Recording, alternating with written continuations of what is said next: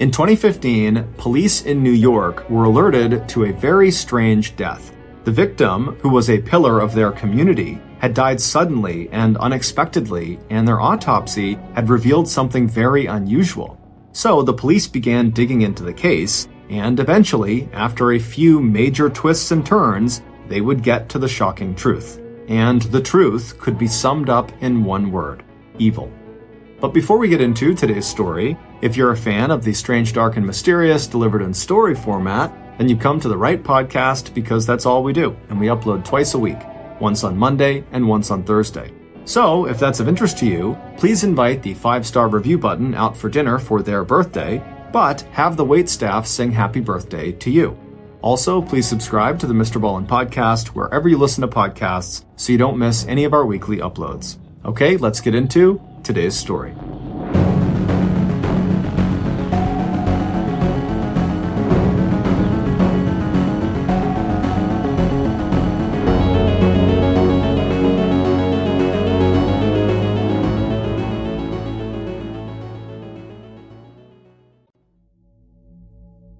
It was late afternoon on Saturday, July 18th, 2015, and Mary Yoder was out in her garden doing some weeding and replanting. It had rained early that morning, but now the sky over the little town of Whitesboro, located in the rural center of New York State, had the perfect amount of cloud cover, just enough to take the edge off the summer sun and heat. Mary smiled as she sat back on her heels and hooked her shoulder-length blonde hair behind her ears. Mary had just turned 60 4 months ago, but with her strong arms and slim, athletic build, she looked and felt much younger. Not that age, at least as a number, was anything that Mary spent a lot of time thinking about. What interested her much more was healthy living and enjoying all the experiences and wisdom she had gained over the years. And at 60, she'd had enough time to develop a true passion for most of her hobbies. These included making beautiful hand-thrown pottery, trying out all forms of exercise, making sure she and her family ate well, and, most recently, learning how to belly dance.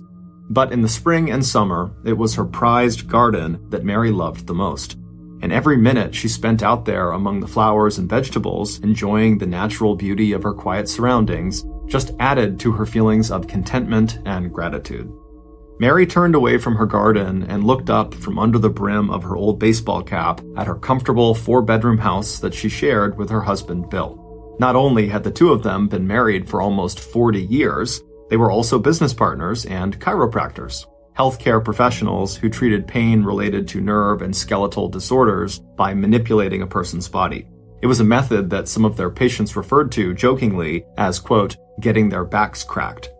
Mary and Bill had established their practice, Family Chiropractic Care, back in 1987, just 2 years after they both had graduated from Life University in Georgia with their Doctor of Chiropractic degrees. It had felt good to come back to New York. Mary had been born there, and it was where she had originally met Bill back in 1977 when they were both attending undergrad at the University of Buffalo. 28 years after setting up their private practice, Mary and Bill both still loved Whitesboro, which was nestled right between the Adirondack and Catskill Mountains in a beautiful valley of land that bordered the Mohawk River. With under 4,000 residents, Whitesboro was more like a rural village than it was a big bustling town. Many of the homes, the Yoders included, were spread out and surrounded by huge lawns and fields. Even so, the people there knew each other, and everybody seemed to know Mary. Whether she was treating patients at Family Chiropractic, located just 15 minutes away from her home, or riding her bike, working in her garden, or shopping at the local health food store and farmer's market, Mary just gave off this aura of warmth and kindness that instantly drew people to her. And when Mary smiled and spoke to you, no matter how short the conversation was, you felt like you had all of her attention and energy. But Mary and Bill's quiet, predictable, nice little life in Whitesboro was about to change. In a couple of months, on September 5th, the couple was going on the longest vacation of their married lives, a month-long cruise and European tour that they had spent all of June planning together. And even though Mary and Bill hadn't said it to each other in so many words, they both knew that this long absence from work was another step towards their full-blown retirement. Bill was almost 70 years old, and starting a few months ago, the two of them had begun scaling back their work hours. Bill now worked only 2 half-days a week at the office, while Mary worked 2 full days. And instead of being open Monday through Friday, 8:30 a.m. to 5 p.m., the office was now closed on Tuesdays and Thursdays. But as Mary turned back around and knelt down beside her garden again, she secretly thought to herself that she was probably slightly less interested in retirement now than Bill was. Being 10 years younger than him, she felt like she still had quite a bit of energy left. But as she thought about this, she also remembered that even when they chose to retire, even if it was tomorrow, they wouldn't get to actually retire right away. They would need to stay on for quite a while to train the next person who was going to come in and take over their practice. So it wasn't like this retirement was going to be an immediate shift. Plus, she could keep doing her outreach work as long as she wanted to, maybe even beyond their retirement, since it didn't really involve Bill. Mary's outreach work were her regular visits to nearby Amish settlements to provide chiropractic care for them. The Amish are part of a conservative religious sect that relies on farming to support and feed themselves. The Amish are known to live a very simple life with almost no modern technology, and so a lifestyle that relies so much on physical labor often leads to aches and pains, and so the non-medical treatments that Mary could offer them were met with gratitude, along with gifts of homemade pies and jams that Mary often counted as partial payment for her services. And while this willingness to work for food endeared Mary to the Amish, that kind of bookkeeping had not exactly made her and her husband rich. But once she and Bill actually sold their practice, they would finally have both the money and the time to travel, relax, pursue their own individual interests, and spend more time with their 3 adult children and their 4 wonderful grandchildren. As Mary finally stood up from her garden and stripped off her battered and dirty work gloves, she turned and looked again at the family home. And suddenly she found herself thinking of Adam. Adam had been the last of the Yoder kids to finally move out of the house. Thinking about her 24-year-old son, the baby of the family and younger than his sisters by more than 10 years, made Mary worry. Ever since graduating from high school, Adam had stumbled in life a lot more than his 2 older sisters had. He also struggled with bouts of depression and anxiety. Even now that Adam was out of the house and living on his own, it was obvious to Mary and Bill that he didn't really know what he wanted to do with his life quite yet. He was enrolled in college, but previously, when he had been in college, he had dropped out. In fact, Adam had enrolled and dropped out of college on more than one occasion. But for now anyways, he was in school, and so Mary and Bill were hopeful that he would just continue and he would graduate, and then he would fall into a career that he hopefully enjoyed. But the idea of Adam working a serious job long-term truthfully didn't really compute. The only steady job Adam had ever held was his part and full-time jobs as office manager and receptionist at the family chiropractic offices. But Mary was hopeful for her son. He might be struggling now, but he was a wonderful young man with good intentions. For example, even though he no longer worked at the family chiropractic office because he was now focusing on school, he still made regular visits there just so he could say hello to his parents and give his mom a quick hug. He also made sure, before he stopped working at the office to focus on school, that he found his parents a replacement to work in the office. And the person he recruited was his lovely longtime girlfriend, Katie Conley. Mary and Bill initially had some reservations about this. Not about Katie, she was lovely, but about the fact that if they hired her and then she and Adam broke up, what would Katie do? Would she quit? Would she stay on? And if so, wouldn't that be really uncomfortable? And considering that Adam and Katie were one of those couples that were always on again, off again, this seemed like a pretty valid concern. But ultimately, Mary and Bill hired Katie, and pretty much right away, they knew it had been the right choice. Katie had that office humming so smoothly now that Mary couldn't even imagine the practice operating without her. Mary flexed her back and then looked up at the mountains off in the distance.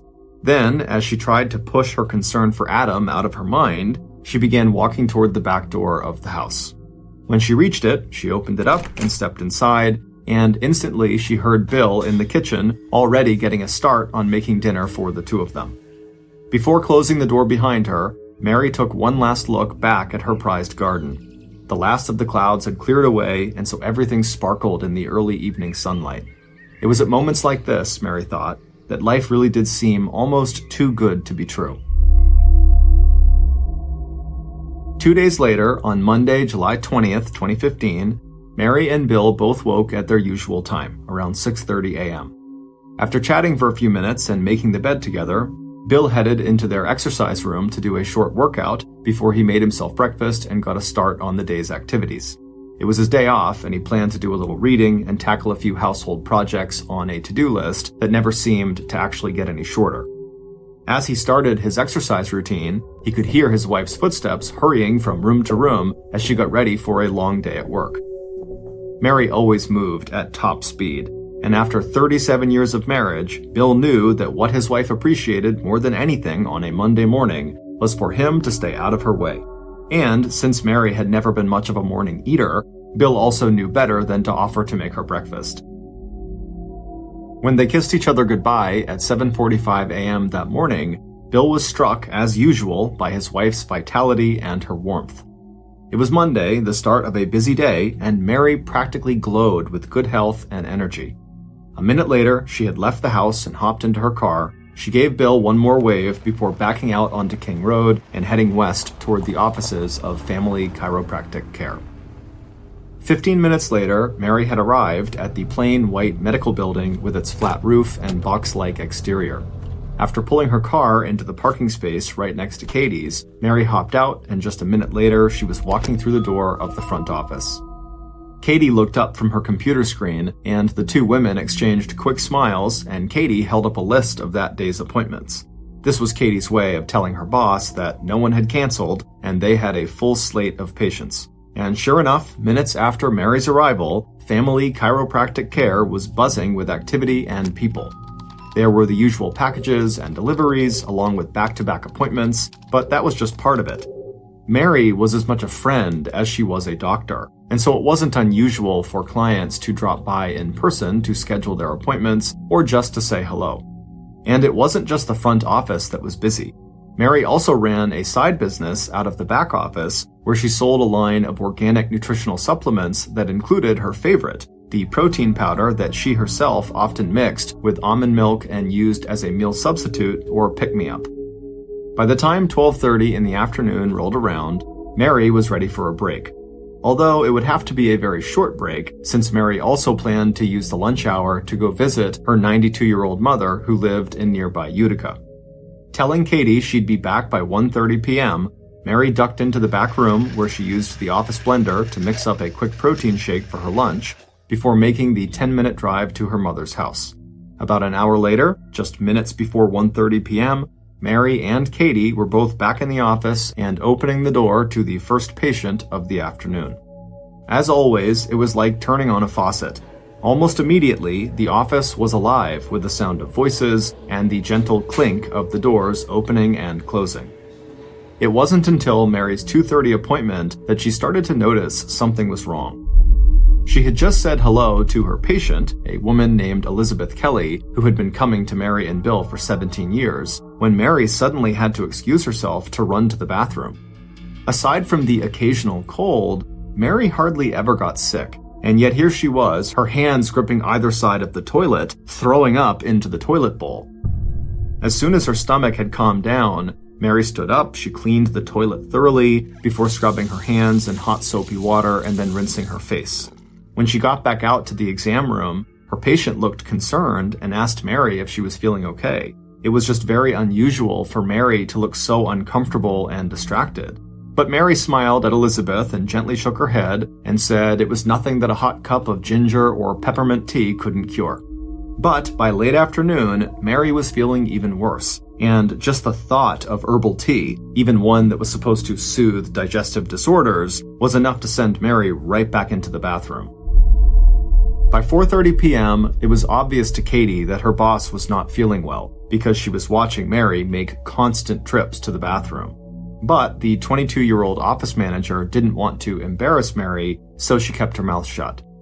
When 5:30 p.m. rolled around and it was time for Katie to leave for the day, Mary was still finishing up with her last patients. Before turning off her computer, Katie stood up and peeked her head into the exam room where Mary was working. In her quiet and now very concerned voice, Katie asked if Mary needed anything or maybe wanted Katie to stay until Mary was finished. But Mary shook her head no. She thanked Katie for the offer and told Katie to just be sure to lock the door and flip the open sign to closed when Katie left. At 6:45 p.m., Mary was finally finished with her workday. When she called her husband Bill to tell him she was heading home, she also told him that she must have picked up some sort of gastrointestinal virus and couldn't keep anything down, so don't worry about making any dinner for her. When Mary arrived home 15 minutes later, she barely paused long enough to shut the car door behind her before rushing into the house and heading straight for the bathroom.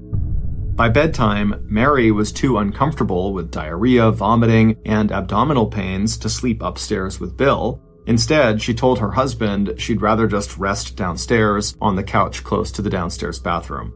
She told Bill not to worry and that she was sure she'd be feeling better by tomorrow. But when Bill came downstairs the next morning, Mary looked even worse. She was so pale and sweaty and disheveled that right then and there, Bill grabbed the telephone and he called their oldest daughter, Liana, a medical doctor who lived 6 hours away in Long Island, New York. When Bill described the situation to Liana, she told her father to get Mary to the hospital emergency room as soon as possible. At first, Mary wanted to wait long enough to take a bath and clean up, but even as Bill started filling the tub, Mary changed her mind. Almost too weak to stand up from the couch, she told her husband they needed to leave right now. By late afternoon, after Mary had been admitted to the hospital and doctors had begun aggressively treating her for what appeared to be a vicious stomach bug, Mary started to feel better. At about 6 p.m., Mary was finally all washed and clean, she was reasonably comfortable, and she was fully rehydrated. Also by 6 p.m., the doctors had looked over Mary's various scans of her bones and organs, and there were no signs of trauma or disease. Additionally, her blood work had come back and it was all normal. So even though they didn't know for sure, the doctors were reasonably confident that it really had just been a bad stomach bug. But because Mary's symptoms had been so severe, doctors wanted to keep her overnight, just to make sure that she really was on the mend before letting her go back home. At 9 p.m., Mary smiled at Bill, who had been sitting by her side the whole time, and told him to go back home and get some sleep. If there was any change in her condition, she or the nursing staff would give him a call. Bill thanked Mary and then gave her a kiss, and then he walked out of her room and made his way toward the front doors of the hospital. Within the hour, he was back at the Yoder house in his pajamas, brushing his teeth. When he was done, he turned his cell phone off and plugged it into a charging station in one of their empty bedrooms upstairs. Then he made his way across the hall to his own bedroom and climbed into the bed. By 10 p.m., he was fast asleep. It wasn't until the next morning at 5 a.m., when Bill heard a ferocious pounding on the front door, that he realized something must be terribly wrong. When he pulled on his bathrobe and stumbled downstairs to open the door, he saw 2 state troopers waiting for him in their gray uniforms and broad-brimmed Stetson hats. They told Bill he had to get to the hospital right away. Mary had been moved overnight from an observation room to the intensive care unit. While Bill had slept peacefully, Mary's doctors had called Bill's cell phone and their landline again and again, trying to alert him to the fact that Mary was now gravely ill and fighting for her life, but Bill had not answered. The state police escort took Bill right into the parking lot of the hospital where Mary was staying. By 5:45 a.m., Bill was sitting in the ICU waiting area, calling each of his children to tell them it was time for all of them to get to the hospital as fast as they could. Then he made the same call to Mary's 5 sisters, 2 brothers, and her 92-year-old mother. And then finally, Bill was allowed into Mary's hospital room, and what he saw shocked him.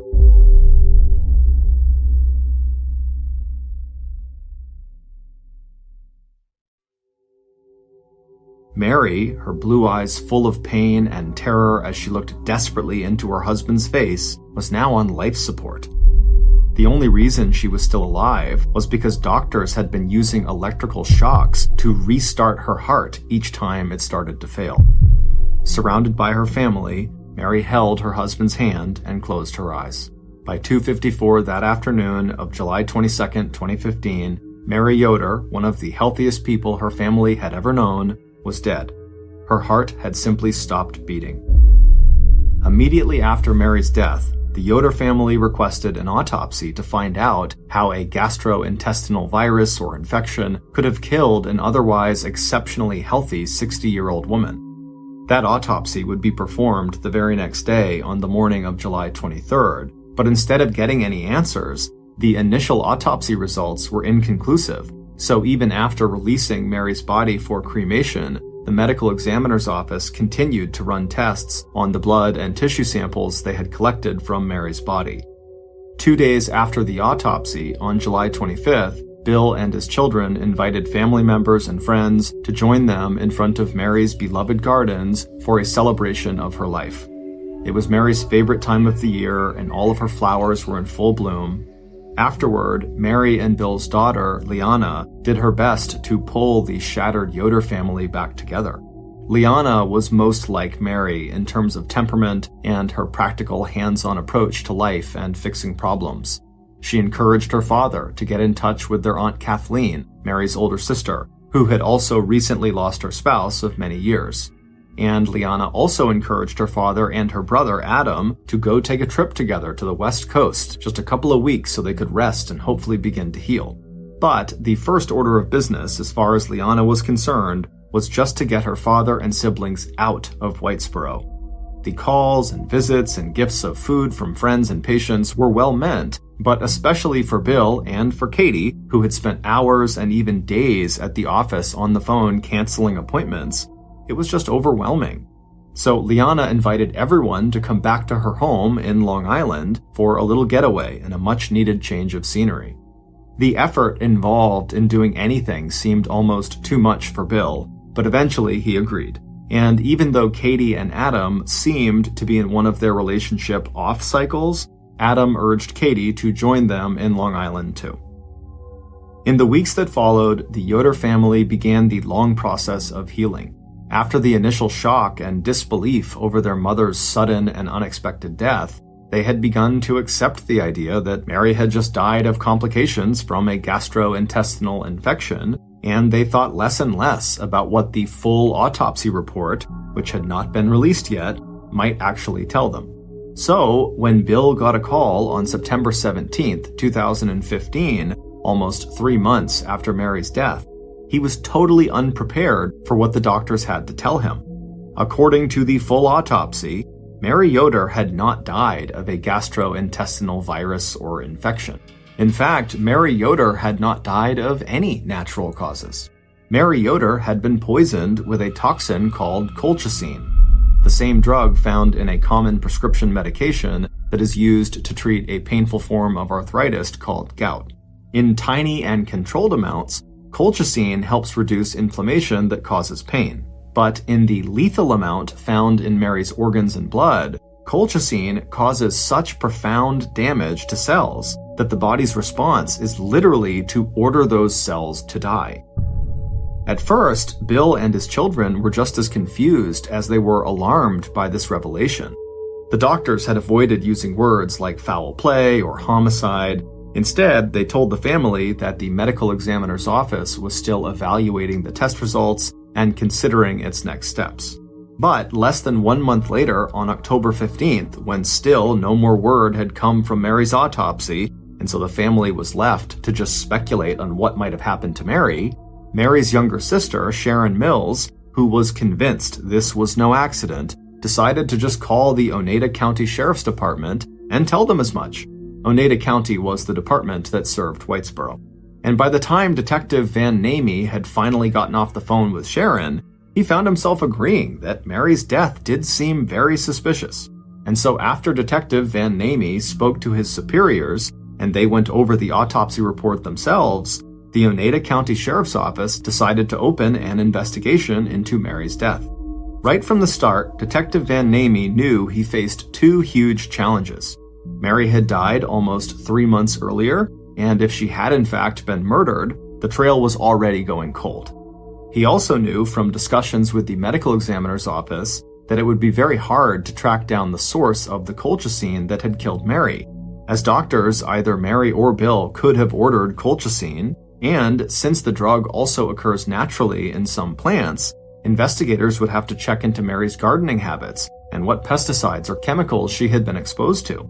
And once Detective Van Namey found out that Mary was a heavy user of nutritional supplements, he knew it was possible that the poison could have been in one of her supplements. And so, knowing he was getting a very late start and had some serious challenges ahead, the detective did not waste any time. He immediately requested access to Bill and Mary Yoder's phone records, and although Mary did not have a life insurance policy, so no one close to her stood to get a payout if she died, the detective still started to take a closer look at the Yoder's finances. Detective Van Namey ordered deputies to conduct interviews with family and friends to find out more about Mary's private life. He asked Katie Conley to come down to the station and give a statement about Mary's last day at work on July 20th, and he talked to the patients who had seen Mary that morning and afternoon. He arranged to have the supplements in Mary's back office at Family Chiropractic tested for the presence of colchicine, and when it came to people of interest, Detective Van Namey already had one name at the top of his suspect list. In a town as small as Whitesboro, people were bound to talk, and if some of the rumors investigators had heard were true, it sounded like maybe Mary's perfect marriage wasn't so perfect after all. It would turn out that within 2 weeks of Mary's death, Bill had indeed connected with Aunt Kathleen, like his daughter Liana had suggested he do. Kathleen had recently lost her husband of many years, and she lived near the Yoder household, and so Liana figured she would be a good person to speak to as Bill went through his own grieving process. But apparently, Bill and Kathleen had begun doing more than just chit-chatting. By mid-September, just 2 months after Mary's death, Bill had become sexually and romantically involved with his sister-in-law. That relationship between Bill and Kathleen had caused a lot of tension among Mary's other siblings.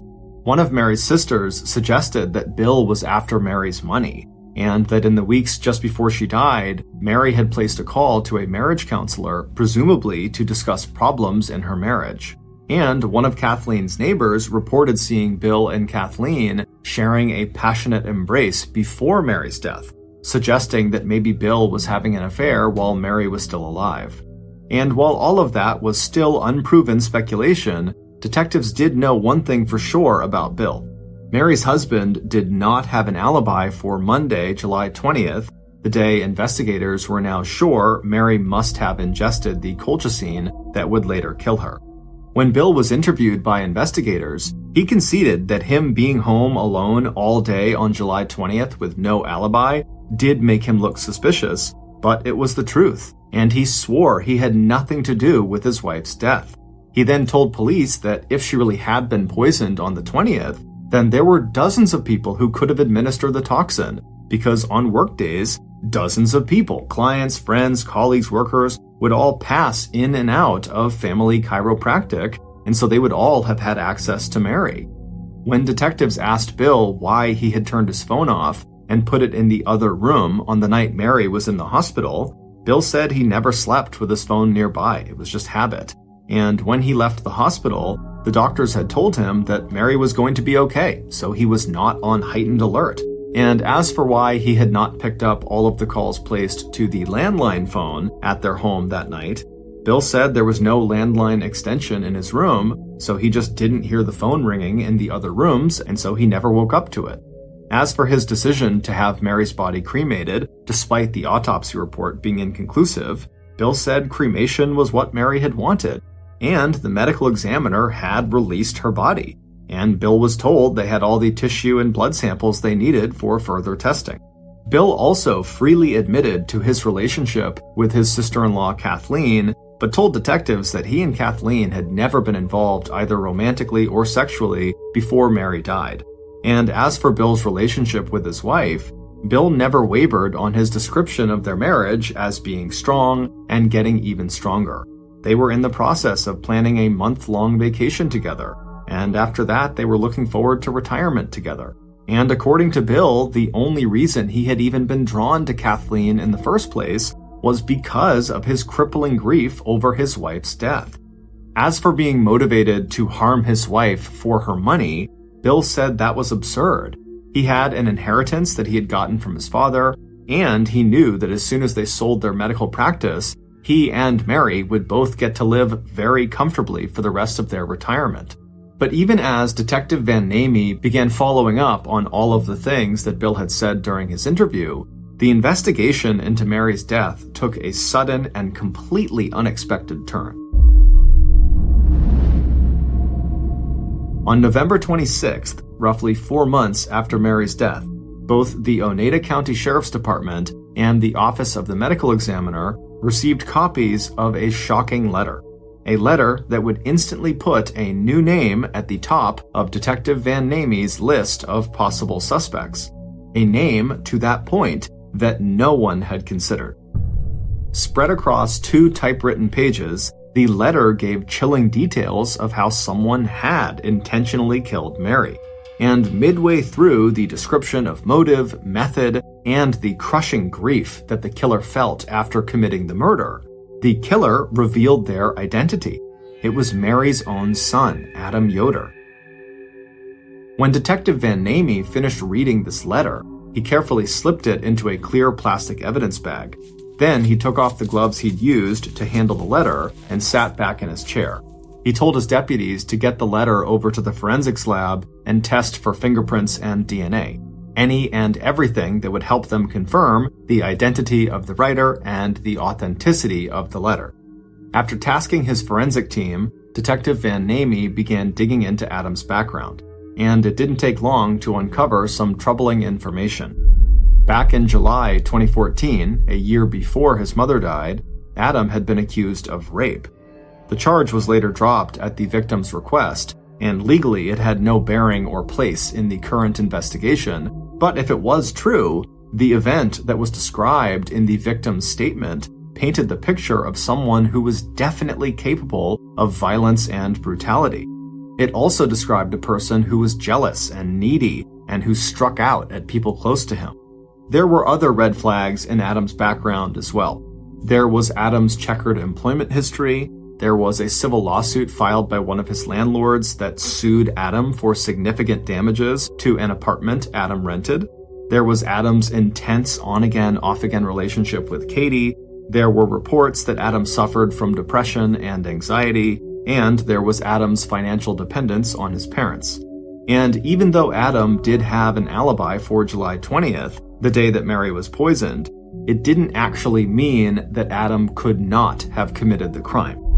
Police already knew that starting on July 15th, Adam had been in Long Island visiting his sister Liana, and he had only left Long Island at about 8 p.m. on the night of July 21st after getting the news from his father that his mother was sick and in the hospital.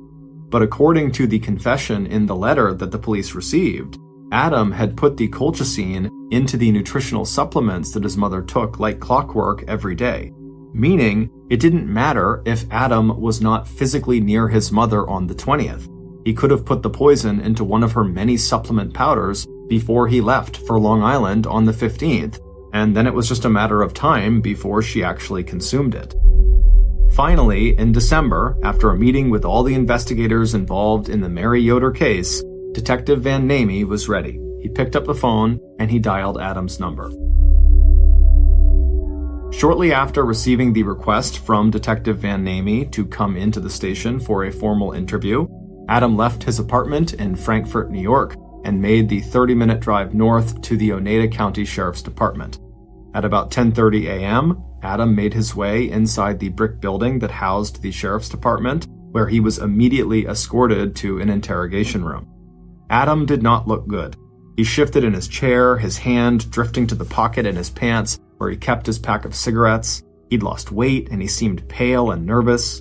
When Detective Van Namey had called Adam earlier that morning and asked him to come to the station, he didn't mention the letter police had received 12 days earlier with Adam's confession in it.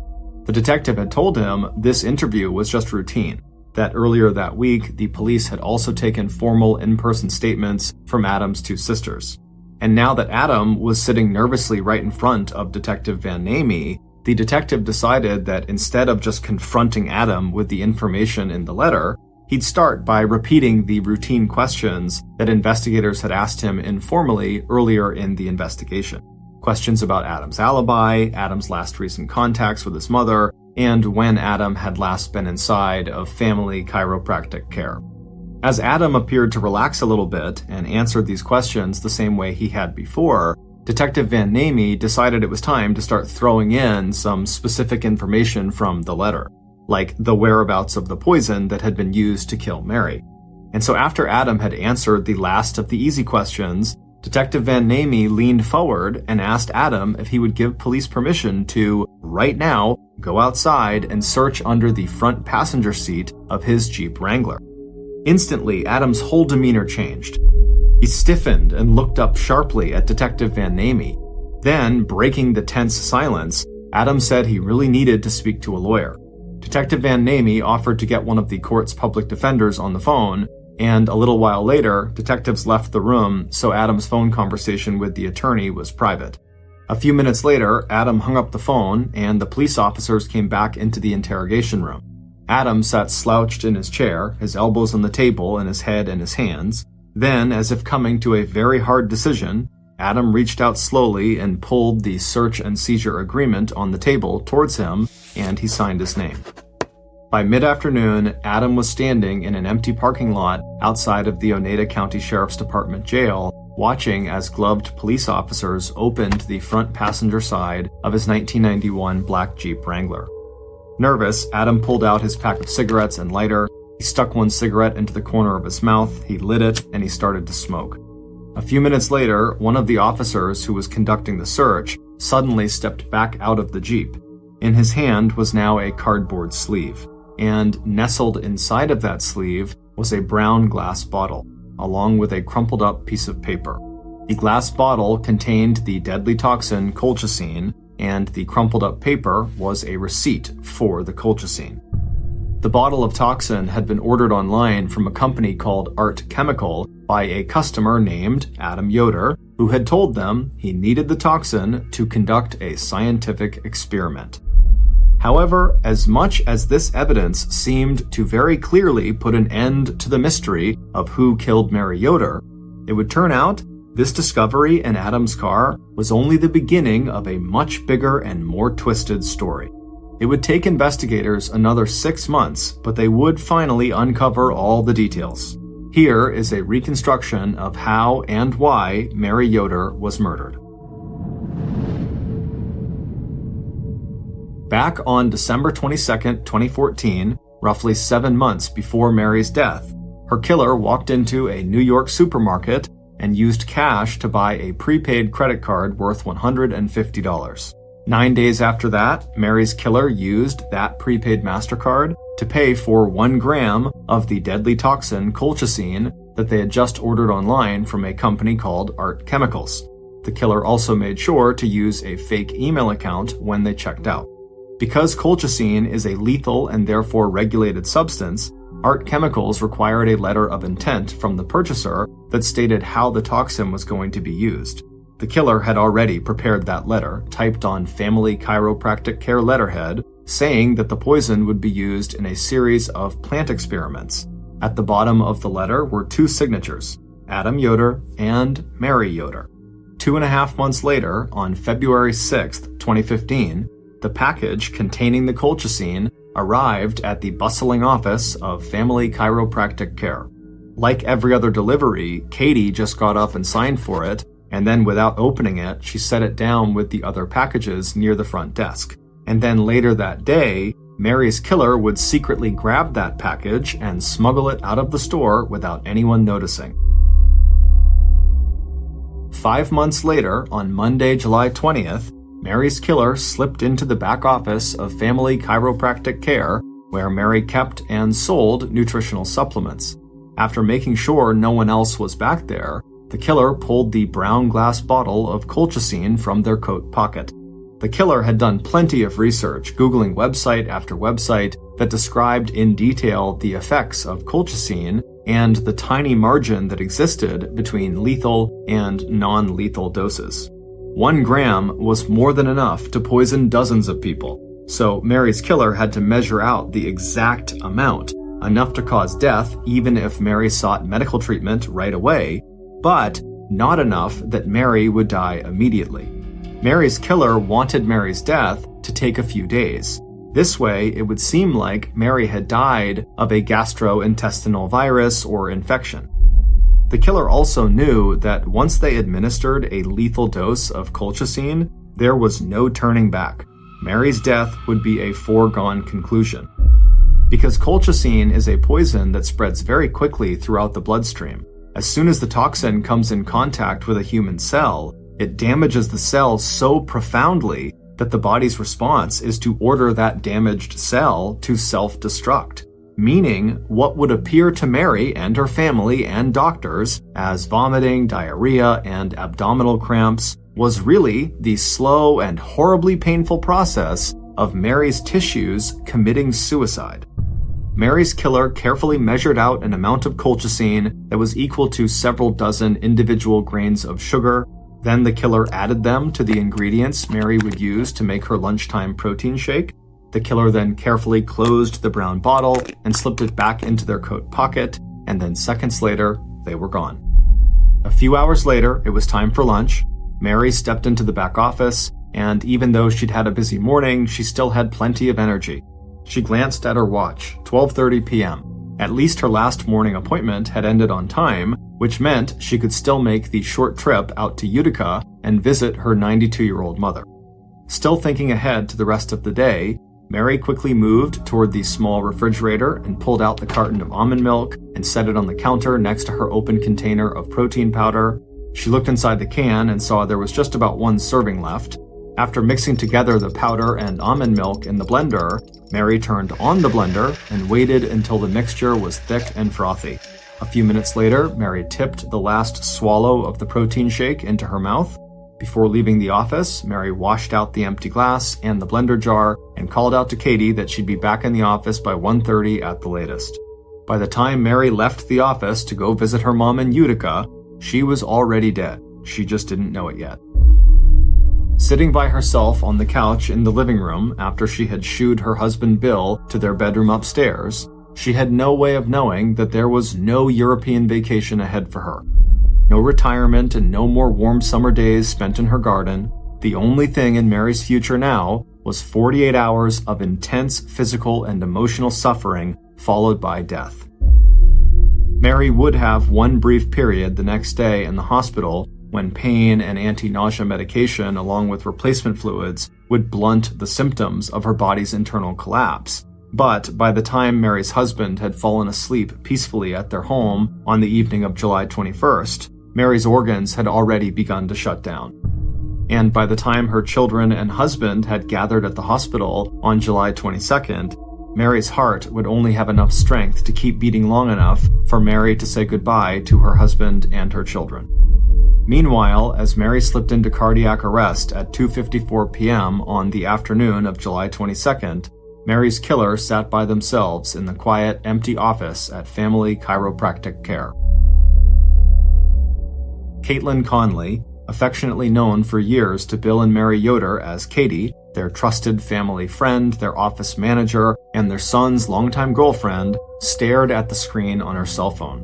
She was waiting eagerly for news from the hospital, and with a thrill of dark satisfaction, Katie imagined the grief and pain that Adam must be feeling as he watched his mother die.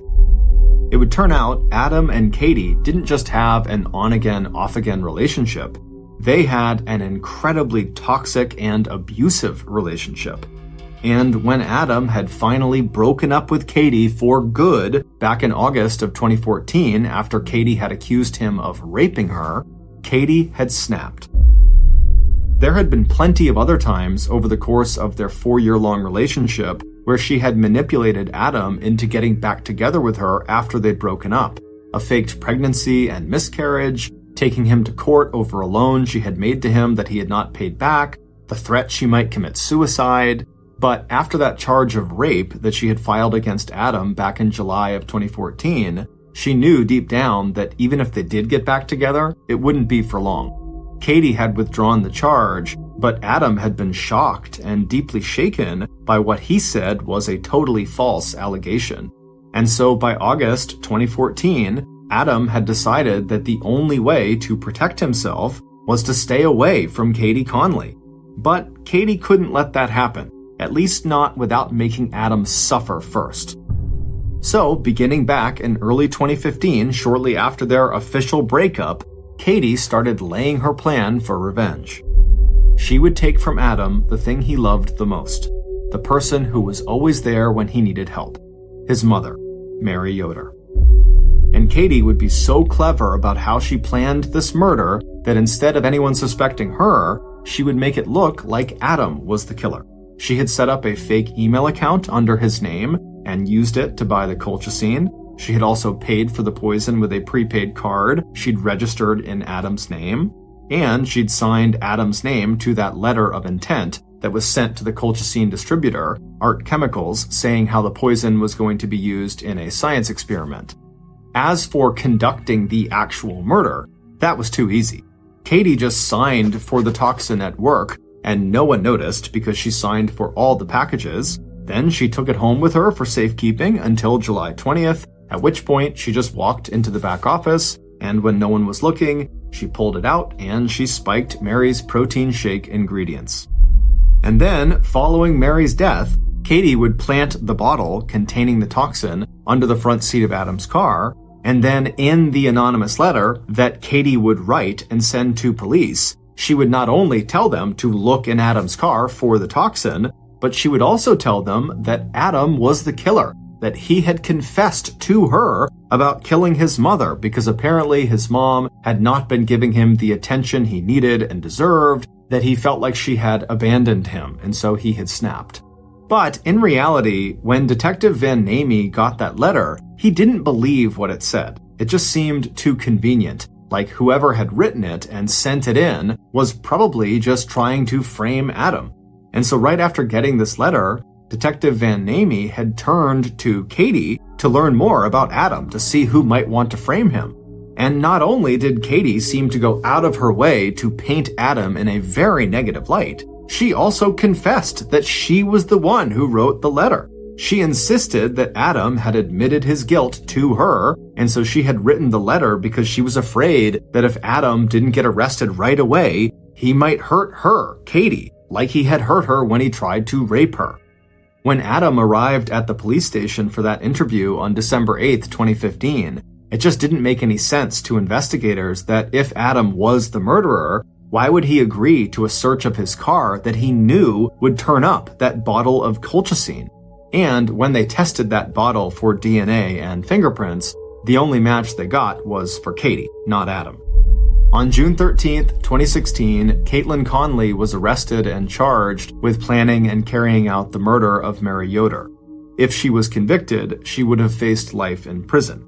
But on May 18th, 2017, after a jury could not reach a unanimous verdict, the judge declared a mistrial. It wouldn't be until the end of a second trial in January of 2018 for the lesser charge of manslaughter, which is committing an unintentional killing, that Katie would be found guilty and sentenced to 23 years in prison. Thank you for listening to the MrBallen podcast. If you got something out of this episode and you haven't done this already, please invite the 5-star review button out for dinner for their birthday, but have the waitstaff sing happy birthday to you. Also, please subscribe to the MrBallen podcast on YouTube, Spotify, Apple Podcasts, Amazon, Google, and anywhere else you get your podcasts. This podcast airs every Monday and Thursday morning, but in the meantime, you can always watch one of the hundreds of stories we have posted on our YouTube main channel, which is just called MrBallen.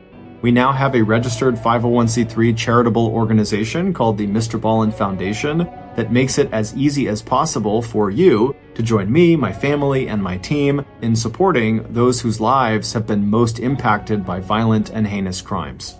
Monthly donors to the MrBallen Foundation Honor Them Society will receive free gifts and exclusive invites to special live events. But the real reward is helping to create a new ending to the story for victims of violent crime. Go to mrballen.foundation and click Get Involved to join the Honor Them Society today.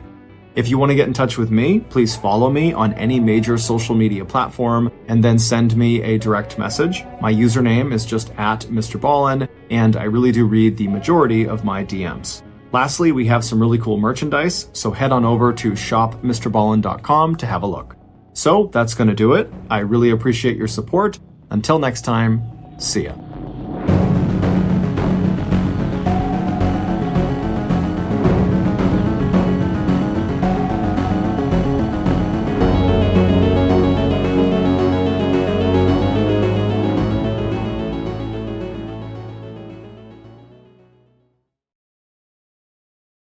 On a summer night in 2013, newlyweds Olga and Joe Connell walked into their condominium in Wilmington, Delaware.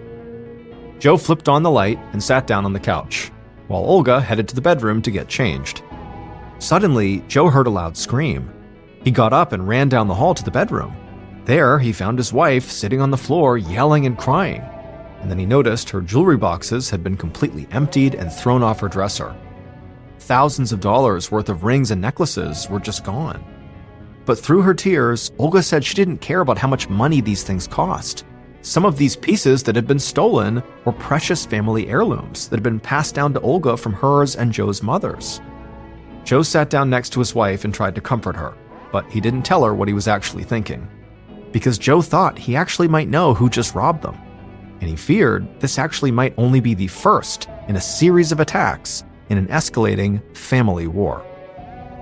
But before we get into that story, if you're a fan of the strange, dark, and mysterious delivered in story format, then you've come to the right podcast, because that's all we do, and we upload twice a week, once on Monday and once on Thursday. So, if that's of interest to you, please get a job as a projectionist at the Follow Button's favorite movie theater, just so the next time they go there to see a movie, you can instead play a reel of all their most embarrassing moments. Okay, let's get into today's story.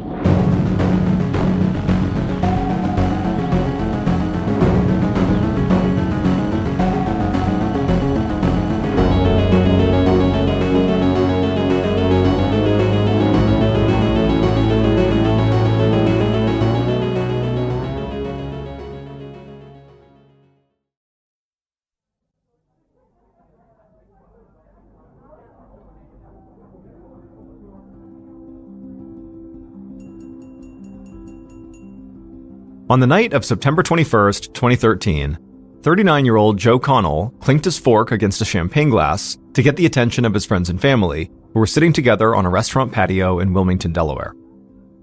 Everyone at the large table quieted down as Joe stood up and raised his glass. He looked over at his wife Olga sitting right by him, and he smiled at her. Then he cleared his throat and made a toast. He said that he still couldn't believe that he'd been lucky enough to meet and marry a beautiful, brilliant woman like Olga. And he was so excited to be there with the people they loved to wish her a happy 39th birthday. Everyone at the table shouted happy birthday, toasted Olga, and then drank their champagne. Olga blushed, and Joe laughed a bit. He knew how shy his wife could be when the attention was on her. But he sat down and put his arm around her and told her that she deserved all the attention. After all, this was her special day.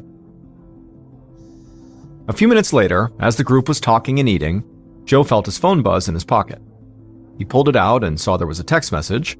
He read it, then quickly replied, and then jumped back into the conversation at the table. But pretty much right away, loud music began playing from inside the restaurant, and Olga immediately got excited. The music meant that the dance floor in this large restaurant and bar was now open, and the dance floor was one of the big reasons they'd chosen this place to celebrate here in the first place. Because as shy as Olga was in a lot of social situations, she actually loved to let loose and dance. And so Joe instinctively stood up, looked over at his wife and took her hand, and then together they walked inside the restaurant. Once inside, they immediately hit the dance floor, and for a minute, Joe just stood there watching his wife dance. She had beautiful blonde hair, she was wearing a nice dress, and she had on sparkling pieces of expensive jewelry. Joe had meant every word in his short birthday toast. He really couldn't believe how lucky he was to be married to this woman. The couple had met online about 3 years earlier, when Joe was just coming out of the craziest and most difficult period of his life. Joe had gotten into this drunken brawl and ended up pulling out a gun, and the police got involved. Joe had said the gun was not loaded, but that event still had landed Joe in prison for almost 6 years. And when he'd gotten out, he'd vowed to clean up his life. And pretty quickly after getting out, 2 things made that possible.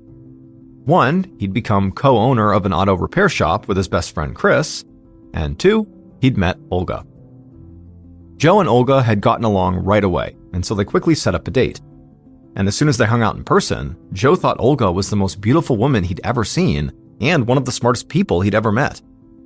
Olga had grown up in Russia, and while she was there, she'd received college degrees in physics and chemistry. Now, Joe never thought of himself as being a particularly smart guy. He thought he was just a really good car mechanic. But Olga, she fell for him the same way he fell for her. She thought he was funny and outgoing, and it didn't hurt that she thought he was handsome and in great shape. And so, not long after their initial meeting, they moved in together, and then eventually, in June of 2013, they got married, just a few months before Olga's 39th birthday. Back on the dance floor, Joe shouted over the loud music and told his wife how amazing she looked tonight. Olga wrapped her arms around his neck, and they started dancing together. And before they knew it, hours had flown by. The dance floor had all but cleared, and the restaurant staff was now starting to shut things down for the night. Joe and Olga said goodbye to the few friends who'd stayed to dance with them, and then they too left the restaurant.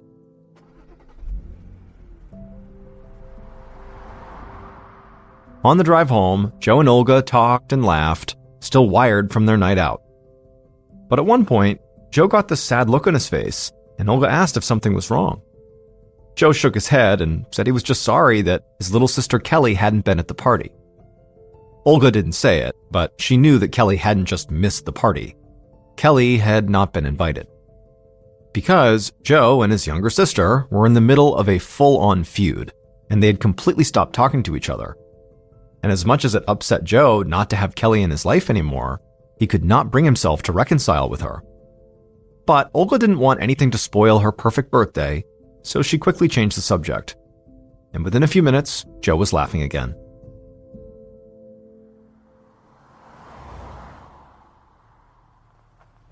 Around 1:30 a.m., Joe pulled his car into a parking spot in front of his and Olga's condo. Olga got out of the car and headed down the walkway towards their front door. Joe moved kind of slowly and trailed behind her. Olga pulled her keys out of her purse, and right as she was about to unlock the door, she heard a strange noise coming from behind her.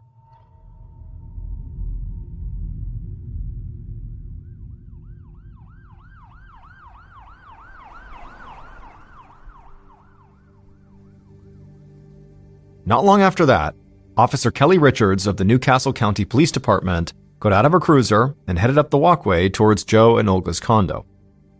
Just a few minutes earlier, emergency dispatch had been flooded with calls from people in the surrounding condos saying they had just heard gunshots, and one caller had been sure he could see a body.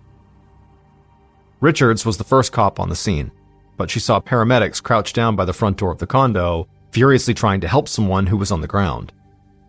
Richards approached, and she saw there was an unconscious blonde woman in a dress laying there. Blood was pouring from the woman's cheek and head onto the concrete, and Richards thought it looked like she'd been shot. The woman was still breathing though, but just barely. Richards saw there was a ring with several diamonds in it on the woman's finger. So Richards' first thought was that the attacker must not have been here to rob this woman. Officer Richards saw more paramedics rushing down the walkway with a gurney, so she moved out of the way. But as Richards watched the paramedics wheel this woman to a nearby ambulance, she realized something strange. Richards knew this woman. Suddenly, Officer Richards looked around and really took in the condo and the surrounding area, and then it hit her. This woman, who was being rushed to the hospital, was Olga Connell. Less than 2 months earlier, Officer Richards had worked a burglary case at this condo because someone had broken in and stolen a bunch of Olga's expensive jewelry. Just then, Richards heard cars screech to a stop in the parking lot, and it sort of snapped her out of her daze. She saw several police officers coming her way, looking at her expectantly, and she told them they needed to do a sweep of the area. And it didn't take long before Richards heard one of the officers calling her name. She saw the officer crouching down near some bushes a few yards away from the front door, and so Richards walked over and joined the officer. And there, half hidden by the bushes, she saw the body of a man who had been shot multiple times, and it was clear he was already dead. Officer Richards knelt down and shined her flashlight to get a clear look at the man's face, and right away, she recognized him too. This was Olga's husband, Joe. Officer Richards had met with him several times during that burglary investigation. Around this time, Officer Richards looked over and saw the lead investigator, Detective Jamie Leonard, getting out of his car. Richards got up and walked over to him, but before she could say anything, Detective Leonard told her that he'd just gotten news that the woman who'd been found at the scene here had died on the way to the hospital. So they were now dealing with what looked like a double homicide. Officer Richards said she knew both victims. Their names were Olga and Joe Connell, and their condo had actually been robbed back in July. But Richards said that wasn't all. While the police had never arrested anyone in connection with that robbery, Joe Connell had suspected he knew who robbed them. And police had even interviewed this person. It was Joe's own little sister, Kelly.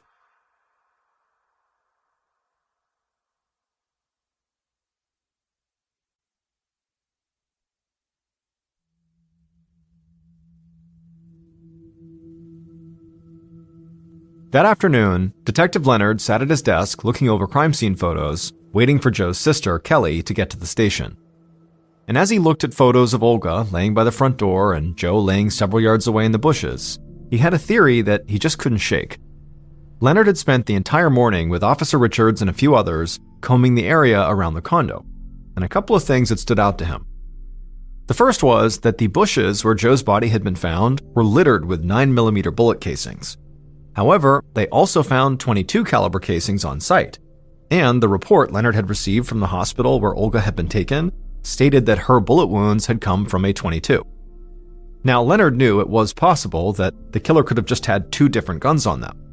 But based on how far apart the bodies had been found, he thought it was more likely that there had been two shooters at the scene, one to kill Olga and one to kill Joe. And if that was the case, Leonard thought there was a good chance that these murders had been planned, and that they were not the result of some kind of spur-of-the-moment argument or anything like that. Detective Leonard's door opened and an officer stepped inside. He told Leonard that Joe's sister Kelly had just arrived and was waiting in one of the interview rooms. Leonard put the crime scene photos back in a folder, put on his suit jacket, and then walked out of his office. Detective Leonard reached the interview room, went inside, and sat down at a table across from Kelly. And right away, his first impression was she looked like she hadn't slept all night. Joe and Olga's immediate families had all been informed about the murders, but since Olga's family was in Russia, Joe's parents and his two siblings were the ones dealing directly with the police. And Leonard knew that could take a toll on someone. So he started the interview with what he thought was a simple question. What was Kelly's relationship with her brother Joe like? But just hearing this question sent Kelly into a total breakdown. She began sobbing and she struggled to catch her breath. She said that she and Joe had actually been fighting and had stopped talking to each other. But now he was dead, and so she'd never get a chance to talk to him again. Detective Leonard just sat there quietly and let Kelly cry for a few minutes. As far as he could tell, Kelly was truly upset about the death of her brother. But Leonard also knew that didn't necessarily mean she was totally innocent. When Kelly finally composed herself and said she was okay to continue, Detective Leonard laid everything out. He told her he knew about the burglary at Joe and Olga's condo, and he knew she, Kelly, had been interviewed by police in connection to that crime. He also assumed that that's why she and her brother had stopped talking to each other. But Kelly said no, that her and Joe had actually started fighting before all that. And then Kelly leaned forward and began telling her story. And as she did, Detective Leonard just sat there thinking, this sounds totally insane. Kelly told the detective that years ago, her mother had given her the most beautiful ring with a bunch of diamonds in it. The ring was a family heirloom, and her mom had wanted to pass it on to her only daughter. Kelly had treasured this ring and dreamed of it being her engagement ring someday. Then, a few months ago, Kelly's mother had asked if she could borrow the ring so she could wear it on a trip she was taking. Kelly said of course. After all, it had been her mother's ring for a long time before Kelly got it. However, when her mom had returned the ring, Kelly knew right away that something was wrong. The ring looked different.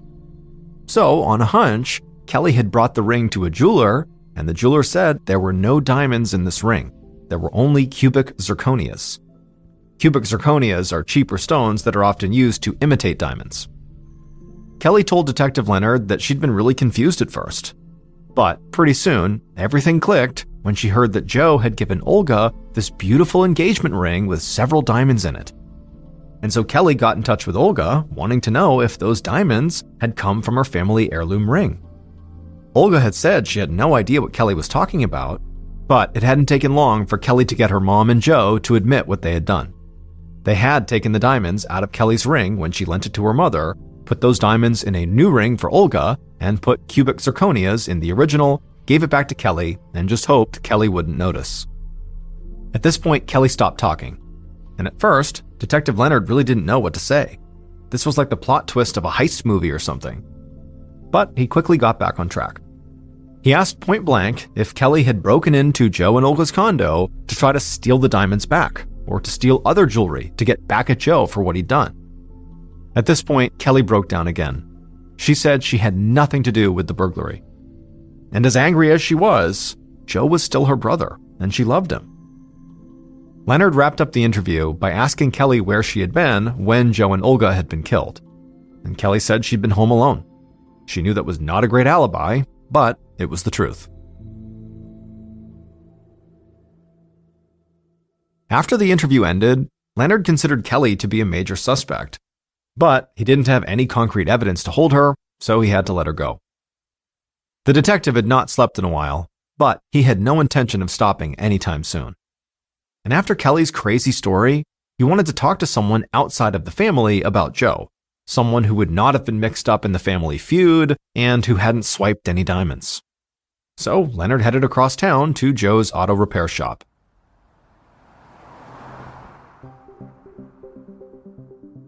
Later that afternoon, still not even 24 hours after Joe and Olga's bodies had been found, Detective Leonard walked across the parking lot of the auto repair shop that Joe had co-owned. He saw several mechanics hard at work on different cars, and he also saw a few guys who looked like they'd just come by the shop to hang out. They seemed a little strange to Leonard, but he didn't think too much about it. He walked into a small lobby, and he saw a man who looked like he was around 30 sitting behind the counter. Detective Leonard introduced himself and showed his badge, and the man behind the counter stood up. He said his name was Chris Rivers, and he asked if there was a problem. Leonard asked him if he knew who Joe Connell was. Immediately, Chris let out a big sigh, and a very annoyed look came across his face. He looked right at Leonard and said, "What did he do now?" This was not what the detective had expected. In fact, it really threw him off. Leonard had planned to come by the shop, learn a bit about Joe, and then leave. But now, he wondered if Chris might have information about something illegal Joe had been mixed up in. So, right there on the spot, Leonard changed his plan, and he asked Chris if he wouldn't mind coming to the station to answer some questions. The sun had begun to set by the time Detective Leonard and Chris sat down together inside of an interview room. Based on what Chris had said at the auto repair shop, it seemed like he had no idea Joe had been killed, and Leonard didn't tell him. Instead, the detective asked Chris what he did at the auto repair shop. Chris said he co-owned the place with Joe, but sometimes he felt like he was doing everything by himself. Leonard asked him to elaborate, and so Chris said, Joe seemed to like the idea of owning the business way more than actually running the business. Leonard smiled like he could relate, and he asked Chris if Joe's behavior upset him. Chris said of course it did. It was hard enough keeping the shop open, let alone profitable. But suddenly, Chris stopped talking and just stared at Detective Leonard. Chris realized he'd just started ranting and still had no idea why he was there. So he asked again, what had Joe done? At this point, Detective Leonard knew he had to tell Chris what was going on. So he said Joe hadn't done anything. Instead, someone had murdered Joe and his wife. Everything about Chris's demeanor immediately changed. His face went blank and he looked kind of pale. He started shaking his head. He said there was no way. Joe couldn't be gone. But Leonard said it was true. And right away, Chris got mad at himself. He couldn't believe he'd just trashed his best friend like that because of some stupid work stuff. Just like Leonard had done with Kelly, he let Chris sit there for a while and collect himself.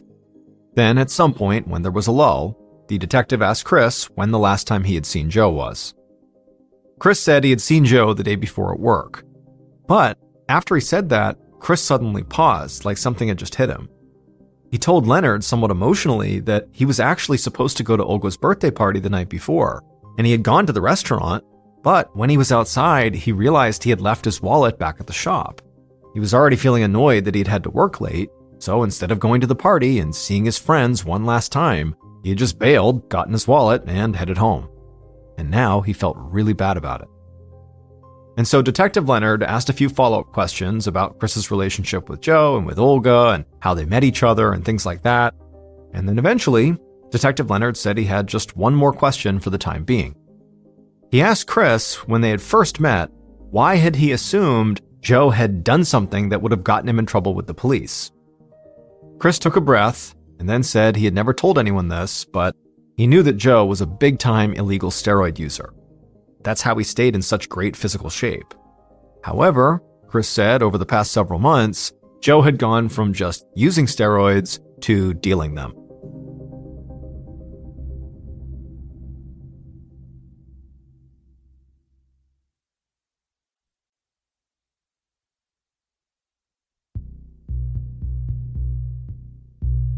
In the days following the interview with Chris, Detective Leonard really started to dig into Joe's past, particularly his time in prison. Leonard and his team met with prison staff and people who'd been on the inside with Joe, and a lot of them said the same thing. When Joe was in prison, he had become very good friends with his cellmate, who was a member of a motorcycle gang called the Pagans. And Detective Leonard knew all about the Pagans. They were directly connected to the drug trade in Wilmington and in cities across the East Coast. So he wondered if maybe Joe had gotten mixed up with the gang after he had gotten out. Maybe he had made them angry, or took too much money on a drug deal and they retaliated. So Leonard methodically tracked down members of this gang and asked them if Joe Connell had been dealing drugs for them. Now, most of the members admitted to knowing Joe, but getting any information beyond that proved to be very difficult. This didn't surprise Leonard, because drug-dealing members of motorcycle gangs were not really known for talking to the police. But at the end of September, so about a week after the murders, Detective Leonard was sitting at his desk when an officer walked in with a strange look on his face. The door opened wider, and this huge, intimidating guy in a black leather jacket walked inside. And Detective Leonard couldn't believe it, because this man was one of the leaders of the Pagans. The leader sat down and told the detective that he was not there to try to protect himself or anybody in the biker gang. He was just there to set the record straight. He said that Joe had been a very good friend, and he was still shocked that somebody had killed him, but he told the detective that Joe had absolutely nothing to do with any drug deals the Pagans might be involved in. Joe was just a great mechanic who loved riding and working on motorcycles. Now, Detective Leonard knew how utterly bizarre it was that this man had 1. Chosen to set foot in the police station, 2. Actually speak to a detective, and 3. Not even tried to hide the fact that he had connections to the drug world. And so by the time this leader left, Leonard couldn't help but feeling like he must be telling the truth. Still though, the detective was not ready to just drop the drug lead altogether. Leonard did think Joe's sister Kelly was still a major suspect, but Olga had been wearing her diamond ring when she was found, so this being some kind of a drug-related hit, as opposed to a robbery attempt, made more sense to him. And soon, as his team kept looking into Joe's past, they found a new drug-related lead. That lead was a man named Josh Bay. Josh was a known drug dealer in town, and he had even worked as an FBI informant. But for Detective Leonard, the most important thing about Josh was that he seemed to spend a lot of his free time just sort of hanging out at Joe's auto repair shop.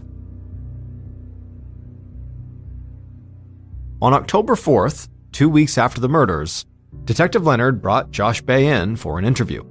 But it quickly became clear that this young man was not going to be all that helpful. In fact, Josh at first tried to play off that he didn't even know Joe or his business partner Chris. When Leonard pointed out that police had plenty of evidence that said he did know both men, Josh simply changed his story. He admitted he knew Joe and Chris, but only as the guys who worked on his car. Leonard pressed Josh, but it got him nowhere. Josh said he knew nothing about drug deals involving anyone at the auto shop, and he said he had no connection to Joe and Olga's murders. The detective didn't really believe anything Josh said, but he'd have to find proof that Josh was lying. So Leonard let him go, frustrated that he had good leads, but no clear evidence pointing to any of them.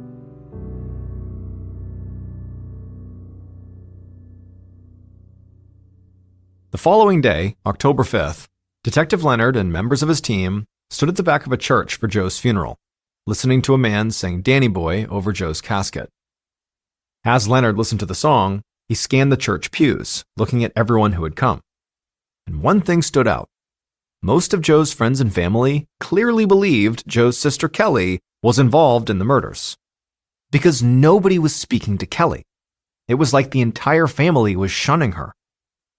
Even though Leonard had leaned into Joe's potential drug connections over the past weeks, he had not crossed Kelly off his suspect list by any means. If she wasn't the one who had pulled the trigger, she could have helped plan the hit. And maybe she didn't want to rob Olga's diamond ring or her other jewelry because she knew that would lead police right back to her. So, standing there in the church, watching Kelly stand there uncomfortably, Detective Leonard wondered if maybe the murders were just a classic case of revenge.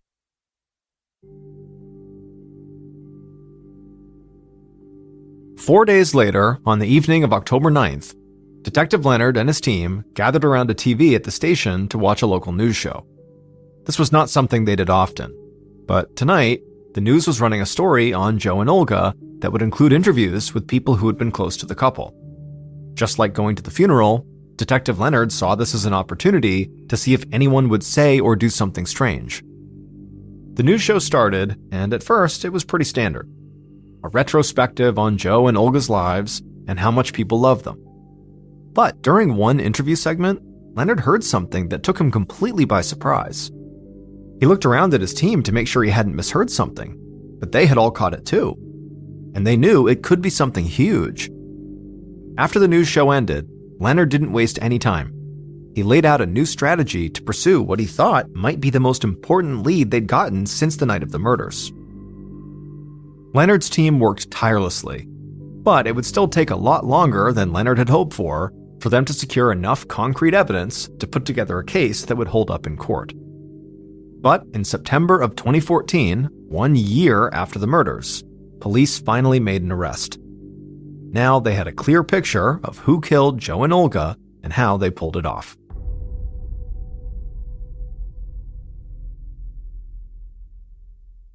Based on details from that news show, evidence found at the crime scene, and interviews conducted over the course of a year, the following is a reconstruction of what police believe happened outside of Joe and Olga's condo in the early morning of September 22, 2013.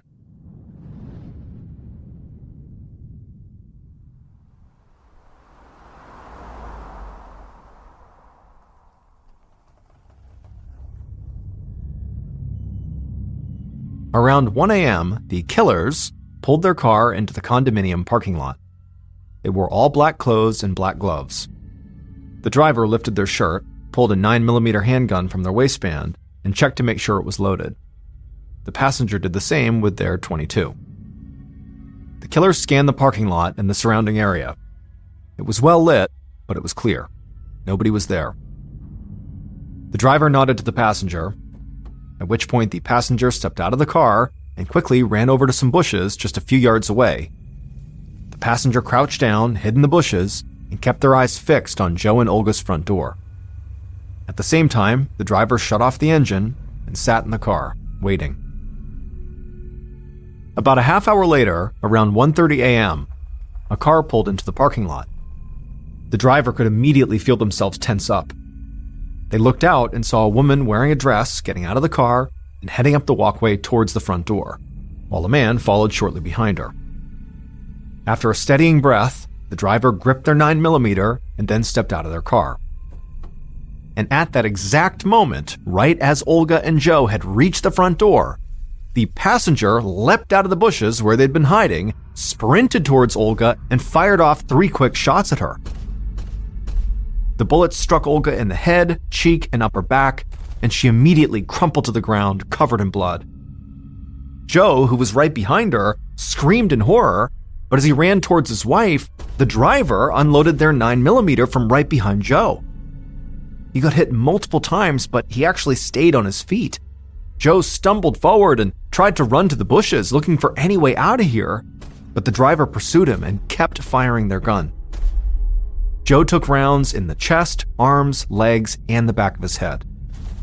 Finally, he hit the ground and died in the bushes.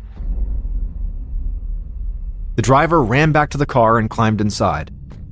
The passenger was already there, panting and trying to catch their breath. The driver started up the car, threw it in reverse, and peeled out of the lot. A few minutes later, when the killers were clear of the condo, the driver eased off the gas and told the passenger to let the person who had hired them know that the job was done.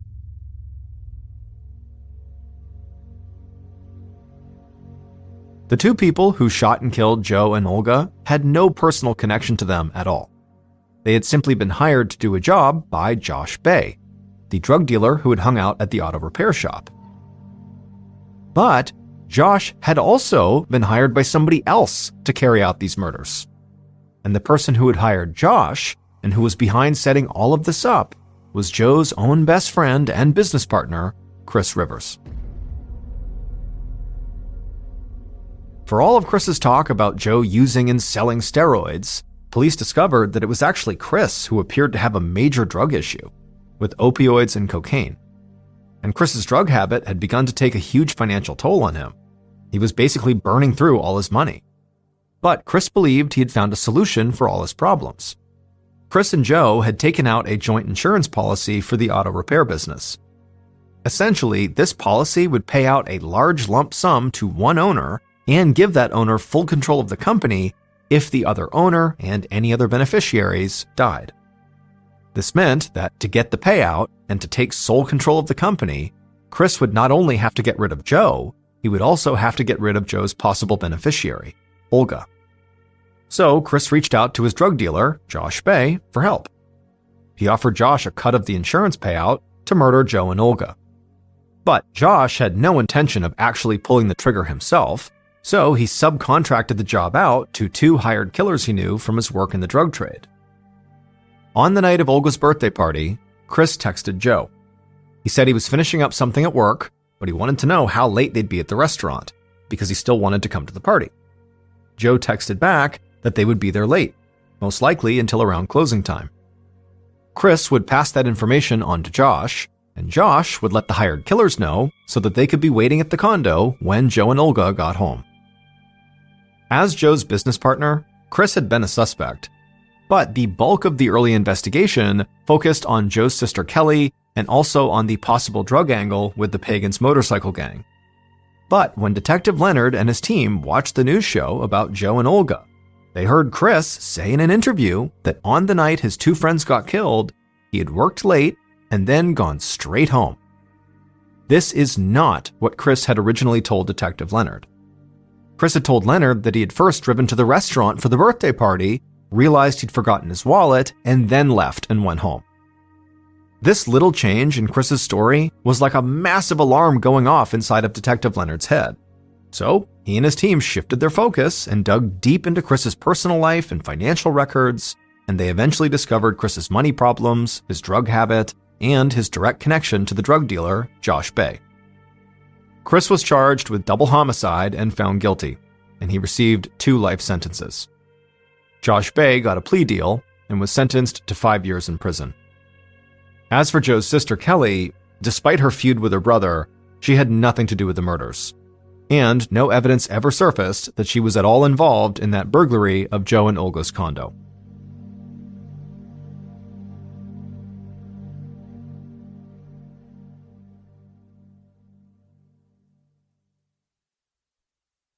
A quick note about our stories: they are all based on true events, but we sometimes use pseudonyms to protect the people involved, and some details are fictionalized for dramatic purposes.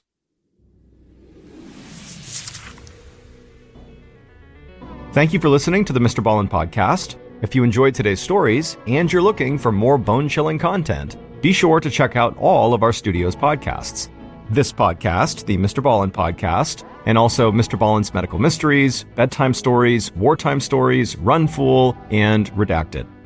Just search for Ballen Studios wherever you get your podcasts to find all of these shows. To watch hundreds more stories just like the ones you heard today, head over to our YouTube channel, which is just called MrBallen. So that's going to do it. I really appreciate your support. Until next time, see ya.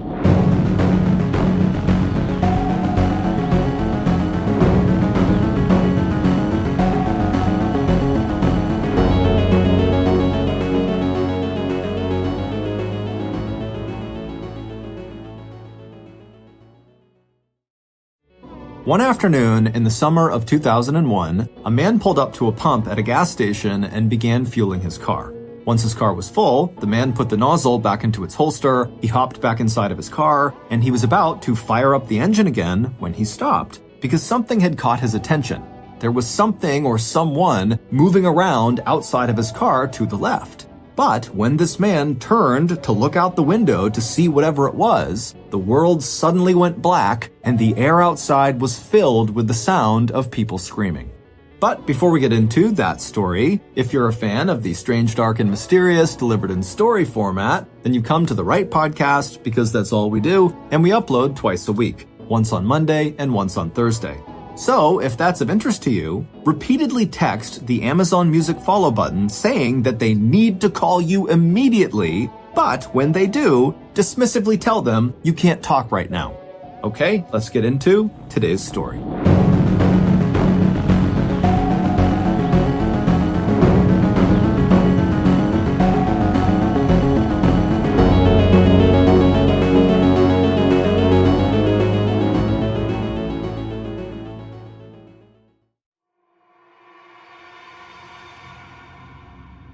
In Akron, Ohio, June is typically the gloomiest and wettest month of the year. But on one particular morning in June of 2001, when Akron resident Jeff Zach poked his head out of his bedroom window, he was thrilled to discover that the sun was out and the sky was clear.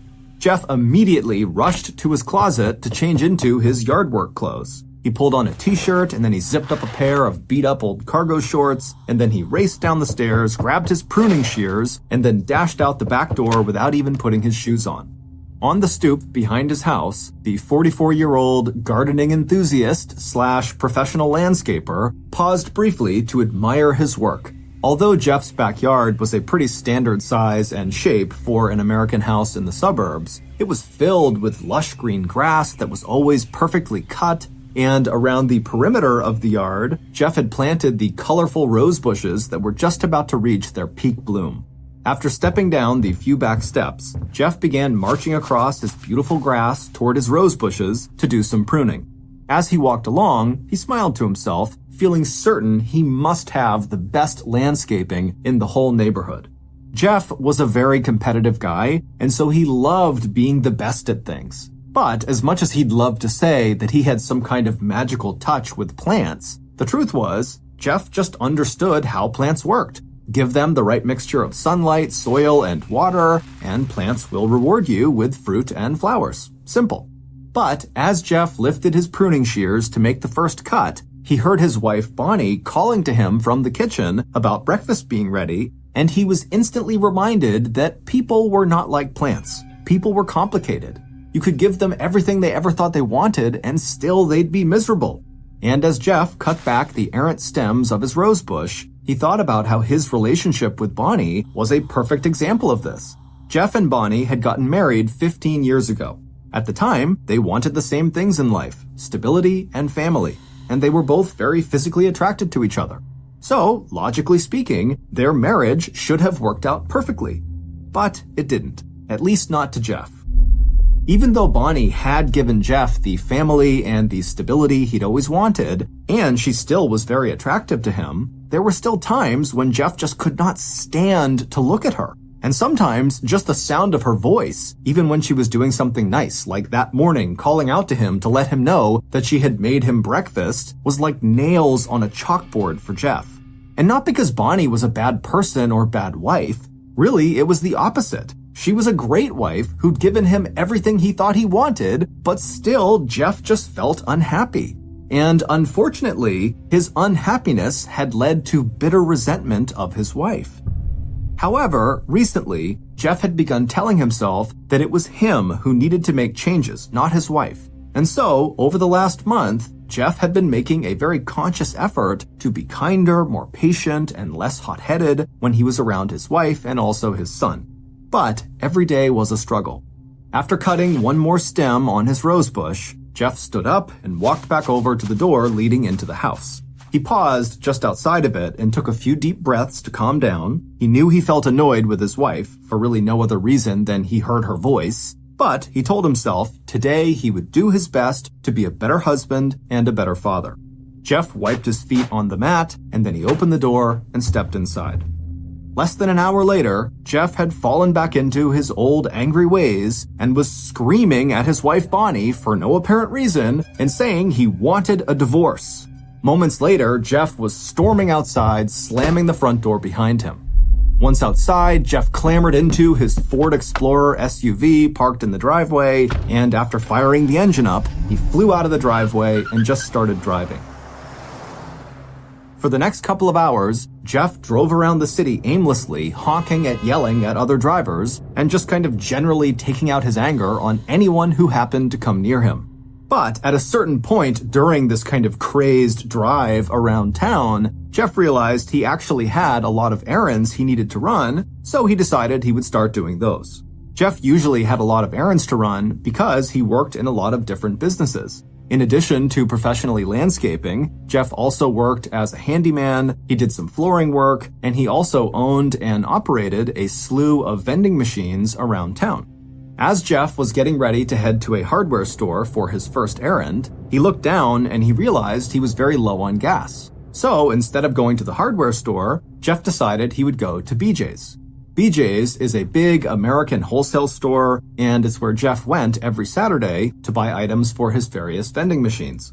BJ's also had their own gas station right out front near the parking lot, so Jeff figured he could get the gas he needed for his car and then also knock out a vending machine refill run. When Jeff arrived out front of BJ's and looked at the parking lot and the gas station, he was immediately struck by how crowded the place seemed. Now, BJ's is a very popular store, and the parking lot is usually full of people, but this day it just seemed like there were way more people than usual. But when Jeff looked at his watch and saw the date, he knew why. It was Saturday, June 16th, the day before Father's Day, and so most likely, all these people were here getting all the things they would need for their celebration the next day. Things like hot dogs and hamburgers, chips, soda, lawn chairs, charcoal for grills. Father's Day is a big cookout day in the US. And as Jeff thought about Father's Day, his heart sunk. What a terrible father and husband he had been that morning, yelling at his wife and slamming the door on the way out. Suddenly, all Jeff wanted to do was rush home, say he was sorry, and give his wife and son a big hug. So he whipped his Ford Explorer into the gas station right up alongside an open pump, and as quick as he could, he got to work getting the nozzle into his car to start filling up. There were so many vehicles moving in and out of the gas station that Jeff didn't even notice the motorcyclist in the full-faced helmet pull up right behind him. After filling his car's tank and then putting the pump back in the holster, Jeff climbed back inside of his car. And there, sitting behind the wheel, Jeff glanced over at all the happy families buzzing around the BJ's parking lot, loading their Father's Day celebration goods into their cars, and as he watched, Jeff felt another pang of regret about how he had acted that morning. Luckily, he'd be home soon, he could apologize, and maybe even salvage a fun Father's Day the next day. But before Jeff could fire up his car's engine, the motorcyclist in the full-faced helmet that had pulled up behind Jeff walked up to Jeff's driver's side window. Jeff noticed him and looked up at him through his window very inquisitively, and as he did this, the motorcyclist casually raised a .38 caliber handgun from his waist, he aimed it at the glass, and fired a single shot directly into Jeff's face.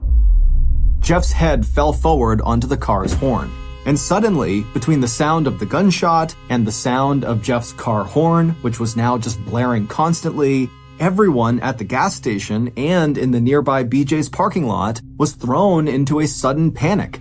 That is, everyone except for the motorcyclist who had just shot Jeff. While everyone else was screaming and running around and trying to figure out what was going on, the motorcyclist simply turned around, walked calmly back to their bike, and then rode away from the scene as if nothing happened. One of the people who actually saw the shooting take place was the gas station attendant, and within 30 seconds of the shooting, this attendant was on the phone with 911. But by that point, it was already too late for Jeff. He was dead. Jeff had been murdered in front of dozens of people in one of the most crowded shopping centers in the city, and yet, when police arrived just a few minutes after the 911 call, they would discover that not a single witness could actually identify the shooter.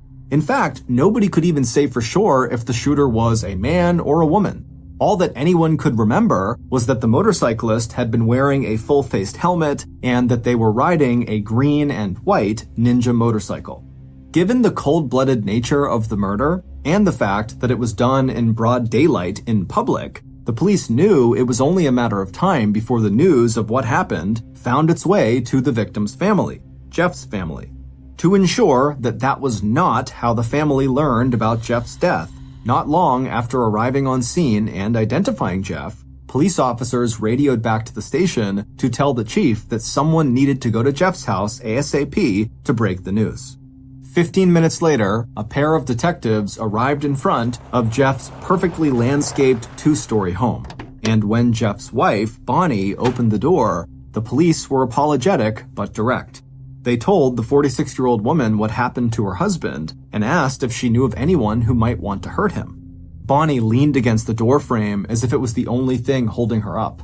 It was clear that Bonnie was shocked by the news of her husband's death, but as Bonnie would tell the detectives, she was not exactly surprised by it. For one thing, Bonnie said, Jeff had a lot of enemies. In fact, Jeff seemed to make enemies wherever he went. He was an aggressive and deeply unhappy person who seemed to enjoy being confrontational. So, as far as Bonnie was concerned, it was definitely possible that Jeff had been killed by someone he had upset. But Bonnie was quick to tell police that she did not think her husband had been killed by a total stranger. Before saying another word, Bonnie scanned the street out front and then invited the detectives to come inside her house where she could explain why she thought this was no random attack. The detectives followed Bonnie into her kitchen, and once they were all seated around the table, Bonnie told them that she believed her husband knew he was going to be killed. She said about a month earlier, Jeff had started acting different. Bonnie admitted that for years, Jeff had been emotionally and physically abusive with her. He also cheated on her constantly, and sometimes, as recently as that morning, he threatened to divorce her. But lately, Bonnie told them, he'd been generally kinder to her, all things considered, which was very noticeable, and he had also begun saying strange things to her that seemed to indicate that he thought he was going to die soon. Bonnie said that 3 weeks earlier, Jeff had taken her down into their basement to show her where he kept his financial papers. Bonnie asked him why he was showing this to her now, all of a sudden, after 15 years of marriage, and Jeff just said it was because he wanted her to know where to find things in case he wasn't around to provide for them. Bonnie thought this was totally ridiculous because her husband seemed totally healthy, and so she didn't think much of it. However, Bonnie told the detectives that just a few days ago, someone had called their house and left a voicemail for Jeff. It was a man who just kept demanding to speak with Jeff, and his tone very obviously suggested he was not happy with Jeff. Bonnie had saved the voicemail and wound up playing it right there in the kitchen for the detectives, and after the short message was over, they agreed that whoever was calling sounded very threatening. Bonnie told detectives that when Jeff came home on the night that this voicemail came through, she immediately played it for Jeff and then asked him who was that. Bonnie would tell detectives that as Jeff listened to this recording, he looked visibly frightened by whoever was on the phone. But he would say to Bonnie that he didn't know who it was or what they wanted, and that Bonnie should just forget about it and move on. But Bonnie could tell her husband was lying. It seemed obvious to her that Jeff knew who this guy was, he knew what he wanted, and he just didn't want to tell her. This information was obviously very interesting to the detectives, but the most interesting thing they would hear while visiting Jeff's house was not this recording or anything Bonnie said. Instead, it was something Jeff and Bonnie's 12-year-old son said. While Bonnie and the detectives sat at the kitchen table talking, Bonnie and Jeff's son came into the house, and after he was told what happened to his father, he was absolutely devastated, but after composing himself, he told police that he might know who killed his father. He said just one night earlier, he had been watching TV with his dad when out of the blue, his dad, Jeff, turned to him and said, "If anything happens to me, Ed George did it." At the mention of this name, Ed George, the detectives' ears perked straight up because they knew who Ed George was. In fact, pretty much anyone who lived in Akron, Ohio knew who Ed George was. Ed was one of the wealthiest men in Akron, and he owned one of the city's most popular institutions, a place called Tangier. Tangier was part restaurant, part nightclub, and part banquet hall. And over the years, it had played host to major celebrities and personalities, ranging from the Beach Boys to Tina Turner to President George H.W. Bush, and years later, his son, President George W. Bush. There had always been rumors that some of Ed's wealth might be tied to organized crime, but those rumors had never been substantiated. And as far as anyone could tell, Ed was an upstanding citizen. He was an active member of the Catholic Church and a devoted father of 7 kids. So why had Jeff told his son that Ed might hurt him someday? After talking for a while with the son and with Bonnie, the detectives left for the night. The next morning, when the detectives went into the station, they told their colleagues about what Jeff had told his son about Ed George. And in that moment, one of the detectives, a guy named Paul Callahan, suddenly remembered a strange interaction he'd had with Ed about 6 months back. Paul had known Ed for years. Paul was in an Irish folk band that used to play at Ed's restaurant, Tangier, every St. Patrick's Day, so it wasn't weird for Paul to get a social call from Ed every once in a while. But 6 months ago, when Ed called Paul on his office line at the police station, it was not for a social call. On this call, Ed told Paul that some guy had been harassing his wife, Cindy. Paul asked Ed if he knew who this guy was, and Ed said yes. Paul said, "Okay, who is it?" But Ed said he didn't want to tell Paul. He also said he didn't want to file a police report. At first, Paul was confused by this, but he sensed that maybe Ed was just looking for some advice on how to handle the situation on his own. So Paul told Ed to just go confront the guy and tell him to leave Cindy alone. Ed said, "Okay, thank you," and then they both hung up. Now, normally, Paul might have just forgotten about a call like this. Except, this was not the only time Ed called Paul about this guy who was harassing his wife. In fact, just 2 weeks earlier, so roughly 5 months after this first call Paul got from Ed, and only 2 weeks before Jeff's murder, Ed called Paul again to say this guy was still harassing Cindy. After Paul finished telling his colleagues about these strange calls he got from Ed, the whole police department quickly began to wonder if maybe the guy who was harassing Ed's wife was actually Jeff, and maybe Ed did confront Jeff about it, and in the process of this confrontation, Ed killed Jeff. Regardless, the police knew they needed to figure out why Jeff had told his son that he thought Ed was going to hurt him. And who better to ask than Ed himself?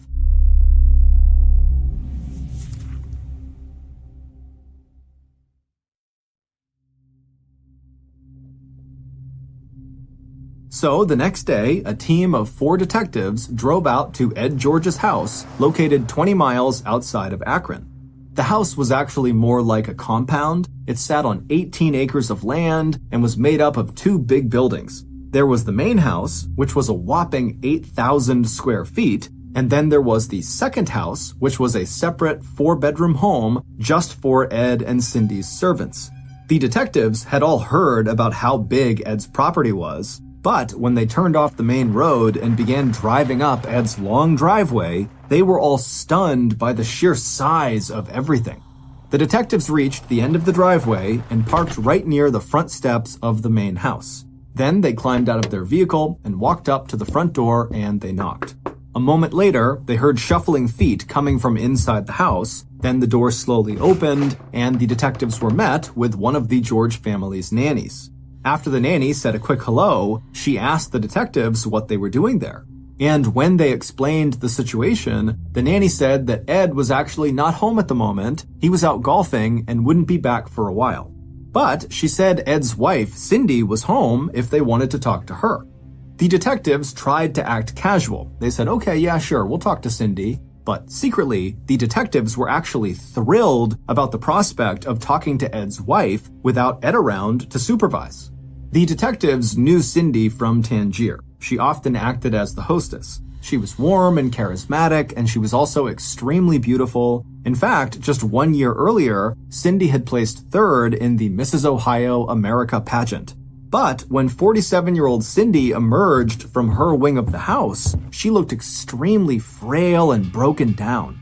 The mother of 7 smiled a weak smile and then invited the detectives to join her in one of the family's large sitting rooms. Once they were all settled in, detectives explained that they were there to ask some questions about the death of Jeff Zach. Cindy was nervous, but she told them she would do her best to answer all of their questions. When asked what her husband, Ed, had been doing on the morning that Jeff was murdered, she said he had spent the entire morning at Tangier dealing with a drainage issue. As for her own whereabouts that morning, Cindy said that she was at home with her 7 kids getting everybody ready to go to a friend's wedding that was being held later that afternoon. When the detectives eventually shifted the conversation and asked Cindy directly if Jeff had been the person who was harassing her, Cindy seemed taken aback that they knew about that, but after taking a breath, she looked down and said, yes, he was. Cindy said that Jeff had actually been a friend of the family for many years, but at some point earlier that year, he just started calling the house incessantly, asking to talk to Cindy. When asked, Cindy said she did not know why Jeff was calling so much or what he wanted to talk to her about, but she didn't say it confidently, and as she said this, she looked kind of troubled. To the detectives, it seemed like Cindy might be hiding something about Jeff, but she also seemed totally scared about it, so the detectives very gently followed up with another similar question to try to figure out what Cindy knew. They said, well, even if you don't know why he was calling you, could you maybe just take a guess as to what he wanted?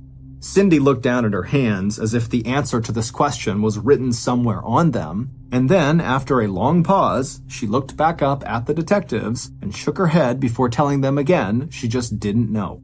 The detectives felt confident that Cindy did know more about Jeff than she was letting on, but they got the feeling that she was not going to open up much more that day. So they very politely wrapped up the conversation, thanked Cindy for her time, and then they made their way back outside to their car and headed back to the station. The next morning, Paul called his old friend Ed and asked him if he wouldn't mind coming into the station so they could ask him some questions about Jeff Zach's murder. Ed responded by saying, of course, me and Cindy will be there soon. But neither Ed nor Cindy would come down to the police station that day.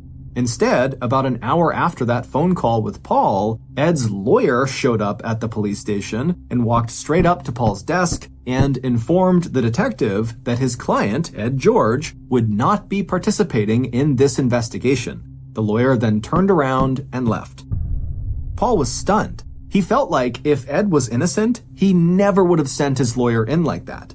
But without evidence tying Ed to Jeff's murder, there was really nothing the police could do. Over the next few weeks, the police tried calling Ed and Cindy's friends and relatives in the hopes that someone would be willing to shed some light on what happened between Ed and Cindy and Jeff. But one after another, Ed's friends and family all declined to speak with law enforcement and just told the detectives to speak with their lawyers instead. And these lawyers, the detectives would discover, were all being paid for by Ed. But again, despite how guilty Ed looked, without evidence, there was really nothing police could do about Ed or how he was conducting himself. So the detectives had to go back to the drawing board. They spent days reviewing the crime scene photos and reading witness statements and playing Bonnie's voicemail tape over and over again, but none of that got them anywhere. And then, one day, the detectives realized they'd missed something.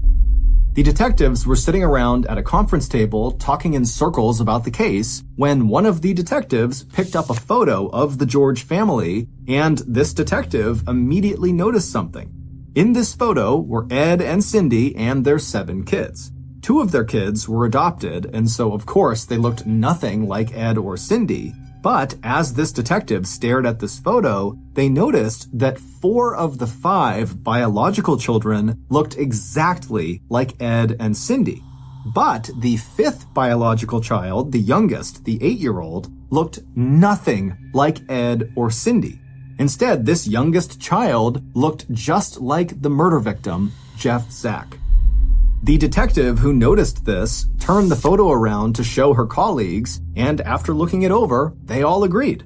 And if this 8-year-old child was indeed Jeff's child, not Ed's, then the child was clear evidence of an affair happening between Cindy and Jeff, which would give Jeff a reason for wanting to call Cindy all the time, and it would give Ed a motive for wanting to kill Jeff.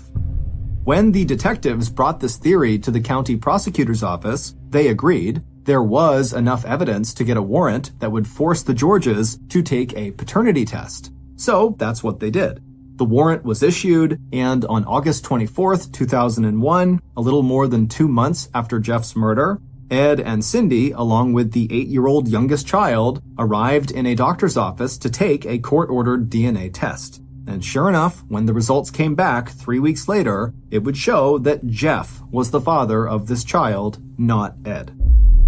The George family was notified by phone, so the detectives didn't get to see how Ed or Cindy reacted to the news, but when the results of this paternity test made it to the local press, people were absolutely shocked.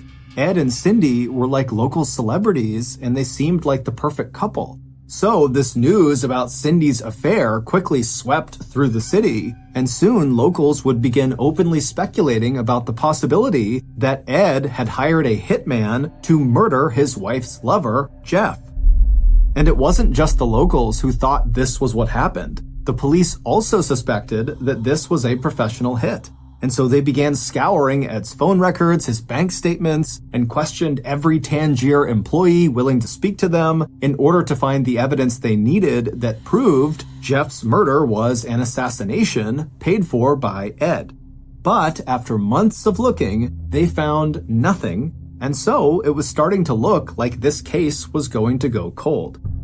However, about 1 year after the murder, a new tip would come into the station that would lead the detectives in a roundabout way to the home of a 40-year-old single mother named Christine Todero, and she would break the case wide open. Christine seemed to have no apparent connection to the case, but she believed that her ex-husband was the masked motorcycle-riding hitman, the man who killed Jeff Zack. And the reason she believed this was because one time, when she was speaking on the phone with her ex, he made this joke about him being the killer. But Christine suspected he was not actually joking, because during her brief marriage to him, 35-year-old John Zaffino had been violent and dangerous. In fact, Christine left him because he punched her 13-year-old son in the face and, in a separate incident, broke Christine's arm intentionally. When Christine listened to the mysterious voicemail that Jeff's wife Bonnie had shown police, where some guy was demanding to speak to Jeff, Christine's eyes shot wide open and she said, "Yes, 100%, that is my ex-husband, John." After that, detectives would run a search on any and all vehicles registered in John's name, and by noon, they had a full report in their hands. Everybody at the station got a copy of this report, and together, the detectives reviewed it line by line, scanning for anything that could tie John to Jeff's murder. And within minutes, the detectives found what they were looking for. According to the report, in May of 2001, less than 1 month before Jeff's murder, John had purchased a motorcycle from a dealership outside of Akron. And when police called that dealership, the manager told them that the bike John had purchased was a black ninja-style bike with a green stripe, just like the one ridden by the person who killed Jeff. Detectives would also discover that in that same month, John had also purchased a weapon, a .38 caliber handgun, the same kind of gun that killed Jeff. But while John certainly looked like the prime murder suspect, there were still 2 questions the detectives were struggling to answer. The first was, why would John do this? There was no connection between him and Jeff whatsoever. So was he just a hitman, potentially hired by Ed? Nobody knew. The second question was, how could John afford the very expensive motorcycle and gun? The police had done a lot of digging on John, and they knew he did not have very much money. In fact, John was so deep in debt, he couldn't even afford his own apartment. The police would spend months searching for the answers to these two general questions, and by the time John was arrested in September of 2002, detectives would be convinced that both of these questions actually had the same answer, and that answer was Sparky. Sparky was the nickname John had given to a woman he met one night in the summer of 2000, about a year before Jeff's murder. That summer, John was standing outside of a restaurant in Akron when he saw this woman, Sparky, walking toward her car. She was beautiful, she was alone, and to John, she looked really sad. So John walked up to her and started a conversation. And quickly, in this conversation, Sparky would tell John that she was married, to which he said he didn't care because he was married too, to Christine. John reached into his pocket and pulled out an old gum wrapper and then wrote his phone number on it, and then he handed the paper to Sparky and asked her to please call him that night after she got home so he would know she arrived safely. Sparky would indeed call John later that night when she got home, and they would chat for a while, nothing more. But not long after this first interaction, Sparky began sneaking off from her husband to go meet up with John. Now, at the time, John did not have a steady source of income or an apartment of his own. So, not long after they met, Sparky moved John into an apartment that she paid for where they could spend the nights alone together. She also paid all of John's other bills and bought him a cell phone so she could reach him whenever she wanted. It was an extremely passionate love affair, but they both talked openly about the future and how maybe there was some way for them to be together long term. However, Sparky made it very clear that no matter what, she would never, ever leave her husband. Before she married her husband, she had nothing. She was a poor coal miner's daughter living in a 200-square-foot house with 3 other people. But now, through her husband, she had a home and she had some nice things, and so she was not prepared to give any of that up.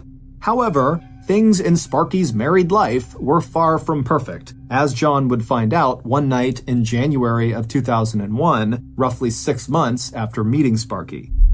That January night, Sparky called John hysterically crying. She told him that an ex-boyfriend of hers was giving her serious problems.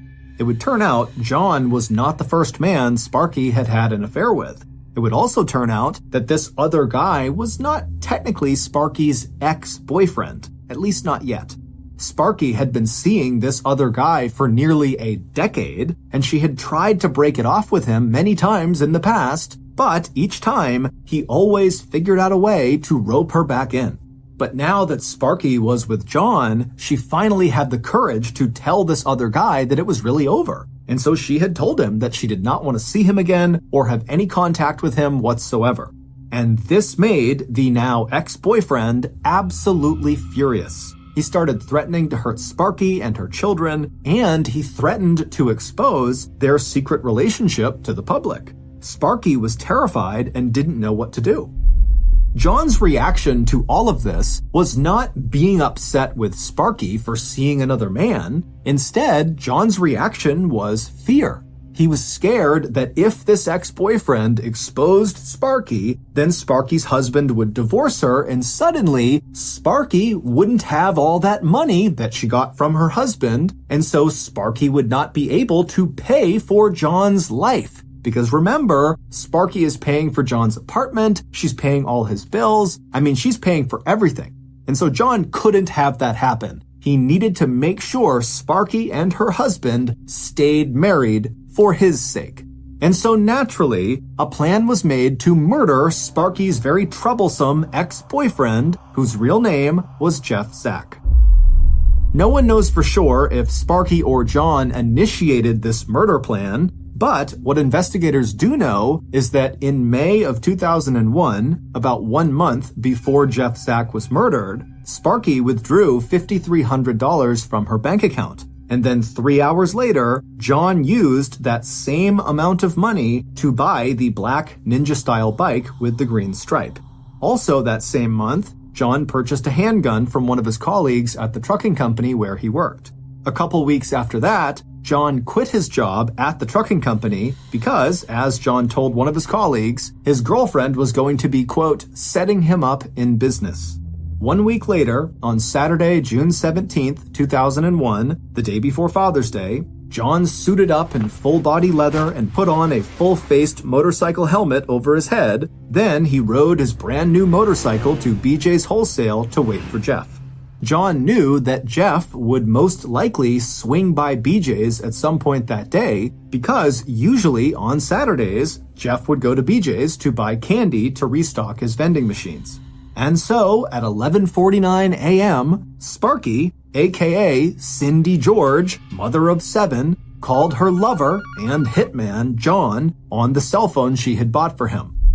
The pair talked on the phone while John rode in circles on his motorcycle around the BJ's parking lot, hoping, praying that Jeff would show up. That call would end at 11:56, just as John spotted Jeff pulling into the parking lot in his Ford Explorer. As Jeff pulled up to one of the gas pumps, John pulled up right behind him.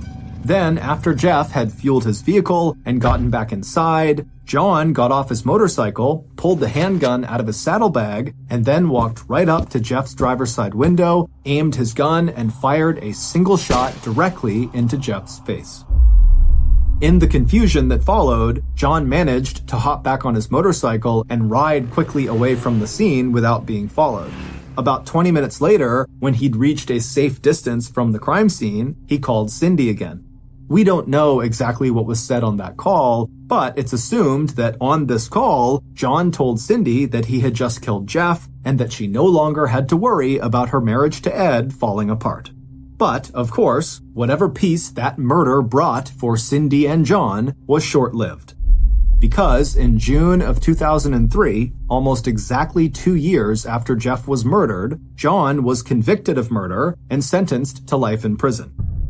Cindy would be arrested a year and a half after John went to jail, and then 11 months after her arrest, Cindy would be convicted of conspiracy to commit murder and sentenced to life in prison as well. However, Cindy's conviction would not stand. Less than 2 years after being sentenced, her conviction was overturned on appeal. The justices ruled that the evidence presented in her trial was insufficient to prove her guilt. And so, on March 22, 2007, almost 6 years after the murder of Jeff Zack, Cindy George was released from prison. And waiting for her outside the prison walls were her 7 kids and her husband, Ed. After a long, tearful embrace, the family hopped into a car and took Cindy back to their giant estate outside of Akron, where she and her family still live today.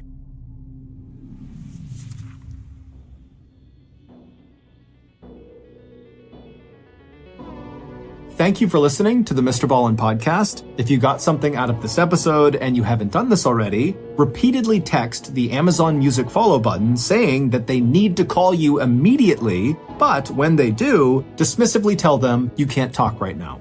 This podcast airs every Monday and Thursday morning, but in the meantime, you can always watch one of the hundreds of stories we have posted on our main YouTube channel, which is just called MrBallen. Consider donating to our charity. It's called the MrBallen Foundation, and it provides support to victims of violent crime as well as their families. Monthly donors to the MrBallen Foundation Honor Them Society will receive free gifts and exclusive invites to special live events. Go to mrballen.foundation and click Get Involved to join the Honor Them Society today. If you want to get in touch with me, please follow me on any major social media platform and then send me a direct message. My username is just @MrBallen, and I really do read the majority of my DMs.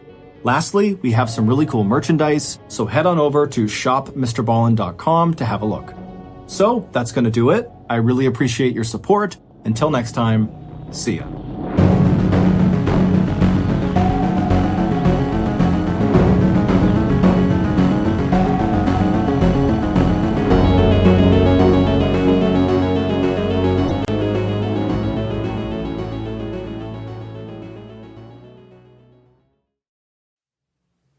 In 1984, a 19-year-old hardware store employee named Jim was walking from one end of the store to the other when he noticed something odd in one of the aisles.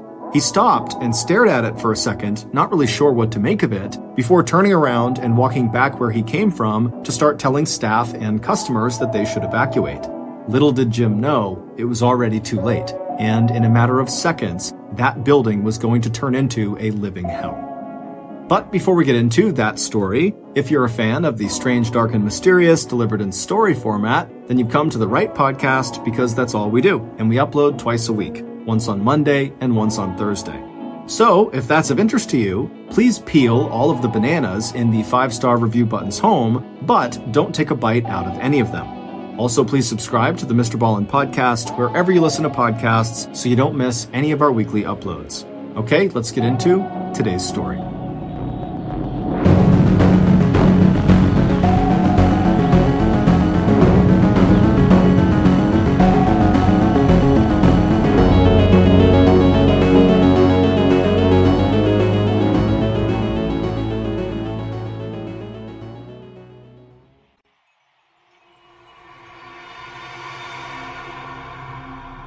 It was October 10th, 1984, in the small California town of South Pasadena.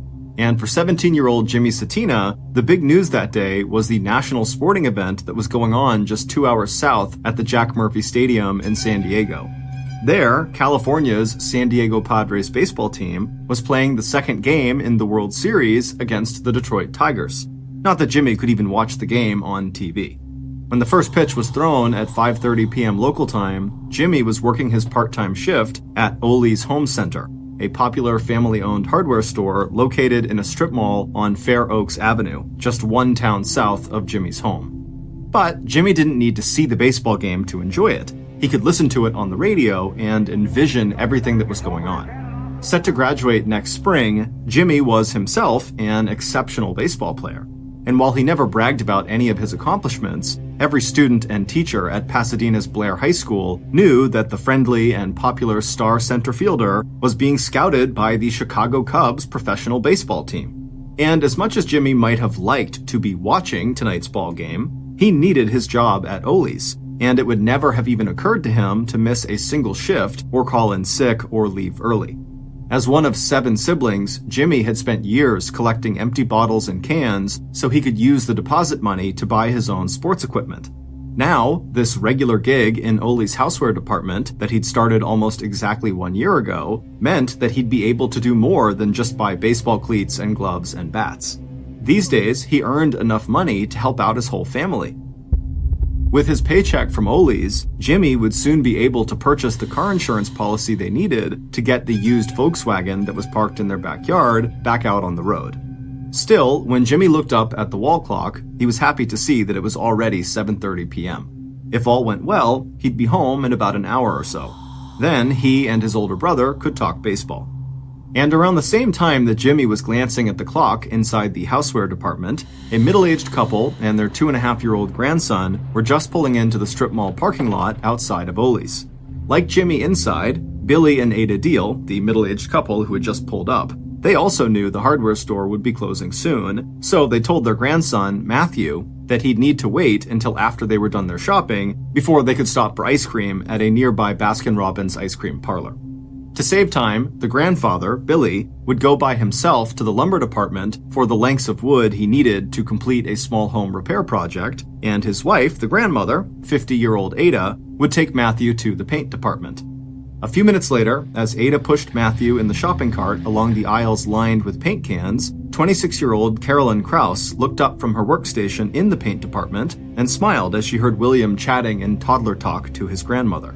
Carolyn, who was married to a lieutenant in the Los Angeles Police Department, had 2 children of her own, a 3-year-old son and a 2-year-old daughter. Now, Carolyn also glanced at her watch. Her own mother was taking care of her 2 children while Carolyn was at work. But her mom would be stopping by in just a few minutes to pick up the keys to Carolyn's house so she could put the 2 kids to bed. Carolyn pushed her blonde hair back behind her ears. She thought maybe she heard the little boy in the shopping cart say the words ice cream. Carolyn smiled as she pulled the house keys out of her purse and slipped them into her pocket to give to her mom. Over in the hardware department of Ollie's Home Goods, 19-year-old Jim Obdam had worked one of the longest shifts of anyone at the store that day. He'd arrived during the day and was staying on into the evening until the store closed. Like Jimmy Satina, Jim Obdam would be glad to get home and catch up on the World Series. The San Diego Padres had lost the first game the night before, but Jim was betting that the Padres would even the score that evening. Just after 8 p.m., Jim Obden heard a muffled announcement over the store's public address system. He couldn't understand the words, but that was nothing new or surprising. The sound from the speakers was low quality, and it always echoed in the big open space of the store, which was about 1/3 the size of a football field. And Jim was headed to the front of the store anyway, so if there was any news he needed to know, he'd find out soon one way or another. But before Jim could reach the south-facing entrance, he looked sideways into one of the aisles, vaguely aware of something that seemed out of place. That's when he noticed a column of dark smoke in the air that must be rising from one of the display racks. Right away, Jim veered off to his right towards the paint department. He wasn't feeling afraid of the smoke. If there was a fire, it must be a small one that they could extinguish very quickly, and he could already see customers heading towards the exit. But in case that muffled announcement had been an evacuation order, Jim wanted to make sure that all the customers in the store, along with the staff, knew they had to get out. It shouldn't take long, not this close to the time when the store was closing anyway, but he knew how reluctant a lot of people could be to just walk away from a cart full of items they hadn't had a chance to buy yet. So when Jim saw Carolyn at her workstation in the paint department, he just asked her quickly if there were any customers still in her department, and right away she jumped up and told him she would go check. After that, Jim headed towards the hardware department, where he instructed a few customers who were looking at tools to get out as quickly as possible. And that was when he saw a middle-aged woman pushing a small boy who was seated inside of her shopping cart. It was Ada Deal and her grandson Matthew. When Ada didn't respond right away to Jim's request that she and the little boy exit the store immediately, Jim spoke again to Ada, but this time with a little more authority in his voice. "You should probably leave the cart right here," he told the woman. "Just take the child out of his seat in the cart and follow me." And then Jim turned, leading them towards the nearest exit. Jim still wasn't too worried about the smoke he'd just seen, especially since that was all he'd seen, just smoke and no fire. But that changed a moment later when he turned around, and for a few seconds, his brain could not even process what he was seeing. In a matter of minutes, the column of smoke he had seen earlier had turned into a literal wall of flame. And a moment after that, the fire behind him seemed to take off across the ceiling overhead, and the air around him was suddenly so hot it felt like his skin was on fire too. Then Jim heard the heavy steel fire door starting to come down from the ceiling behind him, and Jim felt a jolt of pure fear race through him. Those floor-to-ceiling barriers were only programmed to roll down in the event of a catastrophic fire, one so hot and already so completely out of control that it had already melted the locks in the regular doors. The purpose of this steel fire barricade was to segment the space inside of the open building and confine a fire, especially one that started outside of business hours when the building was empty, to just one part of the building.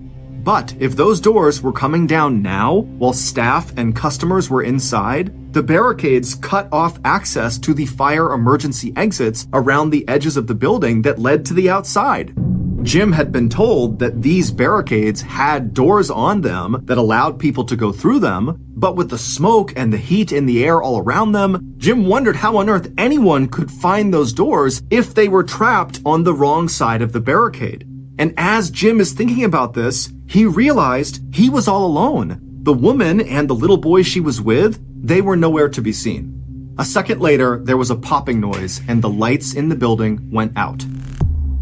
When Ada's husband, Billy, heard the muffled announcement come over the public address system at 8 p.m., he was still in the lumber department picking out the 2x4s he planned to buy. Billy could not make out the words he was hearing, but when he looked at his watch and saw the time, he automatically assumed that customers were being reminded that the store was about to close. And Billy could already see people starting to head for the front of the store, some of them just leaving their carts behind them. And even after a young man jumped down from a forklift truck he'd been operating and yelled, "My God, it's a fire!" It was like Billy's mind refused to believe it. Billy felt like nothing could be wrong. He didn't see a fire, and he certainly didn't smell any smoke. But a moment later, Billy saw several people running through a fire door and heading in his direction. Billy took a few quick steps forward until he could actually see through this fire door into the west side of the building. And when he saw the huge cloud of dark smoke, he had only one thought. Where was his wife and grandson? Turning around, Billy ran as fast as he could towards the opposite fire door, the one closest to where he knew Ada and Matthew had been shopping. But when he looked behind him, just a few seconds later, back towards that fire door, the cloud of smoke that he had seen had somehow turned into a raging column of flames licking from floor to ceiling. As Billy screamed Ada's name, he was praying that his wife and grandson had already left, heading out to safety through the same front doors they'd used to enter Ole's just 30 minutes earlier. But when Billy looked outside those doors now, all he could see were the flashing lights of a fire truck that had just pulled up to the curb. A few minutes after 8 p.m., when Jim Obden staggered out of the home center through one of the emergency exits, he was covered in soot from the smoke and fire, and his arms, neck, and ears had suffered second and third-degree burns. After the lights had gone out, Jim Obden had fallen to his hands and knees, and choking on the smoke in the air, he'd crawled along a wall until, by pure luck, he'd found an emergency fire exit and gotten outside. Now, dazed and disoriented, Jim touched one hand to his wrist, wondering why his skin was so hot. But the skin he touched just peeled right off his arm and fell to the ground. By the time the first 6 firefighters had jumped off engine 81, flames were hissing and rolling out from under the southeast door of Ole's Home Goods. On the 3-block drive from the fire station to the hardware store, all the fire captain had seen at the roofline where Ole's was located had been a thin blanket of haze. That sight had reassured the captain, and he had relaxed a little bit. The fact that he couldn't see any glow of fire or buildup of smoke over the store location made him think that this was probably a dumpster or nuisance fire, not a structural fire that could do serious damage to the building or anyone who had been inside. But once on site, the fire captain knew he'd been totally wrong. And when Billy Deal, Ada's husband and Matthew's grandfather, ran over to the captain shouting that his wife and grandson might still be inside the burning building, the fire captain instantly began preparing for a rescue attempt, still confident that his team could save anyone who was just 10 feet inside of the building. But as soon as the captain and his men entered that southwest door, all they saw was a blinding inferno. In just 7 minutes, the fire at Ole's Home Center had flashed up from the ground level across the ceiling of the interior space, and the heat from the overhead flames had been so intense that it set practically everything in the store below on fire in an instant. The captain radioed for help. He needed more engines and more firefighters. But after repeating that the request was top priority, the captain could not believe his ears when he heard dispatch send one responding engine off in the wrong direction. What he didn't know at that time was that another fire had erupted at a grocery market just 6 blocks away, at almost the exact same time as the emergency call had come in from Ole Hardware Store. And it would turn out that an hour and 15 minutes before that, a similar fire had erupted 7 miles north of Ole's at yet another food market, this one in Pasadena. By the time the first arson investigator arrived at Ole's, he had just enough time to start snapping pictures of the fire before the 1-acre roof in the center of the building caved in and a torrent of fire and sparks suddenly lit up the night sky in the center of South Pasadena. Standing next to this investigator was Ada's husband, Billy. Long after the investigator was sent away to the second fire just a few blocks away from Ole's, Billy would remain waiting in the parking lot of Strip Mall for the next 22 hours. Before the night was over, it would take 32 separate fire engine companies and 125 firefighters to put out the blaze at Ole's. Early on the afternoon of October 11th, less than 24 hours after the first fire truck had arrived at Ole's Home Center, the investigation into the cause of the fire was called to a sudden halt. Arson investigators from the Los Angeles County Sheriff's Department, as well as from the California State Fire Marshal's office, had all arrived on the scene early that morning. These investigators are trained to look at what is left behind after a fire is put out and figure out whether and how the fire might have been started on purpose, a crime known as arson. Once at Ole's, the 6-person team, armed with shovels and wheelbarrows, spent the next several hours searching for human remains and trying to figure out where and how the fire had started. All around them, bulldozers and skip loaders were lifting, moving, and sorting through piles of blackened and smoking debris. But all that detective work instantly gave way to body recovery when workers in the northern section of the hardware store, far away from that first column of smoke that Jim Obden had spotted the night before, found their first charred human remains. At about 4 p.m. that afternoon, officials sifting through up to 2 feet of water and wreckage discovered the bodies of Ole employees Jimmy Satina and Carolyn Krause, both lying near one another just 7 feet from an emergency exit door. 50 minutes later, and about 40 feet away in the northwest corner of the building, officials discovered the bodies of Ada Deal and her grandson Matthew. For Billy Deal, along with the families of Carolyn Krause and Jimmy Satina, this news was devastating. In the 22 hours that they had kept vigil in the strip mall parking lot, they had hoped against hope that by some miracle, their loved ones might have survived. In the week that followed, more than 1,200 people would attend the church service for 17-year-old Jimmy Satina, and 50-year-old Ada Deal and 2.5-year-old Matthew would be buried together in the same casket, the little boy cradled in his grandmother's arms. By late Thursday, October 11th, so one day after the most deadly fire in South Pasadena history had broken out at Ole's home center, investigators released a preliminary report on the cause of the blaze. According to lead investigator Jack Palmer, an arson cop and 25-year veteran of the Los Angeles County Sheriff's Department, there was no evidence that the fire had been set deliberately. Instead, Sergeant Palmer theorized that the fire was accidental, and that its point of origin had been an electrical fire that started in the store attic. But not everyone who had examined the scene at Ole's on the day after the fire was fully on board with the official report. According to an investigator with the California State Fire Marshal's office, the fire had to have started somewhere inside the building close to the ground floor. And even though the fire itself had destroyed any real clues about its origin, Jim Allen was not ready to rule out the possibility of arson, and he filed his own report that listed the cause of fire as, quote, undetermined, end quote.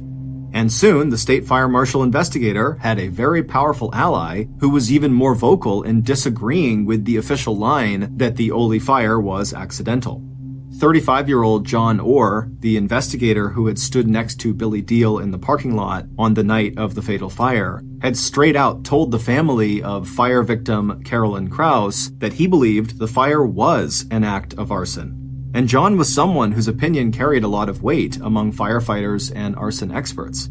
After joining the Glendale Fire Department as a firefighter 10 years ago, John's ability to ferret out the causes of suspicious fires had eventually earned him his job as arson investigator. When John stepped back and looked at the events of October 10th, what he saw sounded all of his alarm bells. 3 fires at 3 retail stores, all during business hours.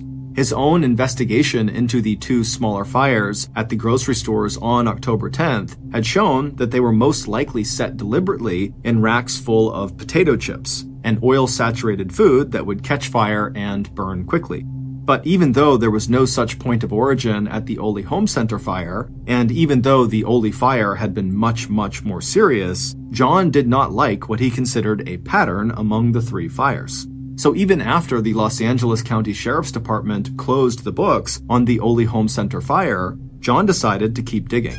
And a few days after the fatal Ole Home Center fire, Orr believed his suspicions were confirmed when arson investigators responded to a fire at the Building Emporium in North Hollywood.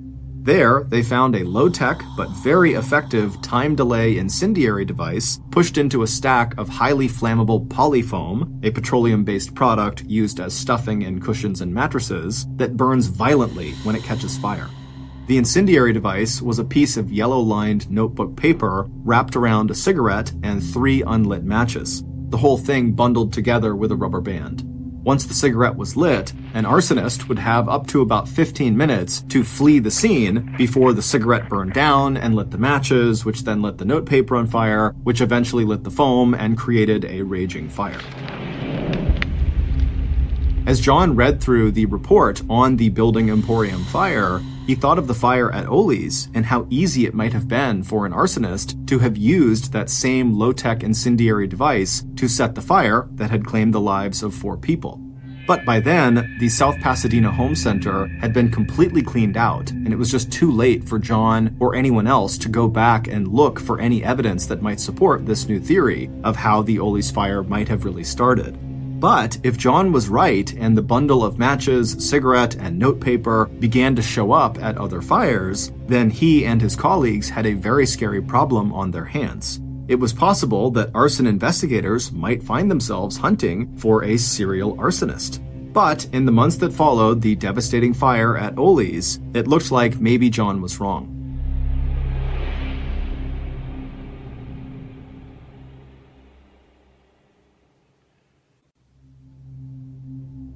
Over the next 3 years, the Glendale Fire Department in Southern California was plenty busy responding to emergency calls. But none of the brush fires, house fires, fires in retail stores, and empty buildings that John investigated between 1984 and 1987 matched the ferocity of the Ole's Home Center fire and the 2 other fires that had all happened nearby and at almost the same time on that same evening of October 10th, 1984. But starting on January 13th, 1987, all that changed. Along a 100-mile stretch of Highway 99 between the cities of Fresno and Bakersfield, California, firefighters responded to more than half a dozen fires in the space of just 3 days. And like the Ole's hardware fire of October 10th, 1984, all the fires occurred in retail stores during business hours, and all the fires appeared to have been set by placing an incendiary device in or near highly flammable foam rubber, styrofoam, or polyurethane. While there were no fatalities like there had been at Ole's, these fires caused millions of dollars in damages. And at the scene of 4 of those fires, arson investigators found the same simple time delay device that John was now sure must have been used to start the Ole fire: a piece of yellow-lined notebook paper wrapped around a cigarette and 3 unlit matches. But this time, John was not alone in voicing his suspicions that investigators might be dealing with a serial arsonist. John was now joined in that opinion by Captain Marvin G. Casey of the Bakersfield Fire Department, a 20-year veteran who carefully collected the evidence from each of the new arson scenes and sent it to the California Regional Office of the Federal Bureau of Alcohol, Tobacco, Firearms, and Explosives for testing. Even though the Bakersfield fires were way out of John's jurisdiction, John watched the cases carefully, glad that the person working them was taking the same approach he himself would have taken. And Captain Casey was even going so far as suggesting that the fires might be the work not only of a serial arsonist, but of an insider.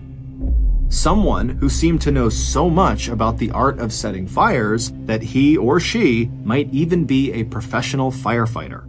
And when the Alcohol, Tobacco, and Firearms Crime Lab came back with a report that it had discovered a partial fingerprint left on a scrap of yellow notebook paper found at the scene of one of the fires in the Bakersfield area, Marvin asked the fingerprint specialist at the office to run that print against the names of more than 200 of the state's arson investigators. But not only did the office turn down Marvin's request, there were just too many names on that list. The very idea that the fires could have been set by an actual investigator made Marvin an instant outcast among most of the state's tight-knit group of arson investigators. Meanwhile, the fingerprint failed to match any of the prints that were stored in a federal database of known criminals. And once again, if there was a serial arsonist at work, the trail went cold, just as it had a few years after the Ole's Home Center fire back in 1984. But while John, along with Marvin, insisted on keeping the serial arsonist theory alive, their warnings seemed to fall on deaf ears.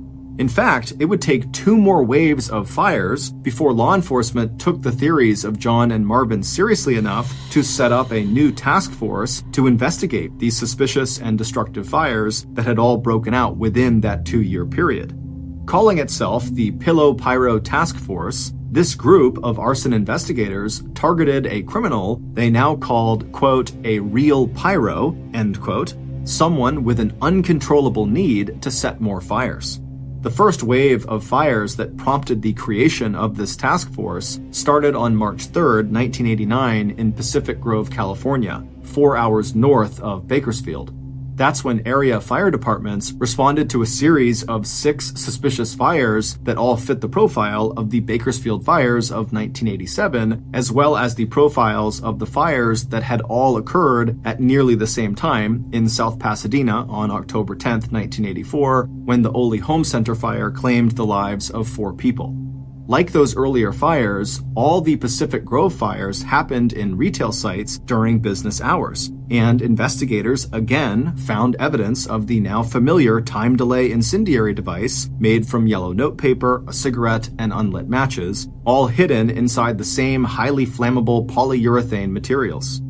After this wave of fires, which caused millions in damages but no loss of human life, Marvin once again floated his theory that the arsons were the work of an insider, and now he handed a much shorter list of names of California arson investigators to the California Office of Alcohol, Tobacco, and Firearms, asking crime techs to compare that one partial print found back in 1987 on the scrap of yellow notepaper to the names of just 10 arson investigators. Those names represented investigators, which included himself and John, whose work may have taken them to both the Bakersfield and Pacific Grove areas during the times when these suspicious fires had occurred. But, once again, there were no matches, and even Marvin had to admit that his theory of the arsons being an inside job had hit a total dead end. But no sooner had the fires in Pacific Grove cooled off than Southern California was practically lit up by a series of 19 arsons or arson attempts that took place between late June 1990 and early March 1991. This 9-month-long wave began on June 27th with a brush fire that broke out in the College Hills area of Glendale, destroying 30 homes and severely damaging another 37 properties.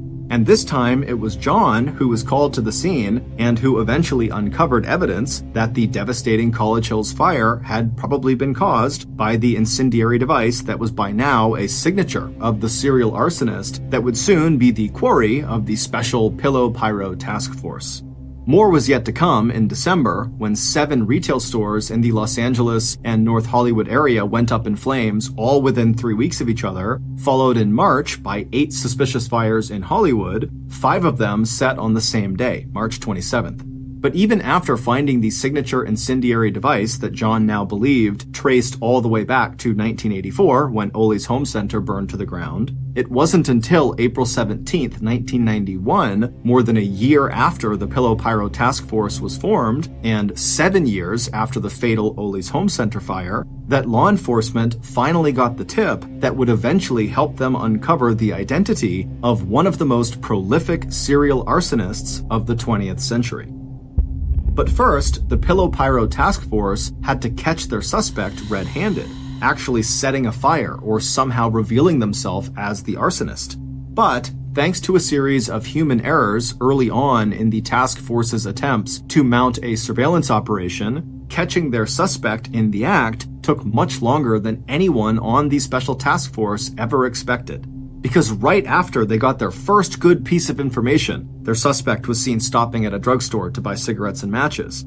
The task force surveillance team was horrified to see the suspect look under the back bumper of the car they were driving and discover the location tracking device that the surveillance team had installed to monitor and record their suspect's movements. After being in place for only just a couple of days, the device had come loose, and the suspect had quickly spotted the device antenna that was practically dragging on the ground.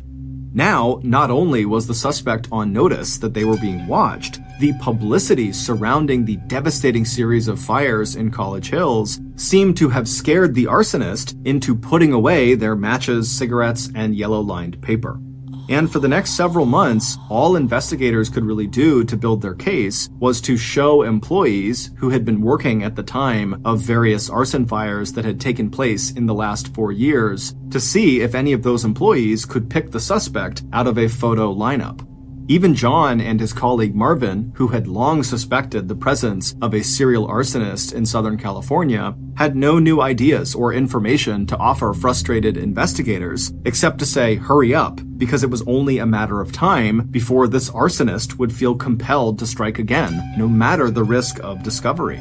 And in the meantime, the Glendale Fire Department had plenty to do, putting out the brush fires that were burning up the surrounding dry fields and hillsides, along with a suspicious fire that had burned down a stage set at Warner Brothers studio in Burbank. The fire at Warner Brothers happened on November 22, 1991, a full 7 months after the Pillow Pyro Task Force had identified its new suspect. If, as John suspected, that fire had actually been the work of that suspect, it meant that their serial arsonist was back in business. And in the end, as John had predicted, it was the arsonist's growing need to go to the scene of the fires they had set that led to the suspect's capture and arrest.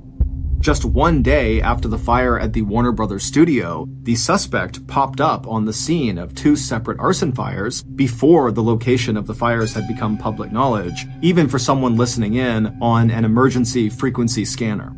And by December 4th, 1991, task force investigators were knocking on the door of the so-called Pillow Pyro serial arsonist, whose crimes now included the destruction of millions of dollars worth of property and business revenue, and the fire-related deaths of 4 people back in the fall of 1984 at Ole's.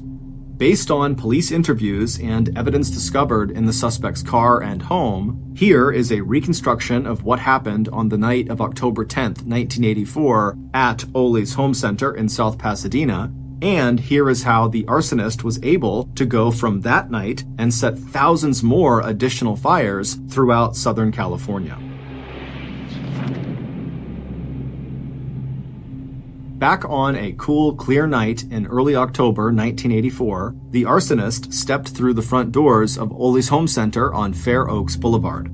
But before setting the fire they had planned so carefully, the arsonist allowed themselves the pleasure of walking through the store aisles and enjoying the open space plan of the building. Not only was this home center filled with material that would catch fire quickly and burn very hot, it had a fire containment system that the arsonist was sure they could hijack in a way that would cause even more terror and destruction. If the plan the arsonist had in mind worked, then the floor-to-ceiling fire doors that were designed to contain a fire that happened after hours when no one was in the store would come down very quickly and maybe even trap inside the burning building some of the customers the arsonist now saw wandering through the aisles. Those customers included a middle-aged woman and a young boy who probably wasn't even 3 years old yet. The arsonist fingered the incendiary device inside of their pocket. It was simple and elegant, and just feeling the cigarette and matches rubber-banded together inside of the piece of rolled-up yellow notepad paper gave the arsonist a thrill of sexual excitement. After planting the device inside of a display of polyurethane cushions, the arsonist would make sure there was just the right combination of air supply and fuel before lighting the cigarette. Then, the arsonist would have 10 to 15 minutes to stroll casually out of the store before the matches and paper caught fire and transferred that small but hot flame into the surrounding foam. But before setting the cigarette alight, the arsonist spent just 1 minute full of secret pleasure, imagining the trajectory of the fire they were about to create and control. 45 seconds after the polyurethane caught fire, the flames from the cushions would race up the wall behind the display. Then the 1,000-degree heat would push its way across the ceiling and walls and melt the door locks that would in turn trigger the roll down of the north and south floor-to-ceiling fire doors. Maybe the woman and the little boy would be trapped inside of one of those areas. The arsonist could imagine the woman pulling the little boy out of the shopping cart and holding on to him as she looked down the aisles around her and saw flames boiling out towards where she was standing. There might be other people trapped in the store, employees and would-be heroes who would understand too late that what they thought was a little smoke was in fact a raging inferno, and they would try to get everyone who was still in the store outside. But they would be too late. By the time the fire shorted out all the lights, it would also burn through the ceiling into the attic, where the hot flames would find a fresh source of oxygen that would cause the fire to become even more intense and even more deadly. And by the time the first fire engine arrived, the firefighters would also be too late. The arsonist would have exposed the fatal flaw in the store's fire containment system by starting a fire so hot that the automatic roll down of the fire doors would actually prevent people from getting out and making it impossible for firefighters to rescue anyone trapped inside. The arsonist had also made sure that the emergency response, at least at first, would be inadequate, because the arsonist had set 2 other fires that evening, one that broke out at a food market in Pasadena just before 7 p.m., and another that would ignite any minute now in a display of oil-saturated potato chips at a food market just 6 blocks away. Those fires would be nothing, though, not compared to the one that was about to engulf Ole's home center. The other 2 were just diversionary fires, ones that would mean fewer fire engines would be available to respond to the truly magnificent fire that the arsonist was about to set right now.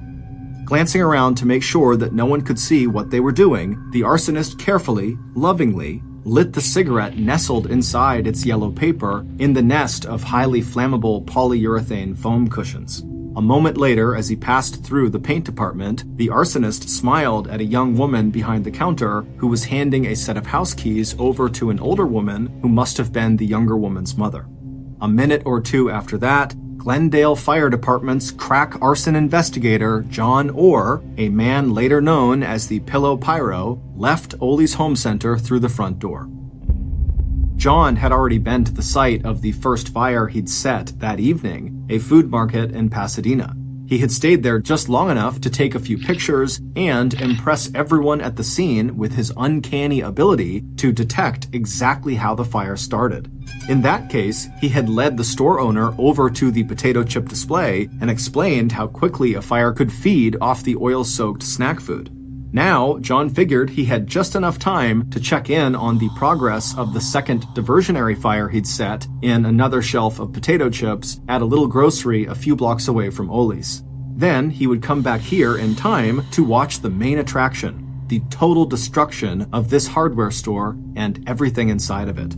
And sure enough, by 8:30 p.m., John was standing again in the parking lot outside of Ole's home center, watching and taking pictures with his 35mm camera, even as the flames sent a tower of sparks high into the night sky, and the entire roof of the 18,000 square foot building collapsed inward. Standing near John was Billy Deal, whose wife and grandson were trapped inside of the burning building. Billy was still standing there when the sister of Carolyn Krause, the young woman who had been standing behind the counter in the paint department when John had left the hardware store at about 10 minutes before the fire broke out, approached John. When she told him that her sister Carolyn was still missing, John glanced away from the viewfinder of his camera just long enough to tell her that once they went in to look for bodies, they'd be sure to keep an eye out for Carolyn. When state investigators arrived at John's house to arrest him 7 years later on the afternoon of December 4th, 1991, they found a black canvas bag belonging to John that contained rubber bands, matches, a pack of cigarettes, and 2 cigarette lighters. And under the floor mat behind the driver's seat in the city car John drove, investigators recovered a pad of yellow-lined notepaper. But it would turn out investigators had already discovered the key pieces of evidence that would eventually put one of California's most respected arson investigators behind bars.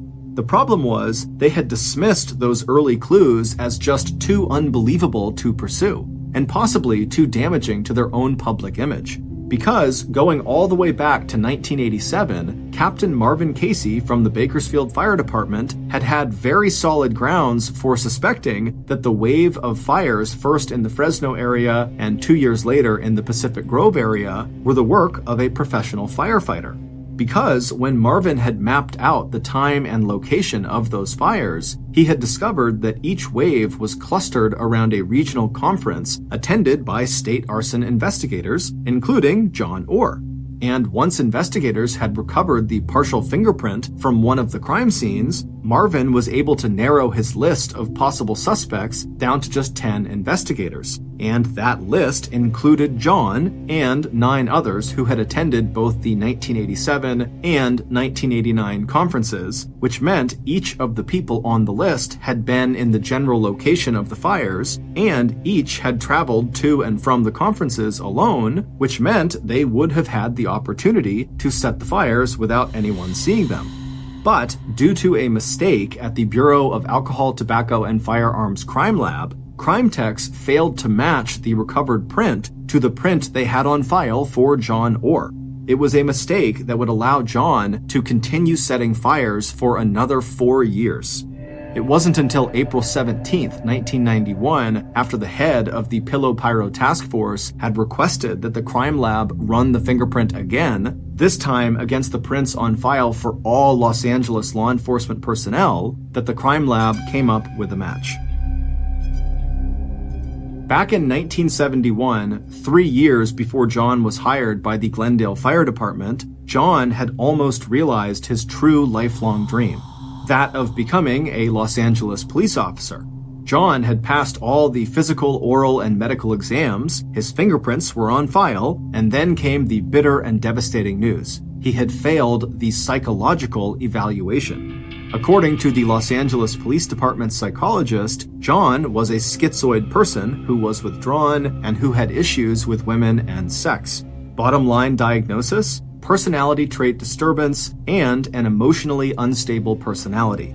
Exactly the kind of man who would later leave the print from his left ring finger on an incendiary device recovered on January 16, 1987 from the site of a fire at the Family Bargain Center in Tulare, just south of Fresno, where state arson investigators, including John, were attending an annual conference. But important as that matching fingerprint would be in the court case against John Orr, there was another piece of evidence that John himself handed over to investigators on a silver platter. That piece of evidence was the manuscript of a fact-based book John was writing about an arsonist who lived in the Los Angeles area and whose crimes bore striking similarities to actual events in John's own life. John had started writing the book back in 1990, and it wasn't long before he was sending out letters to editors and publishers asking if they would buy it. At the request of the Pillow Pyro Task Force, a former firefighter turned published author reached out to John and offered assistance. John sent him the manuscript, which later wound up in the hands of the task force. Instead of reading like the fact-based thriller John claimed it was, the manuscript read like John's own autobiography. The giveaway was how accurately John described real arson cases that he himself had not investigated.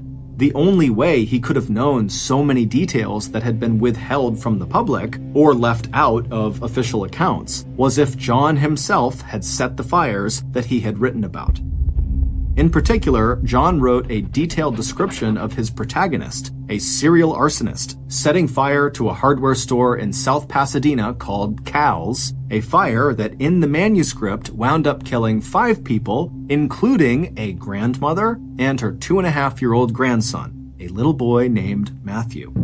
In his book, which John titled Points of Origin, a phrase that refers to the starting point of a fire, his arsonist was furious when investigators declared the hardware fire was accidental. Just as John in real life had wanted the Los Angeles arson cop investigating the real-life fire at Ole's Home Center on October 10, 1984, to recognize that conflagration as the brilliant work of a gifted serial arsonist. In particular, John wanted the credit he felt he deserved for the skill and artistry that he had put into creating a fire that burned so hot and fast that in the end, not everyone could escape the flames. Instead, the official report listed John's perfect arson as accidental. And in real life, John would spend the next 7 years after the fire at Ole's hardware store drawing as much attention as possible to his theory that all of these fires had been set by a serial arsonist who turned out to be none other than himself. John knew that back in 1989, he had been very lucky when the Bureau of Alcohol, Tobacco, and Firearms had failed to match that fingerprint found at an arson scene to John's own fingerprint. But what John had said about a real pyro not being able to stop setting fires turned out to be true of John himself. Even after he discovered the tracking device that had been installed under his car bumper, and he knew that he was a suspect in the Pillow Pyro investigation, ultimately John could not control his own compulsion. And by 1990 through 1991, he practically set entire areas of Southern California on fire. Right up until the moment in late November 1991, when even John could not explain how he managed to appear immediately on the scene of so many fires before anyone else even knew those fires had started to burn. Starting with his first trial on arson charges in 1992, John would face a total of 3 state and federal trials. By 1998, John would be convicted of a total of 4 murder charges and 23 counts of arson. He is currently serving a life sentence at California State Prison. Before John's arrest in 1991, the number of brush fires in the foothill areas near John's home in Los Angeles had averaged 67 every year dating back to 1981. After John's arrest, that number dropped to just 1 brush fire a year in that same area. When arson investigators conducted a similar survey of arson fires in retail stores during business hours going back 10 years, they determined that most of the 78 fires they found that matched those criteria had probably also been set by John Orr. In total, California law enforcement would eventually attribute as many as 2,000 fires in Southern California set between 1984 and 1991 to John Orr, the so-called Pillow Pyro. Our major source of information for creating this episode was Joseph Wambaugh's non-fiction book titled Fire Lover, published in 2002. We also relied on the documentaries, court records, and historical newspaper articles you can find on our source list provided in the description. Thank you for listening to the MrBallen podcast. If you got something out of this episode and you haven't done this already, please peel all of the bananas in the 5-star review buttons home, but don't take a bite out of any of them. Also, please subscribe to the MrBallen podcast on Amazon Music, because starting November 1st of this year, 2022, our podcast is only going to be available on Amazon Music. However, from now until November 1st, you can still get the podcast on all platforms. This podcast airs every Monday and Thursday morning, but in the meantime, you can always watch one of the hundreds of stories we have posted on our main YouTube channel, which is just called MrBallen. We now have a registered 501c3 charitable organization called the MrBallen Foundation that makes it as easy as possible for you to join me, my family, and my team in supporting those whose lives have been most impacted by violent and heinous crimes. Monthly donors to the MrBallen Foundation Honor Them Society will receive free gifts and exclusive invites to special live events. But the real reward is helping to create a new ending to the story for victims of violent crime. Go to mrballen.foundation and click Get Involved to join the Honor Them Society today. If you want to get in touch with me, please follow me on any major social media platform and then send me a direct message. My username is just @MrBallen, and I really do read the majority of my DMs. Lastly, we have some really cool merchandise, so head on over to shopmrballen.com to have a look. So that's going to do it. I really appreciate your support. Until next time, see ya.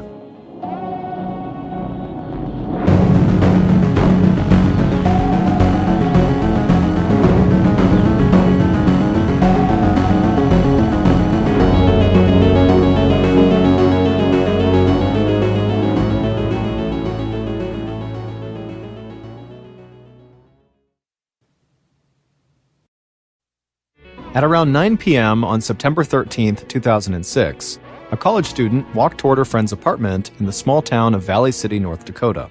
She walked up the steps and was about to knock on her friend's door when she was hit with this really powerful chemical smell, like cleaning chemicals. She looked around, wondering where the smell was coming from, and that's when she realized it was coming from her friend's apartment. More confused than worried, the friend knocked on the door, but there was no answer. So she reached down and tried the handle, and it was unlocked. so she opened it up, and when she looked inside, she began to scream.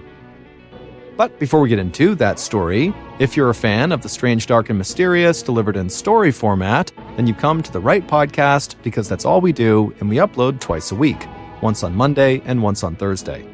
So, if that's of interest to you, please go to the Amazon Music follow button's wedding and make sure to sneakily replace their first dance song with episode number 1 of our brand new show, Run Fool. Okay, let's get into today's story.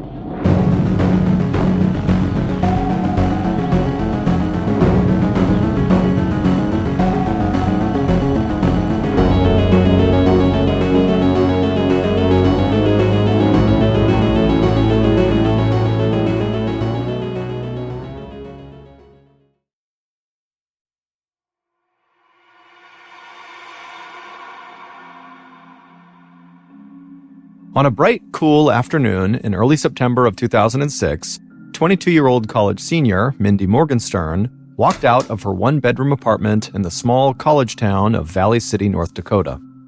Mindy was tall and athletic, with curly black hair that came down to her shoulders. She wore a tank top, sweatpants, and running shoes. Mindy felt the sun beat down on her face as she carried her 2 empty laundry baskets down the steps outside of her second-floor apartment to the apartment complex's laundry room on the first floor. As Mindy got close to the laundry room, she heard 2 of the dryers buzzing. Mindy smiled. She'd clearly timed her trip perfectly. Mindy stepped into the cramped laundry room, pulled her clothes out of each dryer, and piled them into the baskets. Then she headed back towards her apartment. Mindy passed a young couple on the steps, and so she said hello and smiled. It was a pretty small apartment complex, and so Mindy made sure to be friendly to everyone she ran into there. In fact, most of her neighbors knew Mindy as the young woman who always had a smile on her face and a kind word to say. The couple said hello back to Mindy and smiled as well, and then Mindy continued the walk back up to her apartment.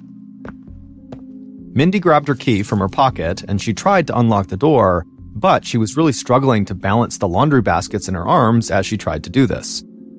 At the same time, Mindy heard a voice behind her, and her neighbor, Mo Gibbs, swooped in and grabbed one of the baskets before it fell out of Mindy's arms. Mindy laughed at herself and then got the door open. She took the basket from Mo, thanked him for his help, and she went inside. Mindy put the baskets on the floor and pushed them up against the wall in the entryway. She knew she should probably just put her clothes away now, but she had some studying she wanted to finish first.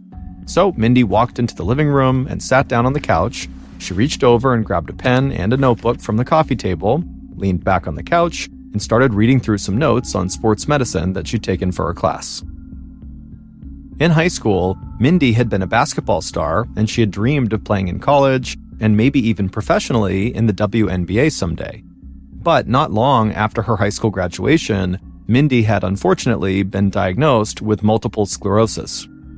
Multiple sclerosis, or MS for short, is a chronic disease of the central nervous system that can affect a person's vision and movement and can cause fatigue and loss of balance.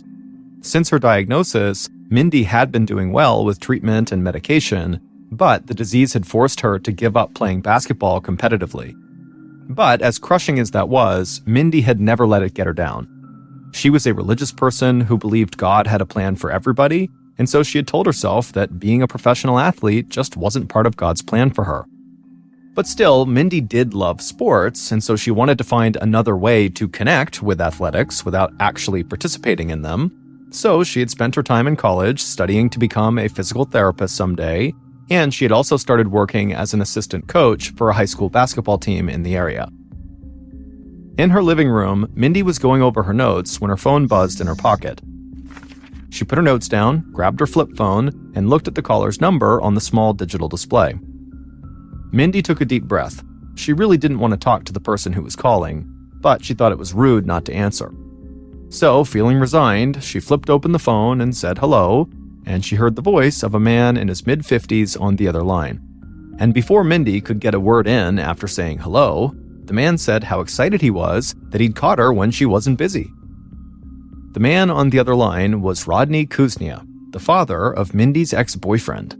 Mindy and Rodney's son had broken up over a year ago, but when they were together, it had been very serious. Mindy had even thought they'd get married someday.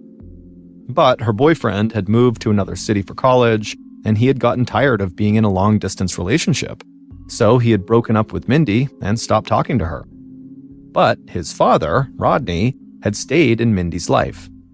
After the breakup, Rodney had called occasionally just to check in on Mindy. Mindy and Rodney had gotten to know each other pretty well when she was dating Rodney's son, so at first Mindy thought the calls were kind of nice. A father figure just making sure she was okay. But after a short time, it all kind of changed.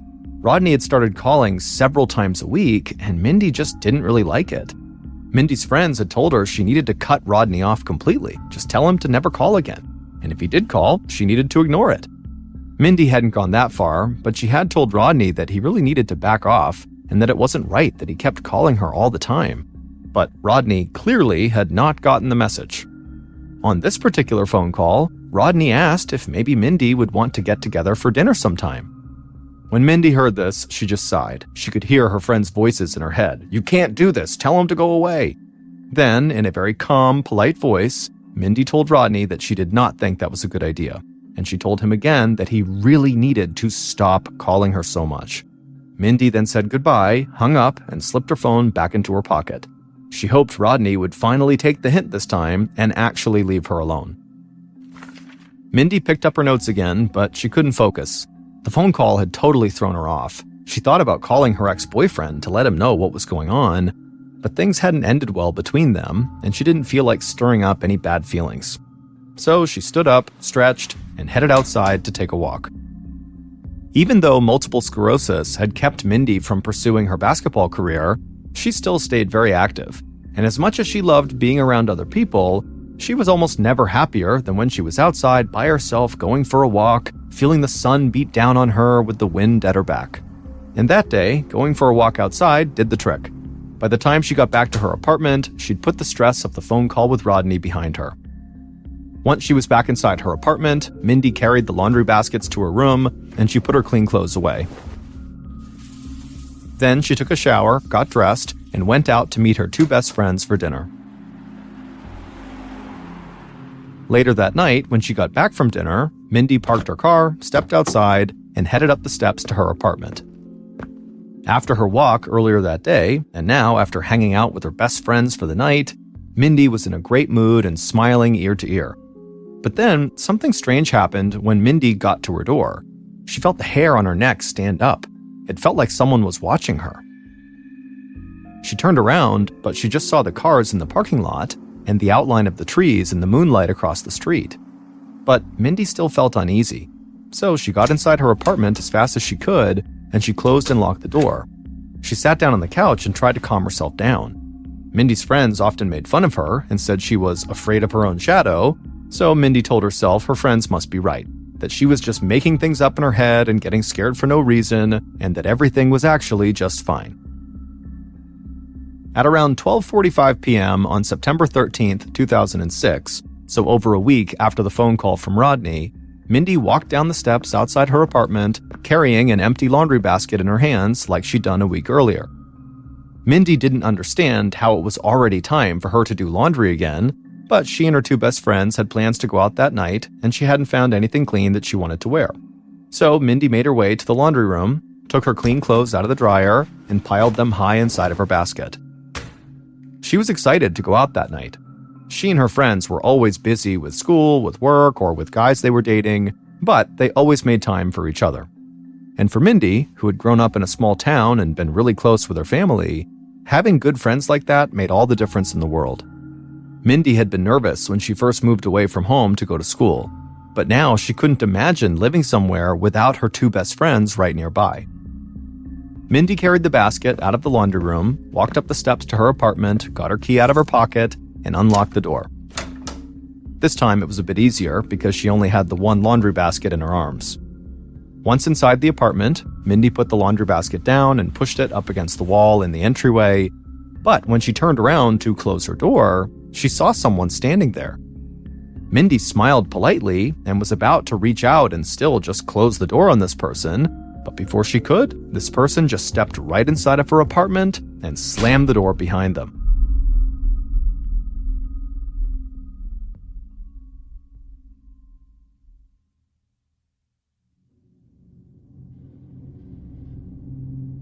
Over an hour later, so at about 2 p.m. that day, Mindy's neighbor, Mo Gibbs, the guy who had helped her get inside of her apartment the week earlier, he stepped out of his apartment carrying a large moving box in his arms. He was going to load up his car downstairs because he, his fiancée, and her younger daughter were in the process of moving to another apartment complex.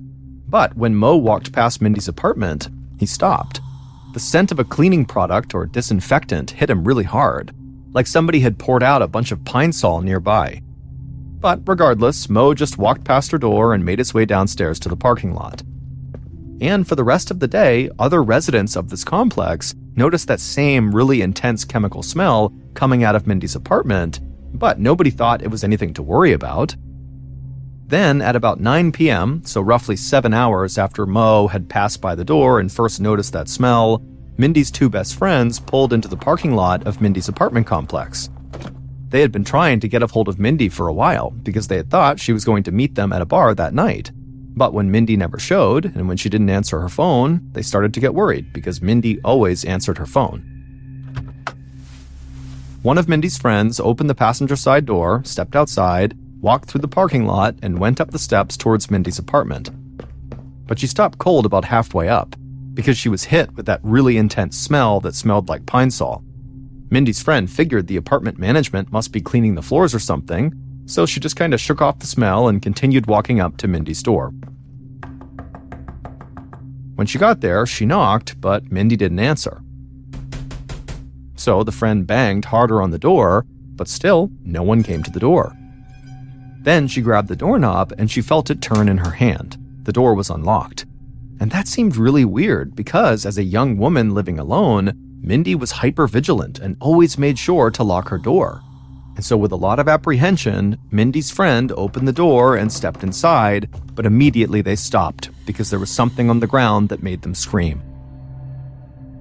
The friend fumbled for their phone, pulled it out, dialed 911, and then they turned around to run back outside, go downstairs, and tell their friend in the car what they had just seen, but the friend was blocked by a man standing in Mindy's doorway, and suddenly Mindy's friend was screaming even louder.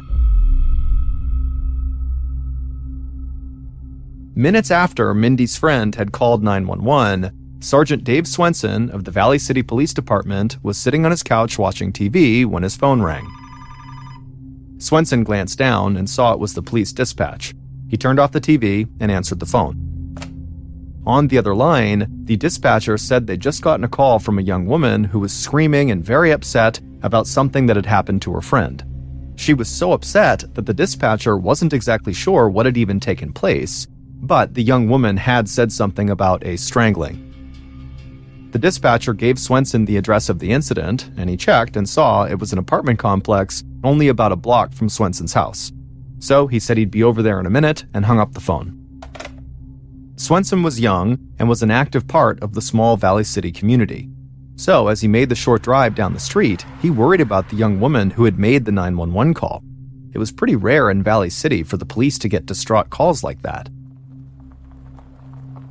Swenson pulled his car into the apartment parking lot, and he saw two women in their early 20s running towards him and a man pacing back and forth a few feet behind them. Swenson parked his car and stepped outside. The lot was pretty dark, but he could still tell that both women coming towards him had obviously been crying. When the women reached him, Swenson introduced himself, and then one of the women told him something terrible had happened up in her friend's apartment. Swenson told the women to wait right there, and then he rushed past them and the man who was pacing back and forth, and he went up the steps to Mindy's apartment. He walked inside, and immediately he was hit with that smell of Pine Sol. Then Swenson looked down at the floor, and he saw Mindy's body, and for a second, he almost wanted to cry. Swenson knew Mindy. He had spent time on the college campus where she went to school, and he was a big supporter of the college and high school sports teams in the area, and he had often met Mindy at games. Swenson thought Mindy was one of the kindest, brightest young people he knew, and he couldn't believe what he was now looking at. Mindy was lying on her side just a few feet from the apartment's entryway. Blood covered her shirt, there was a cloth belt wrapped around her throat, and there was a knife with the handle broken off sticking out of her neck. Swenson also saw an empty Pine Sol bottle laying right next to her. Swenson grabbed his phone out of his pocket and called the station. He knew the small Valley City Police Department was going to need help with a violent crime like this. About 15 minutes later, Special Agents Mark Saylor and Calvin Dupree from the Bureau of Criminal Investigation pulled into the parking lot outside of Mindy's apartment. The Bureau of Criminal Investigation is a state law enforcement agency in North Dakota that aids local police departments with certain cases. Saylor and Dupree stepped out of the car and saw the flashing lights from local police cruisers that had already arrived at the scene. And they saw an officer standing with two young women and a man in the parking lot. Saylor and Dupree waved to that officer and then walked over to the group. Both of the agents were tall, with broad shoulders, and they both looked very intimidating. Saylor told Mindy's two friends and the man that was with them that he and Dupree would need to ask them some questions, but it might still be a little while, so he thanked them in advance for their patience. Saylor's voice was soft and calm, a contrast to his physical appearance. Saylor and Dupree left the group and walked across the parking lot and up the steps to Mindy's apartment. They put on their gloves and went inside with the few other local officers that were already in there. Like everyone else who had been near Mindy's apartment that day, the first thing Saylor and Dupree noticed beyond Mindy's body was the strong smell of pine sol. The agents approached Mindy's body and crouched down to get a closer look. It was immediately evident to them that whoever had done this had poured pine sol all over Mindy's body and then tossed the empty bottle to the ground. They figured that the killer must have done that to try to get rid of any physical evidence they might have left behind on Mindy's body. After spending a few minutes examining the victim, Saylor and Dupree did a sweep of the small apartment. In Mindy's bedroom, they saw photos of her and her parents, and of her goofing around with her friends. There were sports trophies and ribbons, and suddenly it just hit both of the agents how young Mindy was and how happy she looked in every picture they had taken of her. It didn't take long for Saylor and Dupree to notice that really nothing in any of the rooms seemed out of place, and there was no sign of forced entry, so this did not look like a robbery to them. Not long after the agents had walked through the apartment, state forensics officers arrived. They got right to work examining blood spatter on the floor and on Mindy's body. Then Saylor and Dupree watched as one of the forensics officers examined Mindy's hands and fingers, and at some point, that officer turned and said he'd found something. Parts of Mindy's fingernails had broken, and she had scratches on her hands. The officer said that indicated that Mindy had put up a fight against her attacker. The forensics officer examined Mindy's fingernails even closer, and he was convinced there would be DNA material from the killer under Mindy's nails. So the officer ordered that Mindy's hands be treated as vital evidence from that moment moving forward. And so another forensics officer approached Mindy's body with two evidence bags, and Saylor and Dupree watched as the forensics officers worked together to painstakingly slide these evidence bags over each of Mindy's hands, and then once they were over, they tied the bags off to keep Mindy's hands from being corrupted until an autopsy could be performed. While the forensics team continued working in the apartment, Saylor and Dupree headed back outside to the parking lot. Once there, they approached Mindy's two friends and that man, who were all still standing with a local officer. Mindy's friend, who had actually discovered the body, told the agents that she and her other friend had wanted to meet Mindy at a bar that night, but Mindy never showed up, so they came here to check on her. Then Agent Saylor asked the man who was there if he was a friend too, but the man shook his head. He said his name was Robert Linz, and he was one of Mindy's neighbors. He said he'd heard screaming outside of his apartment, so he'd run out to see what was going on. Then Robert said he saw Mindy's friend in the apartment, and he walked in to make sure she was okay, and that's when he saw Mindy lying on the ground. Saylor and Dupree thanked Mindy's two friends as well as the neighbor, Robert, and the agent said they would probably need to follow up with all of them soon. Then Saylor and Dupree walked through the parking lot to go back to Mindy's apartment. But as they walked, they talked about Mindy's neighbor, Robert. The guy was wiry and covered in tattoos, which was really not a typical look for people who lived in Valley City. But Saylor and Dupree didn't really care about Robert's tattoos. What they cared about was they had noticed multiple cuts on one of Robert's hands.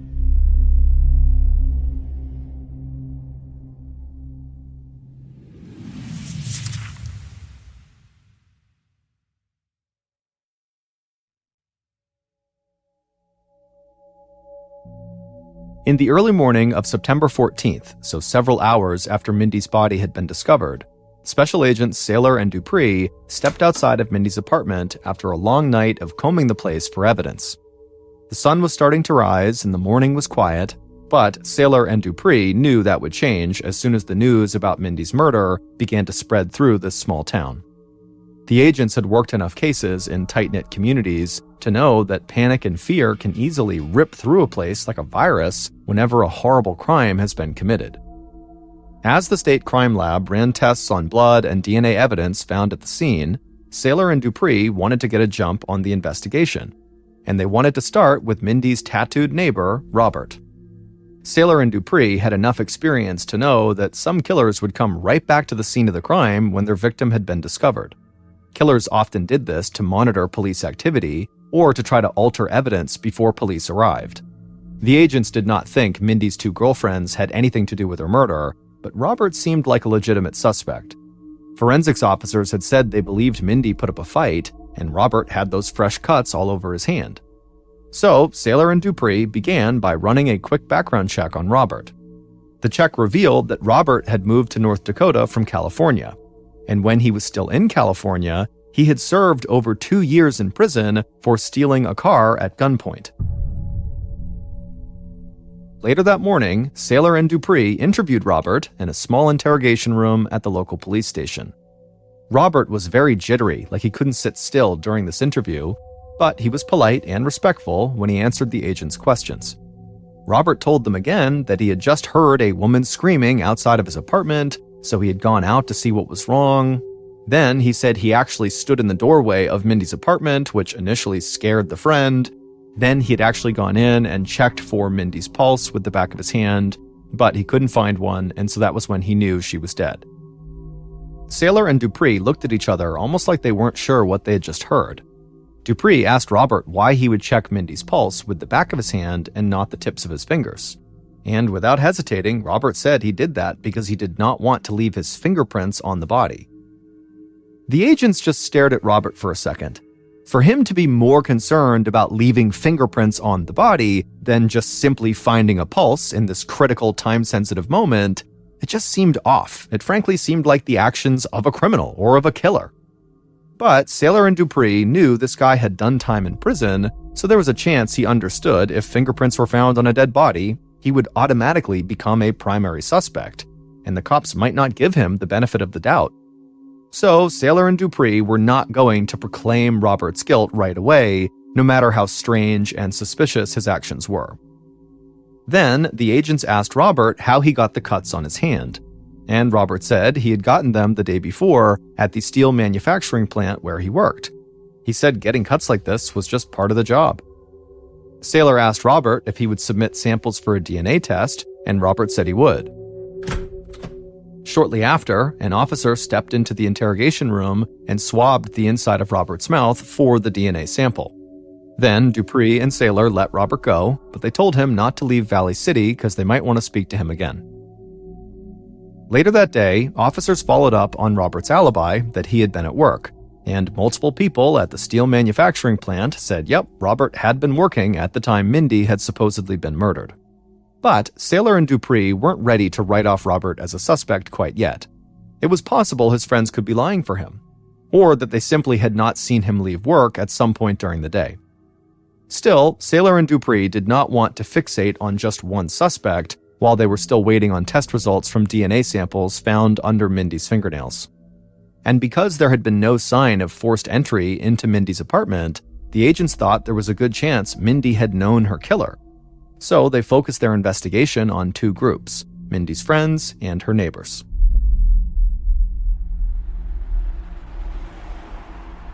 A couple of days into the investigation, and Agent Saylor and Dupree returned to Mindy's apartment complex to interview as many of her neighbors as possible. The agents were accompanied by a local officer, and when they all got to the parking lot, that officer immediately recognized someone. Mindy's neighbor, Mo Gibbs, the man who had helped Mindy hold her laundry while she unlocked her door a couple of weeks earlier, was loading more moving boxes into his car. Mo was a jailer at the county jail, and so he knew most of the officers at the Valley City Police Department. The officer waved hello to Mo and said that they'd love to talk to him to see if maybe he could help them with their investigation. Mo said he'd be happy to help, and he slid a moving box into the backseat of his car and then walked over to that officer and the two agents. Mo was this really tall, huge guy who was built kind of like a tank, and he had a big smile and bright eyes.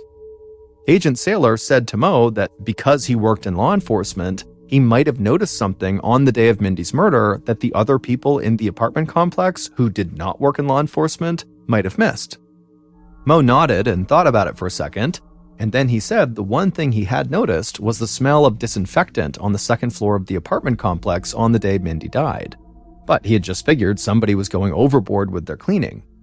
Then Saylor asked if Mo could give them any other information about Mindy that could possibly point them in the right direction.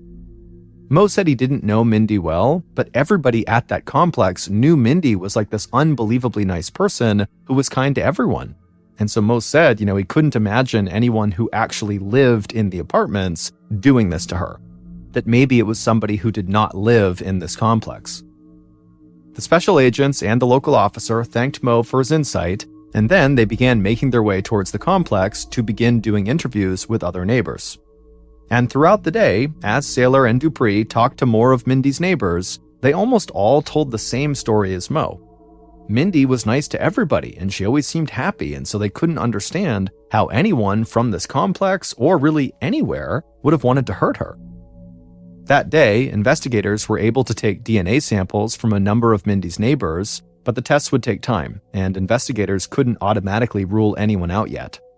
So Saylor and Dupree shifted their focus from the people at the apartment complex to Mindy's friends. And right away, several of Mindy's friends all said the same thing. The police needed to look into Mindy's ex-boyfriend. He and Mindy's breakup had been pretty bad, and most of her friends thought Mindy still had feelings for him, but he didn't feel the same way. So there was a chance that maybe they'd gotten into a fight and things maybe turned violent. The following day, Saylor and Dupree met with Mindy's ex-boyfriend, who went to college in a different city. And they discovered pretty quickly that he had been on his own college campus at the time they believed Mindy had been killed. But Mindy's ex-boyfriend told Saylor and Dupree this story that seemed so bizarre to them that they almost immediately changed the focus of their entire investigation. Mindy's ex-boyfriend said that his own father, Rodney Kuznia, was obsessed with Mindy. And no matter how many times he had asked his dad to stop calling Mindy and to please leave her alone, his dad had refused. Rodney would tell his son that he and everybody else didn't understand the powerful connection he shared with Mindy. Soon after talking to Mindy's ex-boyfriend, Saylor and Dupree were able to search Mindy's cell phone records, and they discovered that Rodney had called Mindy several days in a row leading up to the murder. Then they also saw that he had left Mindy multiple voicemails after she had been killed. And when they listened to those voicemails, they heard Rodney crying and saying he knew what had happened to Mindy and how he couldn't believe he had been robbed of having her in his life. And so based on those voicemails and the conversation they'd had with Mindy's ex-boyfriend, Saylor and Dupree were convinced that Rodney did have a very unhealthy obsession with the 22-year-old Mindy. They also believed Rodney was ultimately interested in having a full-blown romantic relationship with Mindy, or at the very minimum, a sexual relationship with her. And they thought, maybe if Rodney had shown up to Mindy's apartment to try to act on those desires, but Mindy denied him, that Rodney might have snapped and killed her. A few days after Mindy's murder, Agent Saylor and Dupree sat across a small table from Rodney inside of a police station interrogation room. Rodney had white hair and a white mustache that went down to his chin and looked like a horseshoe. He wore jeans, a t-shirt, and a camouflage trucker hat. From the minute Rodney sat down, he had tears in his eyes. Saylor began by asking Rodney to explain his relationship with Mindy. Rodney said he was like a father to her, but then he immediately followed that up by saying he actually loved Mindy because she reminded him so much of his wife when his wife was young. Rodney said his family did not really understand his feelings for Mindy, and they didn't really know how often he talked to her. He said if they did, they would be even angrier with him than they already were. Saylor and Dupree just sat there with stunned looks on their faces. They had seen plenty of older men who were interested in younger women, but there was something about Rodney that just seemed totally different to them. and neither of them could tell if this guy was putting on some elaborate act to cover up what he did, or if he was really paralyzed with grief. Then Rodney looked up at the agents with his red eyes and said, quote, "God picked a beautiful flower," end quote. And then Rodney started crying even more.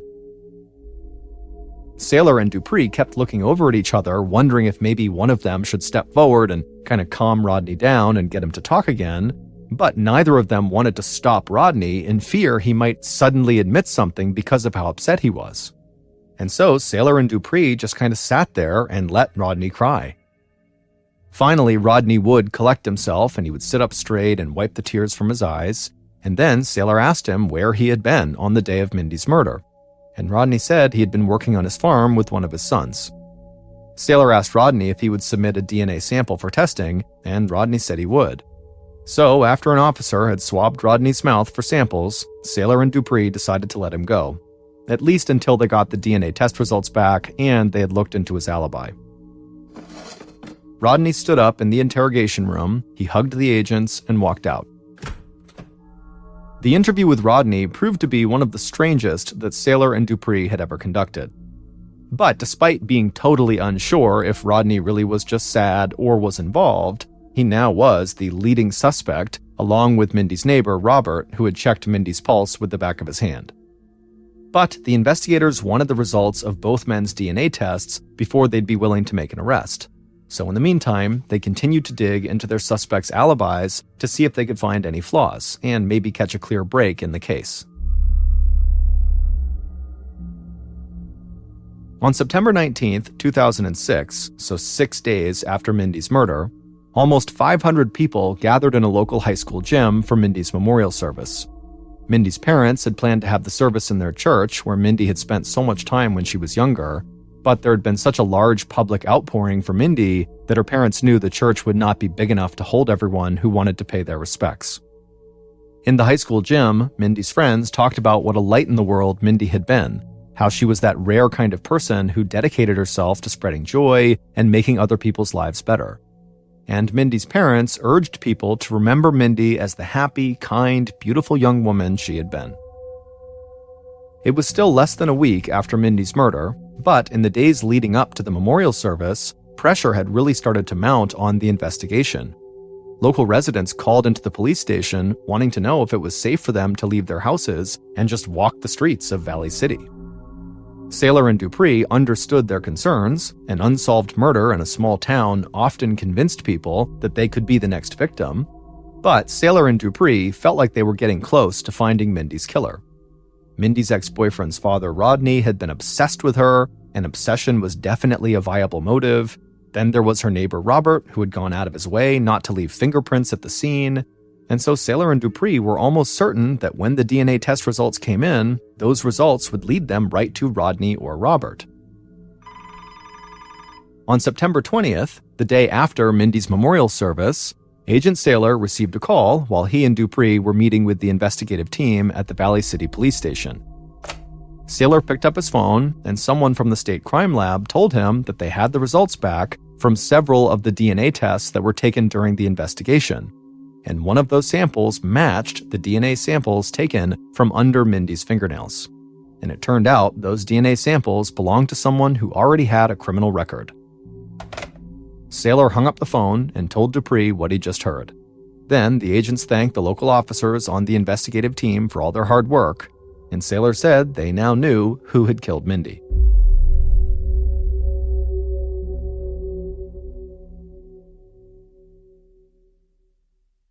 Based on DNA test results, evidence found at the scene of the crime and on the victim's body, and interviews conducted throughout the investigation, here is a reconstruction of what investigators believe happened on September 13th, 2006, the day someone murdered 22-year-old Mindy Morgenstern.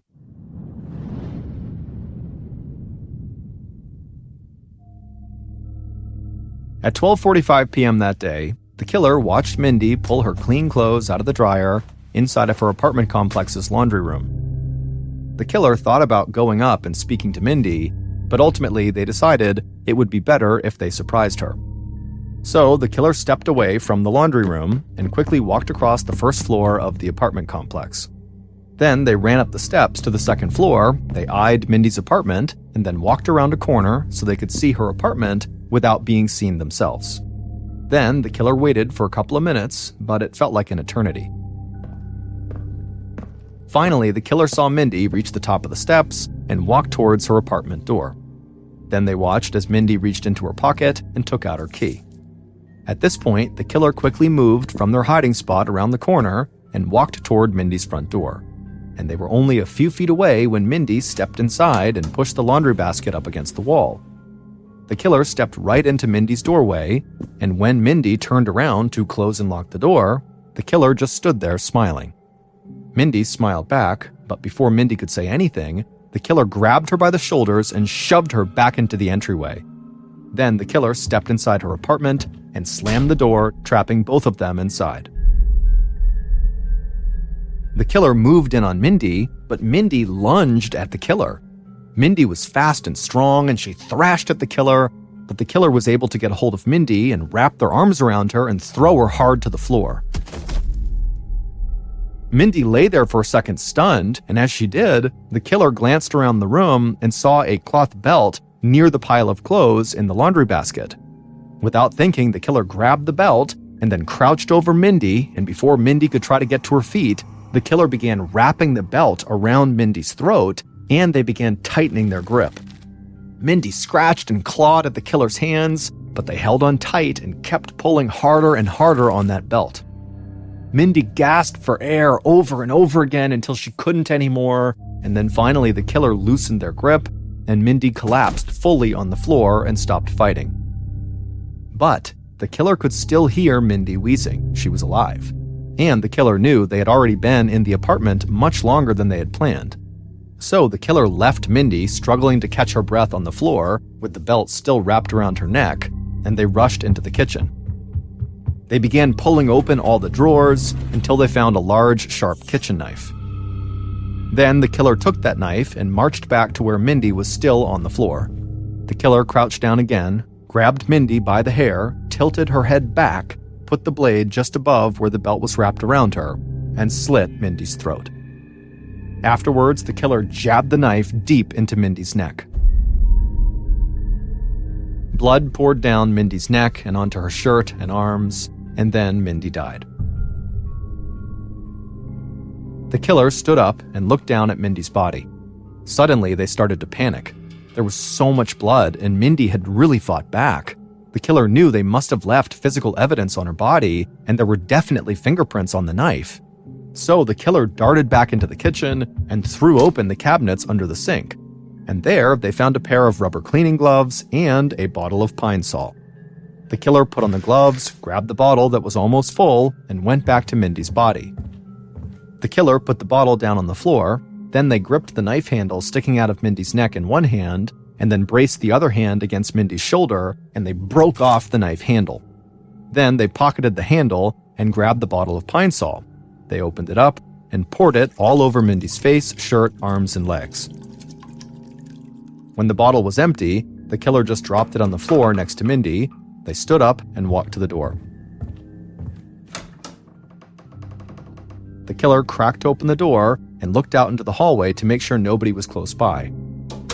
Then they stepped out into the hall, shutting the door behind them. They turned, they walked down the hall, they turned the corner, and went into their own apartment. Once inside, the killer got rid of the knife handle in the trash and rinsed off their hands and face in the sink. Not long after that, the killer stepped out of their apartment like nothing had happened, and they began heading down to the parking lot to load their car with moving boxes. It would turn out Mo Gibbs, who was Mindy's neighbor and a county jailer, murdered Mindy Morgenstern. Mo had often seen Mindy around the apartment complex, and at times he had even watched her from the shadows. Then, a little over a week before the murder, Mo had helped her hold her laundry while she was able to unlock her door and get inside of her apartment, and it was during that brief interaction that Mo decided he had to have sex with her. But Mo and his fiancée were moving out of the apartment complex soon, and he felt like he had to move fast. So on May 13th, when he saw Mindy doing laundry again, he decided it was time to act. After the murder, Mo had just gone about his business like normal, loading up his car and texting his fiancée. But when he had smelled the strong scent of pine sol, he worried that he might have gone too far and that the smell might draw attention to the scene. But hours passed without anybody going into Mindy's apartment, and even when Mindy's friend found her body later that night, Mo didn't panic. He just kept going to work, spending time with his fiancée and his daughter, and getting ready to move like everything was fine. But when the DNA test results came in, they pointed investigators directly to Mo. And so Agents Saylor and Dupree started digging into Mo's history, and they discovered he was not the man he said he was. Years before Mindy's murder, he had changed his name to Mo Gibbs, come to Valley City, and taken up an entirely new identity. This had allowed Mo to hide the fact that he had prior convictions when he applied for his job at the county jail. But Mo's past came out when the DNA under Mindy's fingernails matched the samples he had provided, because it also turned out that Mo's DNA samples matched DNA samples found in an unsolved rape case that had taken place years earlier in Fargo, North Dakota. And so police came to believe that Mo had attacked Mindy in her apartment with the intention of ultimately raping her, but when Mindy had fought back so fiercely, Mo abandoned that plan and just killed her. Police arrested Mo, and following his arrest, 6 women came forward and accused him of sexually assaulting them while they were prisoners in the county jail where he worked. And one of those women actually said Mo had sexually assaulted her just hours before Mindy was murdered. Mo Gibbs was found guilty of Mindy's murder, and he pled guilty to 6 counts of rape stemming from the accusations made by the women who had come forward. He was sentenced to life in prison without the possibility of parole.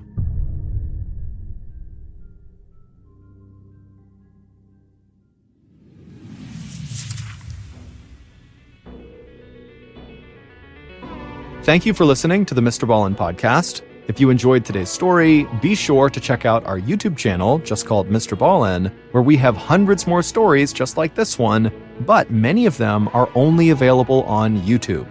Again, that channel is just called MrBallen.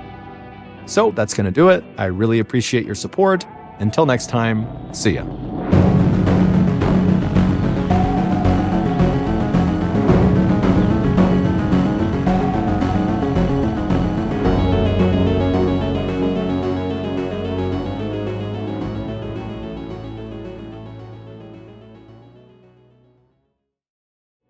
Today, I'm going to tell you 2 stories about people who wanted to do something very impressive and came up with a pretty ambitious plan to do it. But they overlooked one crucial detail that became the difference between life and death. But before we get into today's story, if you're a fan of the strange, dark, and mysterious delivered in story format, then you've come to the right place because that's all we do, and we upload 2, 3, even 4 times a week. So, if that's of interest to you, please offer to take the follow button out on a whale watching cruise. But once you're out on the water, just throw them overboard and leave. Okay, let's get into our first story, which is called Birthday Surprise.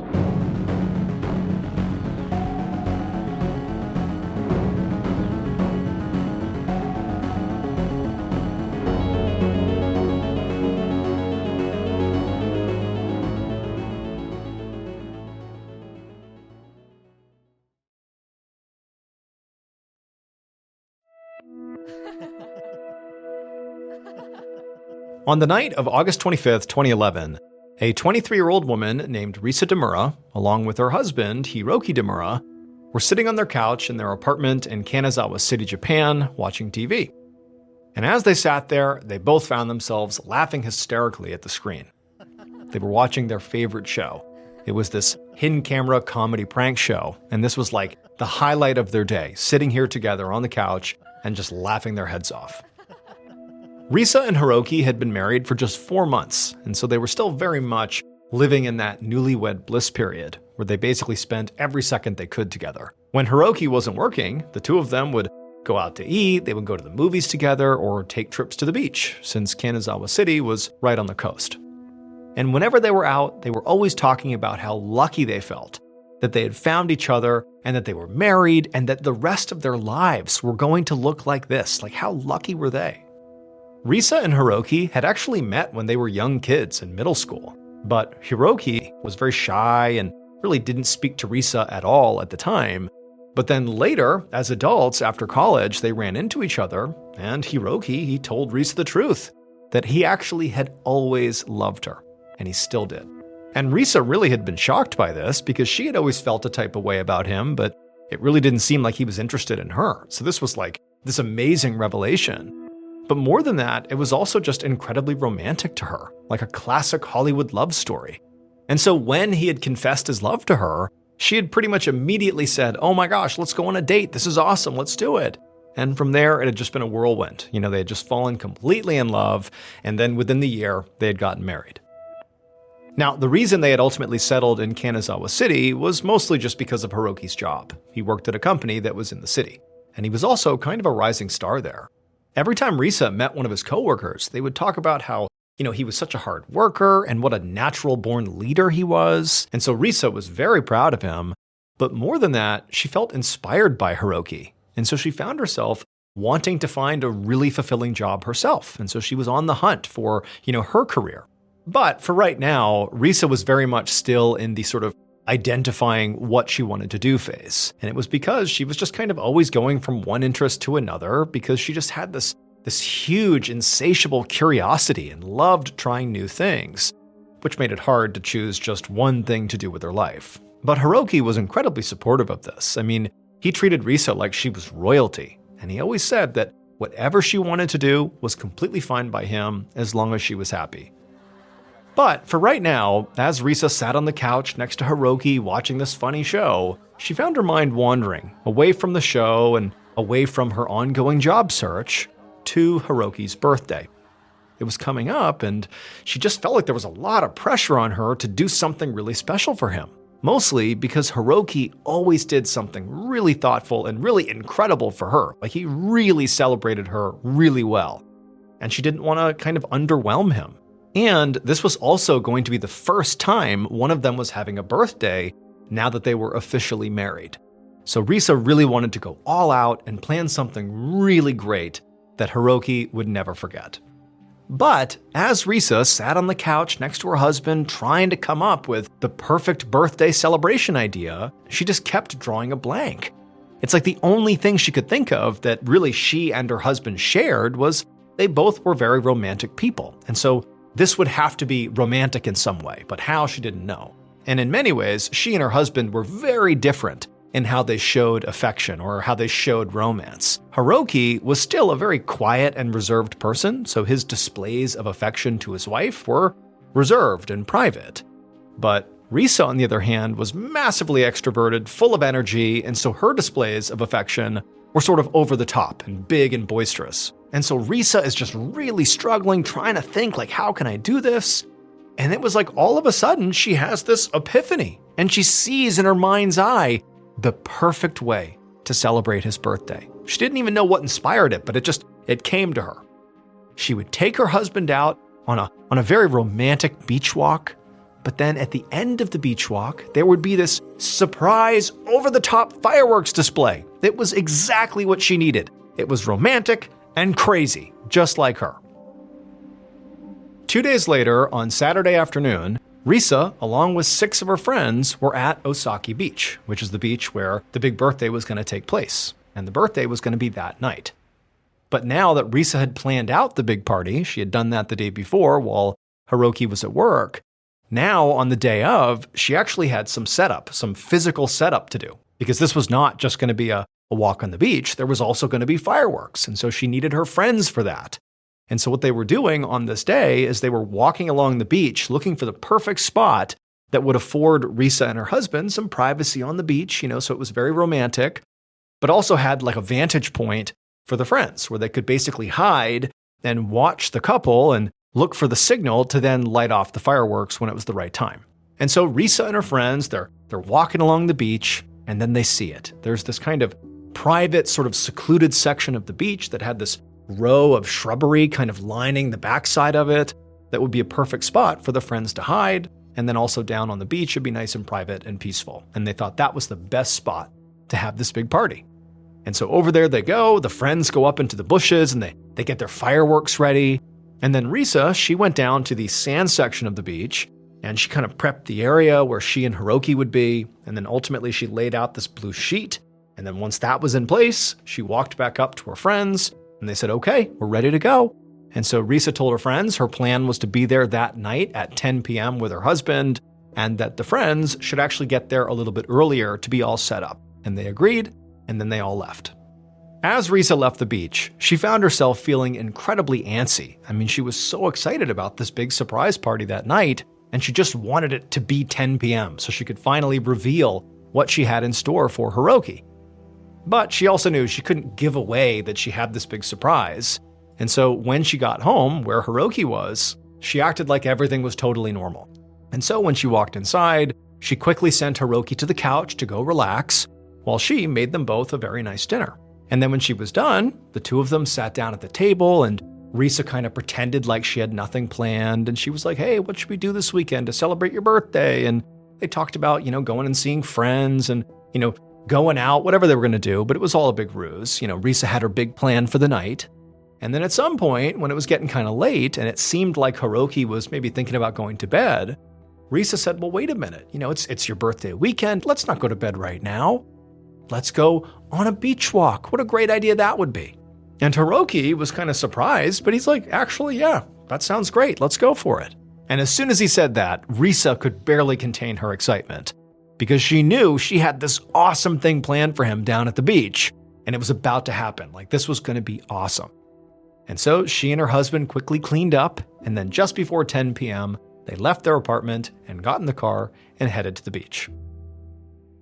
About 10 minutes later, they parked at the end of this dead-end road right near the beach.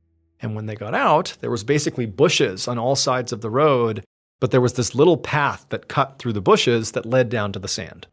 But as Risa led Hiroki down this path, she quickly realized she had a big problem. There was virtually no moonlight. It's like basically pitch black on the beach. And remember, she had put out that blue blanket to signify where she and Hiroki would be, in position so that her friends who were nearby in the bushes could light off the fireworks. It was all contingent on getting to that blue blanket. And it's so dark that not only was Risa unable to see this blue blanket, certainly not from a distance, but she could barely see the sand. It's so dark, it's like eerie out on the beach.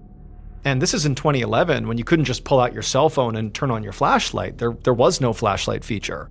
And so the best they could do was basically pull out their phone, tap on the screen, and use the little bit of light coming from that to guide their way. But after walking on the beach just a short ways, Hiroki actually stopped Risa and said, hey, I don't think it's safe to be walking on the beach. We really can't see where we're going. Let's go back and get a flashlight. But Risa knows her friends are already in position in those shrubs down the beach, ready to light off those fireworks, and they likely can't see very well. And so she's worried that if she doesn't get there soon, that somehow her friends are going to panic and light off the fireworks prematurely. She doesn't know what's going to happen here, but she's starting to get worried that everything's falling apart and she can't afford to be late. And so she tells her husband, no, let's not go back and get flashlights. Let's just walk on the dark sand. It's no big deal. And so the two of them are walking along the beach using their cell phone screens to guide them. But pretty quickly, Hiroki started to notice that Risa seemed really anxious and was walking really too fast.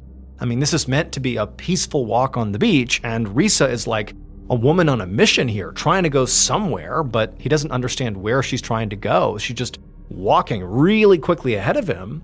And finally, he said to her, hey, what's going on? Why are you trying to walk so quickly? What are we doing out here? And so finally, she just stops, and she looks at her husband, and she's about to tell him what's actually going on, because she feels like, the surprise at this point is ruined. And she basically needs his help if they're going to find this blanket and figure out where they need to be. But right as Risa is about to tell her husband what's going on, suddenly it was like the whole world went completely black. No more ambient light from cell phones, no more minimal moonlight, nothing. Absolute blackness and silence.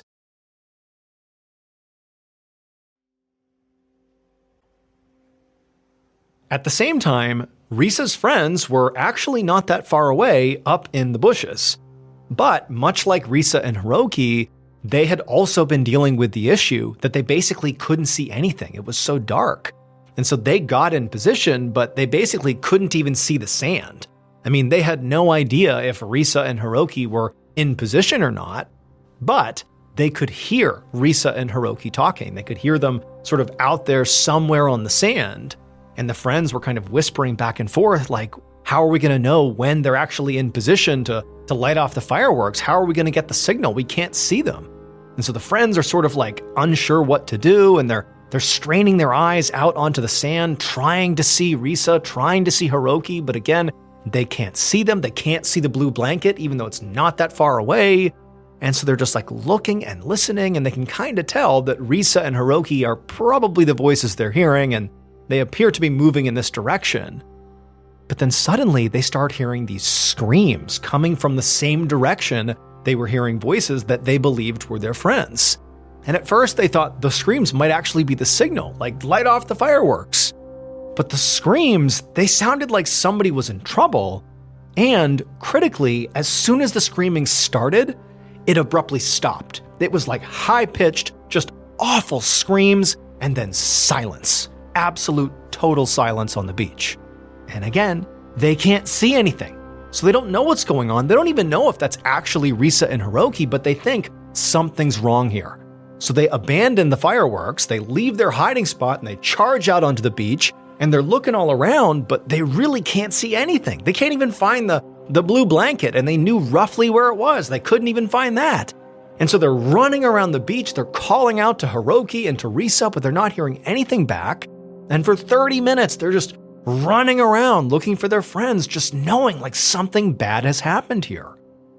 And then at some point, one of the friends doubles back and they go roughly to the area where, Risa and Hiroki were supposed to be, near that blue blanket, and they make a discovery. It would turn out, when Risa and Hiroki were out on that beach walking around in the darkness, Risa actually did find that blue sheet that she'd set up in preparation for this big birthday surprise. Except it was so dark that even though they were literally at this point standing on the blanket, she and Hiroki couldn't tell. It was that dark. Now, that doesn't seem like that would be catastrophic until you consider what was underneath that blanket. So 2 days earlier, when Risa had that epiphany of how she could have the best birthday ever for Hiroki, she had that epiphany in part because of the show they were watching on TV, the hidden camera comedy show that she and Hiroki both loved.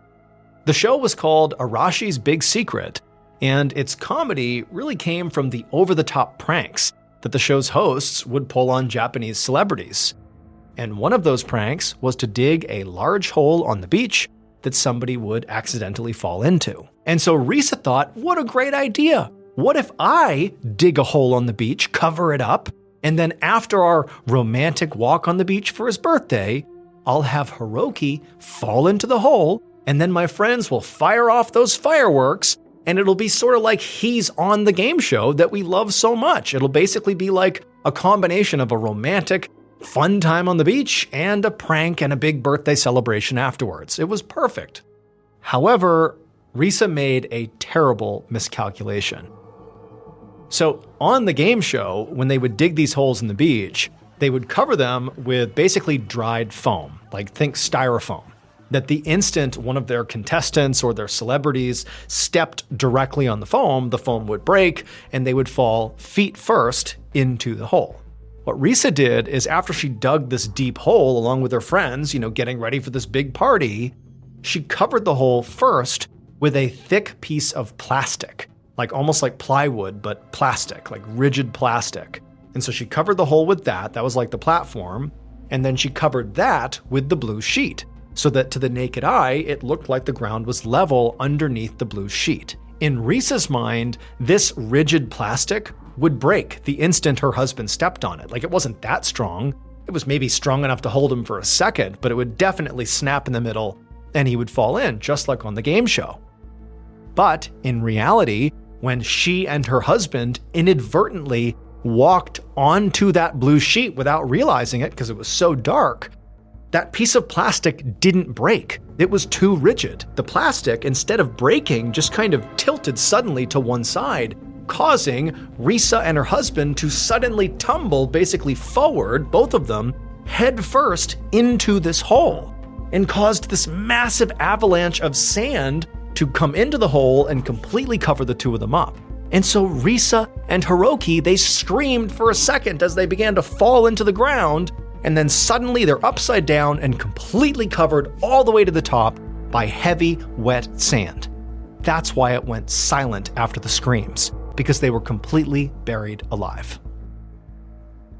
Risa's friends ultimately, after walking around the beach after hearing those screams, they would find the blue blanket, and it was partially submerged in the sand. And so they really didn't know what had happened, but because of the screams and what they were seeing, they just called the authorities. And they came out to the beach, and it would take them like 30 minutes to finally dig out Risa and Hiroki from this hole. But by that point, it was too late. They both had suffocated to death.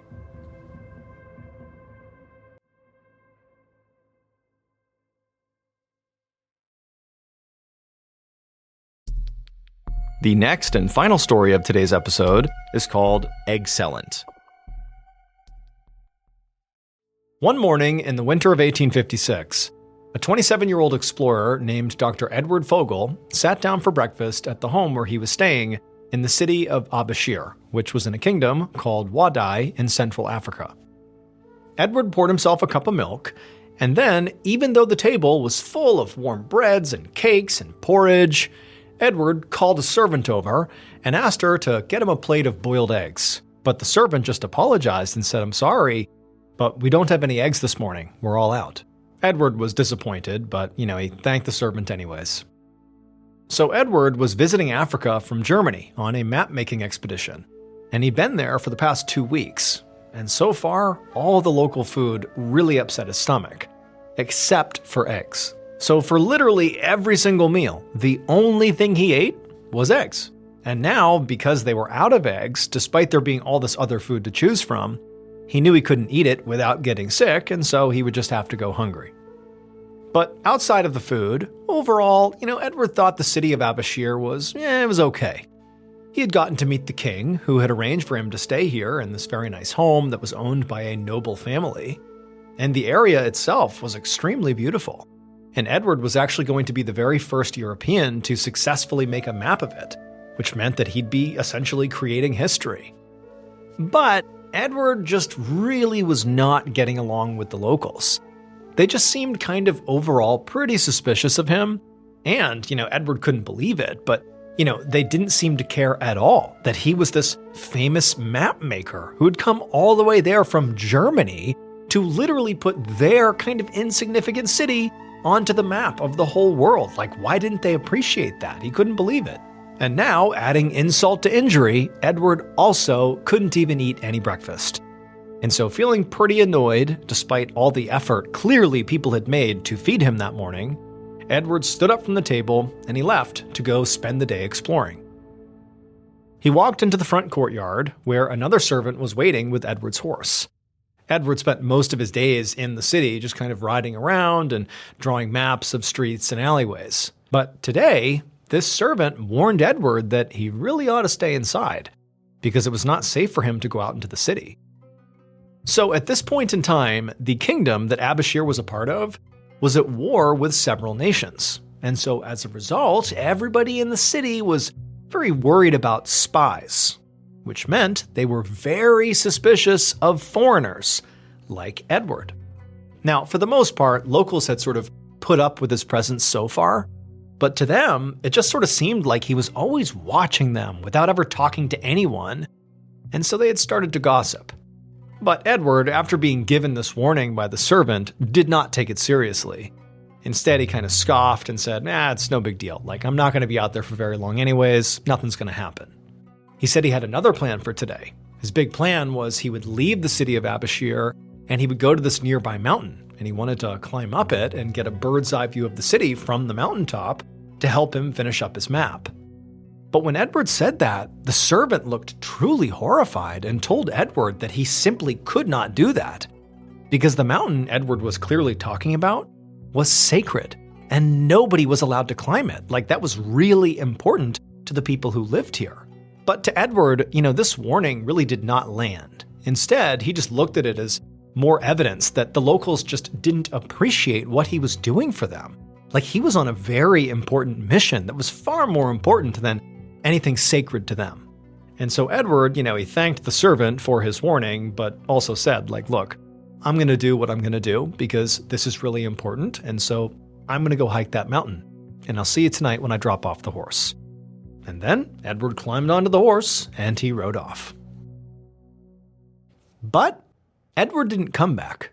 He didn't come back that night or the day after or the day after. And pretty soon it was clear that Edward was missing. Word of Edward's disappearance ultimately made it back to Germany pretty quickly, specifically to the Geography Society that had sent him to Africa on this map-making mission in the first place. So the Geography Society and the German public sent several search parties to Africa to go look for Edward. But despite multiple serious attempts over several years, nobody ever found him or figured out what happened to him. And because of this, Edward sort of became famous in Germany. People began to see him as this brave explorer who thirsted for knowledge and went daringly into the unknown. They imagined dramatic and tragic things that might have happened to him, like maybe he had been assassinated or taken prisoner, or maybe he discovered something holy or ancient that he wasn't supposed to see. And so in time, the story of Edward got bigger and bigger, and he became a symbol of, German pride. I mean, this was our explorer. He had done something amazing, clearly. Also, adding intrigue to this already very bizarre mystery was the fact that all the people who actually went to Africa to look for Edward, the search parties over the years, literally everybody who went died. Now, all those searchers, they know how they died. It was local violence or disease or just plain bad luck. But it sort of added intrigue to this mystery. Everybody who went looking for Edward didn't come back. That became part of the lore. And so this mystery just continued to grow and get passed around, and things were embellished and things were fictionalized until finally, almost 20 years after Edward disappeared, another explorer named Gustav Nachtigall decided he was going to be the one who finally figured out once and for all what actually happened to this guy. And so in the early winter of 1874, Gustav is now in the courtyard outside of his apartment in Abashir, because he had actually gone to Africa to begin his search for, the answer here, what happened to Edward. And he's standing in this courtyard along with his translator, whose name was Ahmed. And the two of them were sitting across from an elderly man who was friends with the current king of Abashir. And this elderly man had at one point lived in one of the apartments across the courtyard. And so Gustav asked this old man if he had ever met with a European man about 17 years earlier. And Ahmed translated the question to him. And the old man said yes, he had. That one European man had come to meet with the king around that time, and he had always been writing in this notebook, but he had never seemed to want to speak to anybody and had for the most part kept to himself. But the old man said, beyond his impression of this guy, he really didn't know anything about him. He had no idea, what he was doing or what happened to him. So at this point, both Gustav and Ahmed had been in Abashir for 2 months now. And in that time, they had been trying to ask around and see if anybody remembered Edward. And so far, they had run into a few people who seemed to remember him, like this older man, because it was pretty rare to see a European person in the city. But unfortunately, nobody had any information on how or when Edward disappeared. Or, in the rare case that they did seem to know more, they refused to talk about it. And so for Gustav, on the one hand, this was incredibly frustrating because all he wanted was just the truth here. But on the other hand, as he ran into more and more people that did seem apprehensive to talk about Edward at all, that sort of seemed to suggest that maybe something really bad did happen to Edward when he was in Abashir. And if that was the case, if some horrible fate befell him, Gustav knew there was one person in this city who almost certainly would know the truth. But Gustav basically couldn't ask this one person any questions about Edward without being incredibly offensive. Because this one person was the current king of Abashir, King Ali. And it would have been his father who had met Edward and arranged for him to stay with that noble family when he was doing his map-making thing. And so for Edward to have been killed or captured, or if something horrible happened to him while he was in Abashir, well, King Ali's father would have had to have given the okay, or would have at least known about it and maybe been okay with it. Like, he would have known something making him complicit in some way with whatever happened to Edward. And so to ask King Ali, what do you think happened to Edward? You could be potentially suggesting that his dad did something terrible. But more than that, what Ahmed had told Gustav was that you don't just risk offending the king by asking those questions. You might actually be executed for offending the king. And so what Gustav decided he needed to do here, because he was so dead set on trying to figure out this mystery, is he still needed to find a way to talk to King Ali about Edward, but without losing his life. He had to come up with a clever way to get this information out of the king. A few weeks later, and Gustav and Ahmed had still not yet come up with the clever way to speak to the king yet. Like, they didn't have a way to approach the subject without horribly offending the king. And so the two of them were in Gustav's apartment eating lunch when suddenly there was a knock at the door. And so Gustav got up, he went to the door, and when he opened it up, it was this courier who told Gustav that he was part of a caravan that had just arrived here from North Africa, and he had some mail for Gustav from back home, so letters from Germany. And he just handed the bundle of mail to Gustav. And Gustav, who did not get mail very often, was very excited, and he said, "Oh, thank you." He took the mail, thanked the guy, shut the door, and he went back into the common room, and he just began going through the mail and just looking to see who had sent him something. And as he was doing it, he suddenly had this great idea. It had nothing to do with what was written in the letters. It was just the concept of receiving mail suddenly gave him this great way to talk to the king. The very next day, Gustav and Ahmed walked into the royal palace in Abashir. And when they walked in, they eventually made their way into this bright and airy courtroom. And in this courtroom, on the other end against the wall, was King Ali sitting on a throne. And so Gustav and Ahmed immediately go over to the king and they greet him and they exchange some pleasantries. And as they're doing that, Gustav, he knew that caravan that had come through the day before from North Africa with, Gustav's mail, had also made a stop at the palace and presented the king with all these gifts like a silver tea set and gold watches and all this luxurious fabric. And so Gustav was really hoping that those gifts had put the king in a really good mood, because that was a big part of his plan here. At some point, after, the pleasantries had stopped, Gustav actually referenced the caravan and told the king that, in fact, they had also swung by his place and dropped off this big bundle of letters from back home. And he said he was really happy about it. And the king kind of seconded that and said, "Oh yeah, they gave me all these great gifts. Like, yeah, it's so wonderful." And so they're kind of talking back and forth about how great this mail delivery was, when Gustav tells this incredible lie to the king. He tells the king, he goes, "All those letters, it was really great to hear from home, from my friends, from my family. But there was this one really weird letter in there that I didn't even know who it was from." Now, this letter didn't exist. This was a total fabrication. But he told the king that this weird letter, it was from this elderly man who had written to Gustav to tell him that his son had gone to Abashir many years ago and not come home again. And so now the elderly man, he knew his son was probably not alive at this point.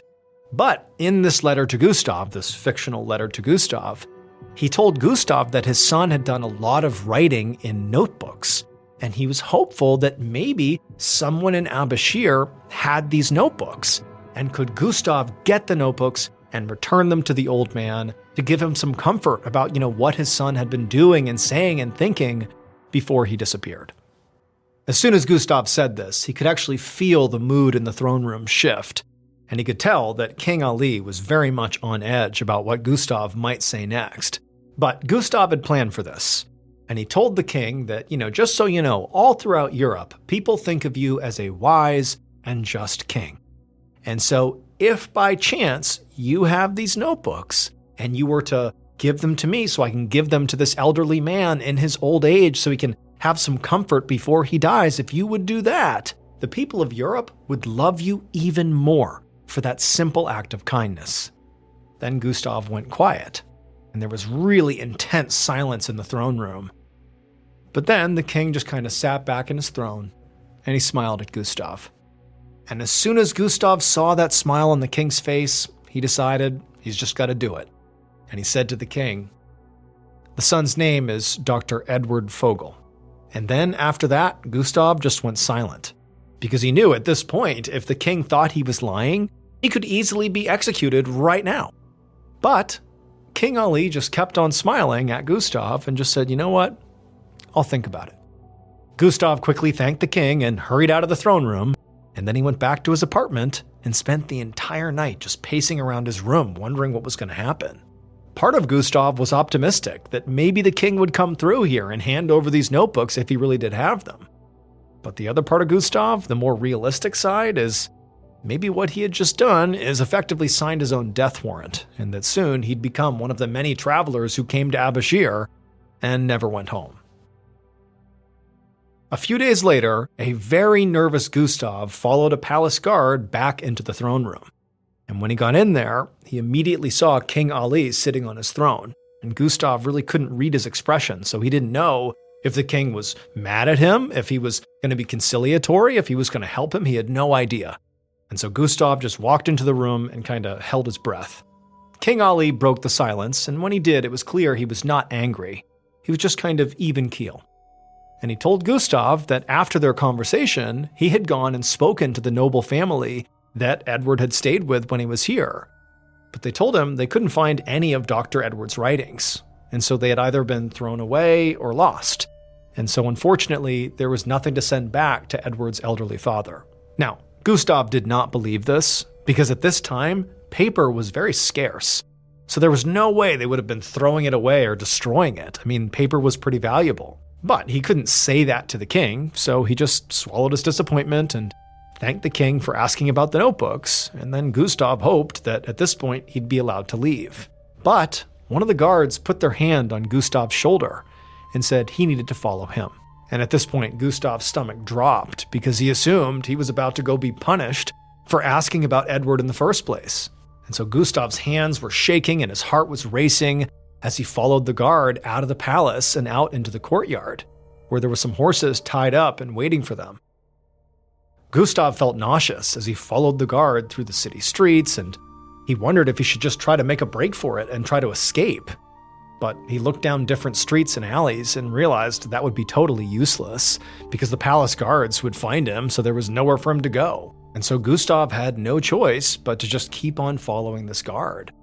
And so through the city they went, and then eventually they got to the city gates, and Gustav was horrified as they left the city and just began riding out into the wilderness over towards this huge mountain in the distance. And as they're making their way towards this mountain, all Gustav is thinking is, at any moment here, they're going to just dump me here to die, or they're going to ambush me, or something bad's going to happen to me. At some point, the guard led Gustav all the way to the foot of that mountain, and there, the guard abruptly stopped and climbed off his horse and just turned around and faced Gustav. And he says, "I'm going to tell you exactly what happened to Edward." And Gustav was kind of shocked by this. He really didn't know what was going to happen here. Again, he doesn't even know if he's in danger at this point. But now he's just holding his breath, waiting for potentially this mystery to finally be solved. And so the guard, he looked at Gustav and he said, "Edward committed an unforgivable crime, and he was punished for that crime." Now, at this point, Gustav was shocked because Edward was like this very well-traveled and highly respected guy, and it didn't make sense that he would commit any crime, let alone an unforgivable one that apparently cost him his life. And so Gustav kind of blurted out, like, "What crime? What did he do?" The guard explained that from day one, Edward had made lots of enemies in Abashir. He basically spent his days riding all around the city and staring at everybody and writing in his notebooks, but never talking to anybody. And so people began to gossip that maybe he was a spy. And then also the guard said Edward had climbed their sacred mountain despite being told not to, the mountain that was literally right behind them. And then also the guard said Edward was just totally unpleasant and just kind of a snobby person that nobody liked.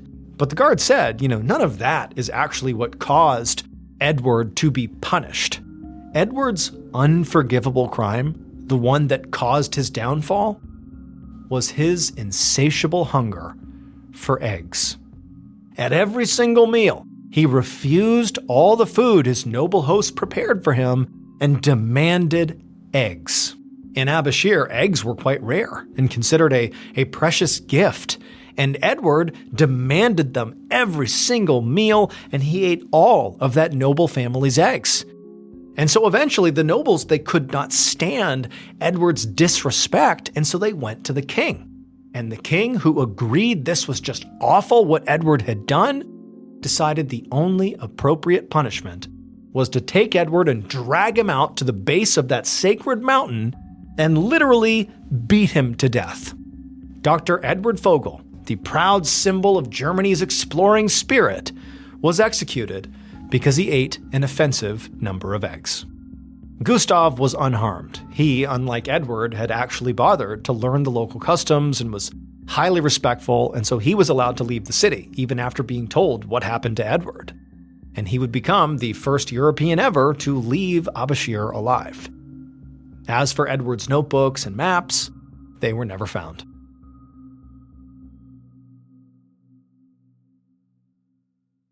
A quick note about our stories: they are all based on true events, but we sometimes use pseudonyms to protect the people involved, and some details are fictionalized for dramatic purposes.